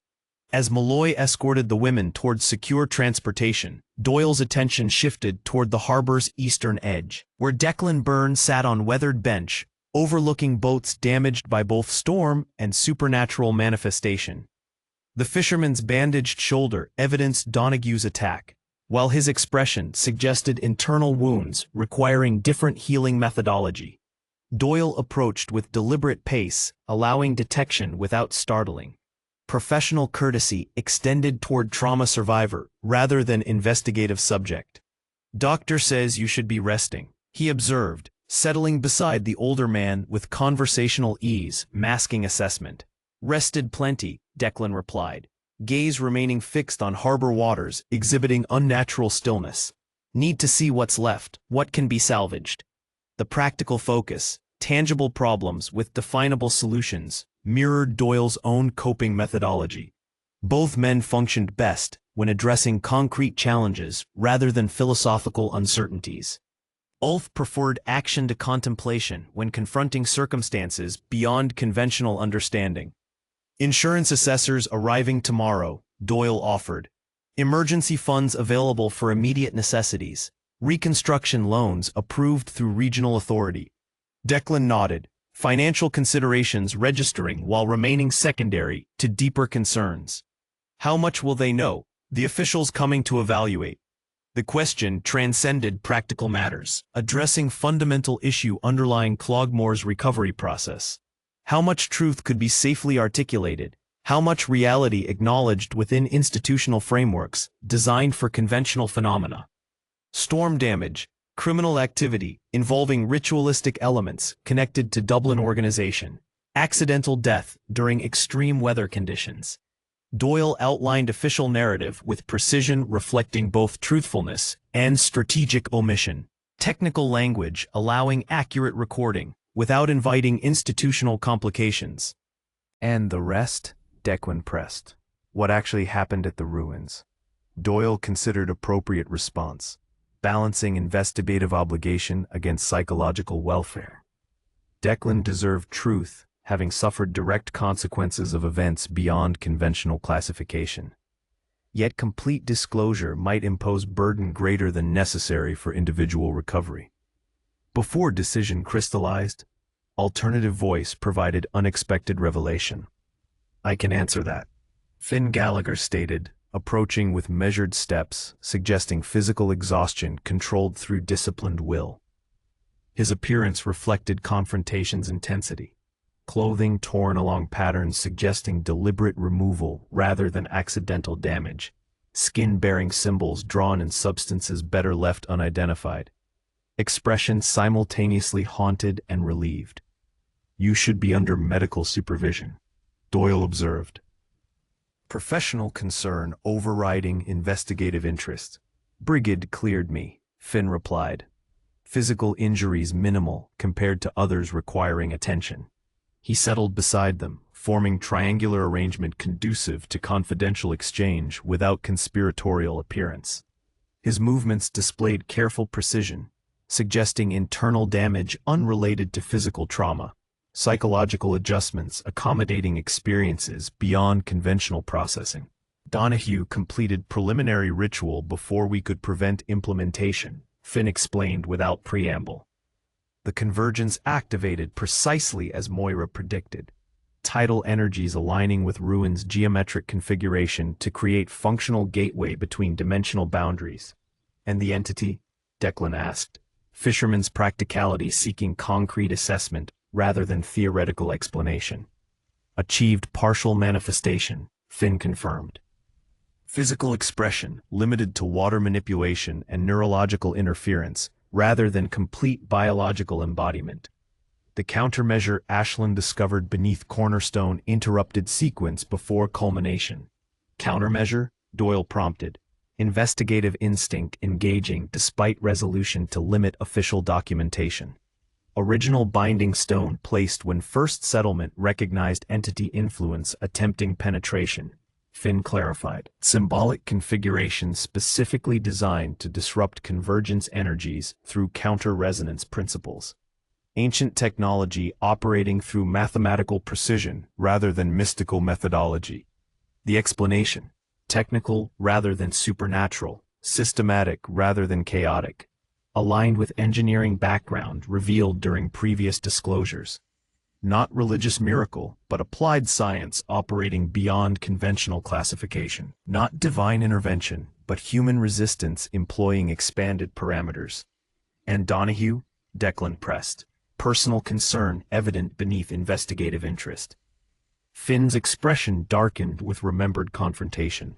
The entity abandoned him when convergence failed, like tool discarded after demonstrating functional inadequacy. Abandoned how? Doyle asked, professional obligation overriding psychological consideration. Complete neurological collapse, Finn stated flatly. Consciousness itself extracted through dimensional gateway before closure completed. Physical form remains technically alive, though neurological activity registers minimal baseline functionality. The clinical description couldn't disguise horror underlying such transformation. Empty vessel rather than deceased individual. Biological functioning without animating consciousness. Technical existence without experiential awareness. Mainland Medical Facility accepted transfer an hour ago, Doyle confirmed. Specialized neurological unit with appropriate security protocols. Official classification lists unknown toxic exposure during criminal activities. This resolution, inadequate yet necessary, incomplete yet practical, represented best possible outcome within institutional limitations. Some experiences transcended conventional classification systems, while requiring official processing through established channels. And Walsh? Declan inquired, attention shifting towards secondary betrayal that had facilitated primary threat. Cooperating fully with investigation, Doyle replied. Formal charges pending based on documented involvement and volunteer testimony. Significant sentencing likely given commercial exploitation of cultural heritage artifacts and indirect contribution to Tomas Whalen's death. Justice within conventional parameters provided closure for aspects operating within institutional frameworks. The supernatural dimensions would find different resolution through community processing rather than legal mechanisms. Silence settled among them, not uncomfortable absence, but necessary pause, allowing integration of experiences transcending verbal articulation. Harbor waters remained unnaturally still, though occasional ripples now disturbed mirrored surface as natural patterns gradually reasserted established dominance. What happens now? Declan eventually asked, question transcending immediate circumstances to address fundamental concerns regarding Cloghmore's continued existence. Rebuilding, Doyle replied practically. Physical infrastructure first, community bonds after necessary processing time, institutional support providing framework for individual recovery.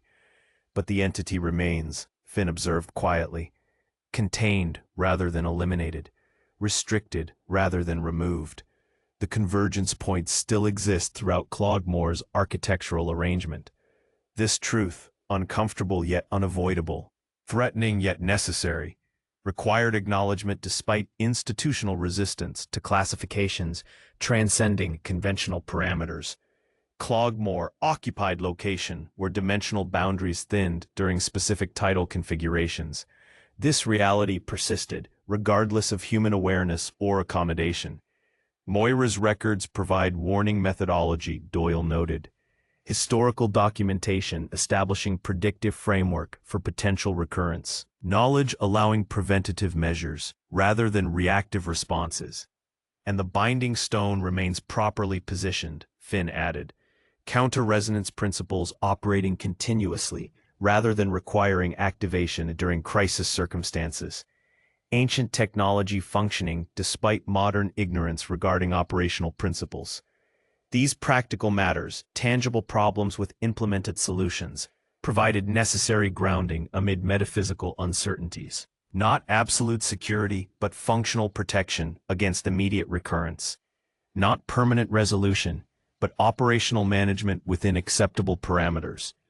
Movement across the harbor caught their collective attention. Aisling approaching with purposeful stride that suggested specific destination rather than casual wandering. Her appearance reflected previous night's confrontation in subtle ways, visible primarily to those who had shared experience. Heightened awareness evident in environmental scanning, deliberate foot placement suggesting unconscious testing of reality's stability. Expression combining haunted knowledge with determined forward momentum. Declan straightened instinctively, parental concern engaging despite personal injury and psychological exhaustion. The movement triggered pain response visible in momentary grimace, quickly suppressed beneath stoic discipline. She's different, he observed quietly. Changed by what happened at the ruins. We all are, Finn acknowledged. Some experiences transform perception beyond restoration of previous parameters. Some knowledge cannot be unlearned once acquired. This truth, uncomfortable yet unavoidable, challenging yet necessary, applied to all who had witnessed dimensional convergence firsthand. Reality itself had expanded beyond comfortable limitations, requiring psychological adjustment, accommodating experiences transcending conventional classification. As Aisling approached, Doyle excused himself with professional courtesy that acknowledged both official obligations and personal considerations. Some conversations required privacy afforded by family relationships rather than institutional supervision. Aisling greeted, careful embrace accommodating physical injury while expressing emotional connection. Her attention shifted toward Finn, assessment reflecting concern beneath surface composure. You should be resting. Precisely what I told him, Declan noted with paternal satisfaction. Momentary alignment suggesting relationship evolution toward mutual respect rather than hierarchical authority. I needed to see the harbor, Finn explained, to verify natural patterns reasserting dominance over influenced configurations. The explanation, technical rather than emotional, practical rather than philosophical, reflected engineering perspective underlying decisions. Not sentimental attachment, but functional assessment, determining appropriate actions within established parameters. And, Aisling prompted, understanding professional focus without requiring translation. Returning to normal operational patterns, Finn confirmed. Minor anomalies within acceptable variance ranges. Primary manifestation fully retracted beyond dimensional boundary. This assessment, reassuring yet qualified, positive yet realistic, provided framework for future monitoring without suggesting complete resolution. The entity remained contained rather than eliminated, restricted rather than removed. Vigilance would be required despite immediate threat neutralization. Brigid says we need to document everything while memories remain fresh, Aisling reported, transitioning toward practical matters requiring immediate attention. Complete recording from multiple perspectives, establishing comprehensive account rather than individual interpretations. The project, practical rather than philosophical, immediate rather than abstract, provided constructive focus, channeling traumatic experience toward productive outcome. Not dwelling within psychological damage, but transforming experience into protective knowledge benefiting future generations. Good idea, Declan acknowledged. Paternal pride evident beneath casual affirmation. His daughter's evolution from rebellious teenager to capable adult had accelerated through crisis circumstances, revealing strength previously obscured beneath adolescent uncertainty. As conversation continued along practical pathways addressing immediate recovery requirements, Finn found himself unconsciously scanning surroundings with heightened perception that lingered after dimensional exposure. Cloghmore appeared simultaneously familiar and transformed. Physical geography unchanged while perceptual understanding expanded beyond previous limitations. The village that had initially represented temporary shelter during calculated flight had acquired unexpected significance transcending geographical convenience. The connections established through extraordinary circumstances created bonds stronger than casual association or situational alignment. "I've been offered position with coastal engineering firm," he mentioned during conversational pause, revelation emerging without conscious planning. "Regional office in Clifton, specializing in harbor reinforcement and storm protection systems along western coastline."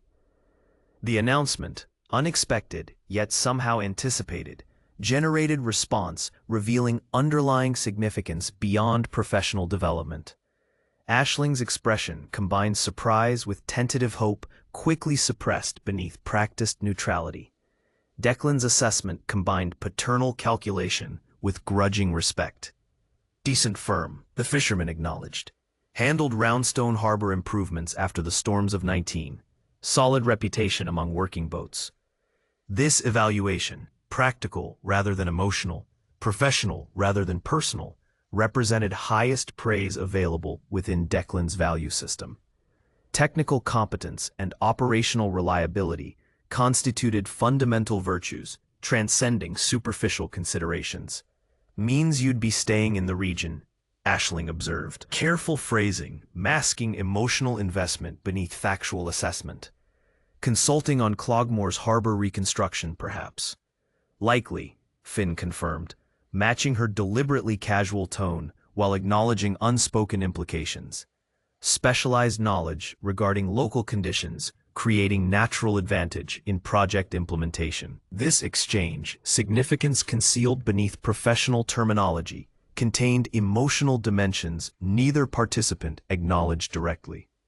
Relationship potential explored through practical considerations rather than sentimental declarations. Future possibilities examined through tangible frameworks rather than abstract aspirations. Declan observed this interaction with paternal perception enhanced through life experience, recognizing unspoken communications beneath verbal exchange. His expression softened momentarily, grudging acceptance replacing instinctive suspicion that had dominated initial assessment of the younger man. "Cloghmore needs people who understand what happened," he stated finally. Indirect endorsement conveyed through practical observation. People who've seen beyond comfortable limitations.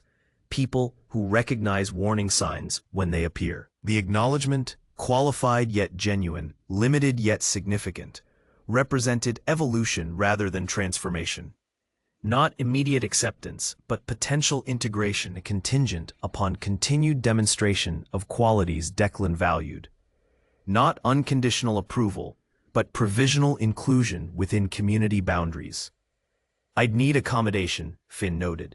Practical consideration, providing conversational bridge across emotional undercurrents. "More permanent than O'Malley's spare room."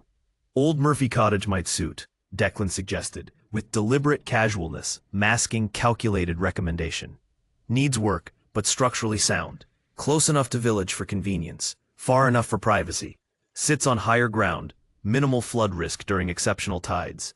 The specific details, practical rather than philosophical, functional rather than aesthetic, revealed careful consideration transcending momentary suggestion. Declan had evaluated options with characteristic thoroughness, assessing possibilities against multiple criteria, reflecting both immediate requirements and future considerations. "Sounds worth investigating," Finn acknowledged, acceptance concealed beneath neutral terminology. As conversation continued along practical pathways, exploring logistics of potential relocation and harbor reconstruction priorities, movement across the village square attracted collective attention. Moira and Bridget emerging from the station with expressions suggesting successful resolution rather than continued conflict. The women approached with coordinated purpose that reflected reconciliation transcending previous estrangement. Their interaction displayed comfortable familiarity, replacing strained formality that had characterized earlier exchanges. "The records are secured," Brigid reported. "Cataloging system established for future reference and research applications. Access protocols implemented through official channels. And unofficial copies preserved through alternative methods," Moira added with characteristic directness. "Knowledge distributed, rather than concentrated. Protection against institutional limitations or deliberate suppression. This dual approach, official documentation complemented by unofficial preservation, reflected balanced methodology, accommodating both systematic requirements and practical necessities. Not rigid adherence to procedural limitations, but strategic adaptation ensuring knowledge survival despite potential institutional failures. "We're establishing monitoring protocol," Brigid continued. "Regular observation of tidal patterns against historical baselines. Early warning system, utilizing both empirical measurements and traditional indicators. The old ways and new science together," Moira clarified. "Satisfaction evident in ancient features. Neither complete alone, both necessary for comprehensive understanding." This integration, traditional wisdom combined with modern methodology, represented evolution beyond previous limitations on both sides. Not superstition elevated beyond critical assessment, but experiential knowledge recognized alongside empirical observation. Not scientific arrogance dismissing generational wisdom, but technical precision enhancing inherited understanding. As discussion expanded to include recovery planning and preventative measures, Finn found himself unconsciously relaxing into emerging community dynamic. The outsider status that had initially defined his position within Cloghmore had evolved through shared experience and demonstrated value. Not complete integration, but potential belonging contingent upon continued contribution rather than inherited position. The harbor waters beyond reflected strengthening sunlight, as cloud cover gradually dissipated throughout morning hours. Natural patterns reasserted established dominance over influenced configurations. Ripples and currents returning to predictable behaviors, following mathematical principles rather than external manipulation.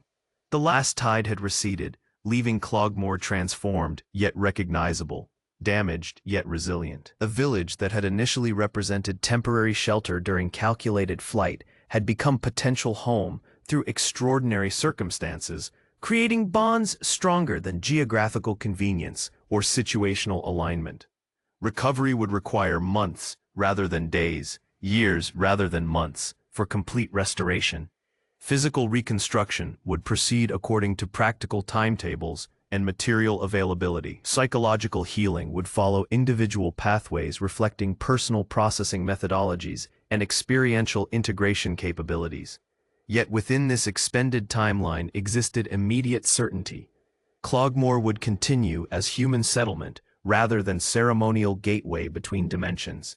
The village would honor historical purpose while maintaining contemporary identity, acknowledging ancient knowledge while applying modern understanding toward preventative measures rather than reactive responses. As morning progressed toward afternoon, villagers emerged from temporary shelters to assess damage and initiate rebuilding efforts. Individual actions coordinated into collective response without requiring centralized direction.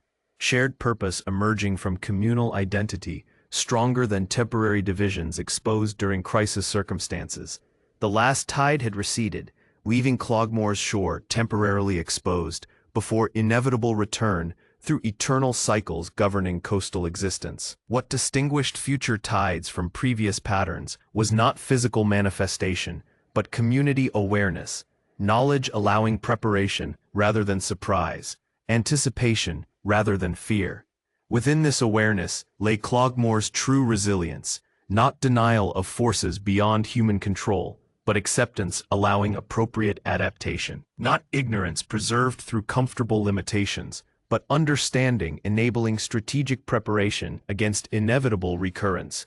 The last tide had receded, leaving transformed shore awaiting reconstruction, according to expanded understanding rather than comfortable convention.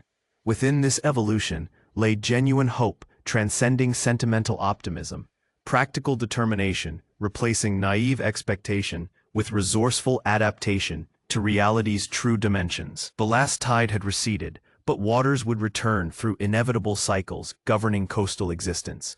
Cloghmore would be waiting, eyes open, knowledge preserved, community bonds strengthened through shared experience, transcending comfortable limitations, ready for whatever might emerge from depths beyond human comprehension when boundaries thinned during convergence points predicted through ancient wisdom enhanced by modern methodology, ready for the next tide.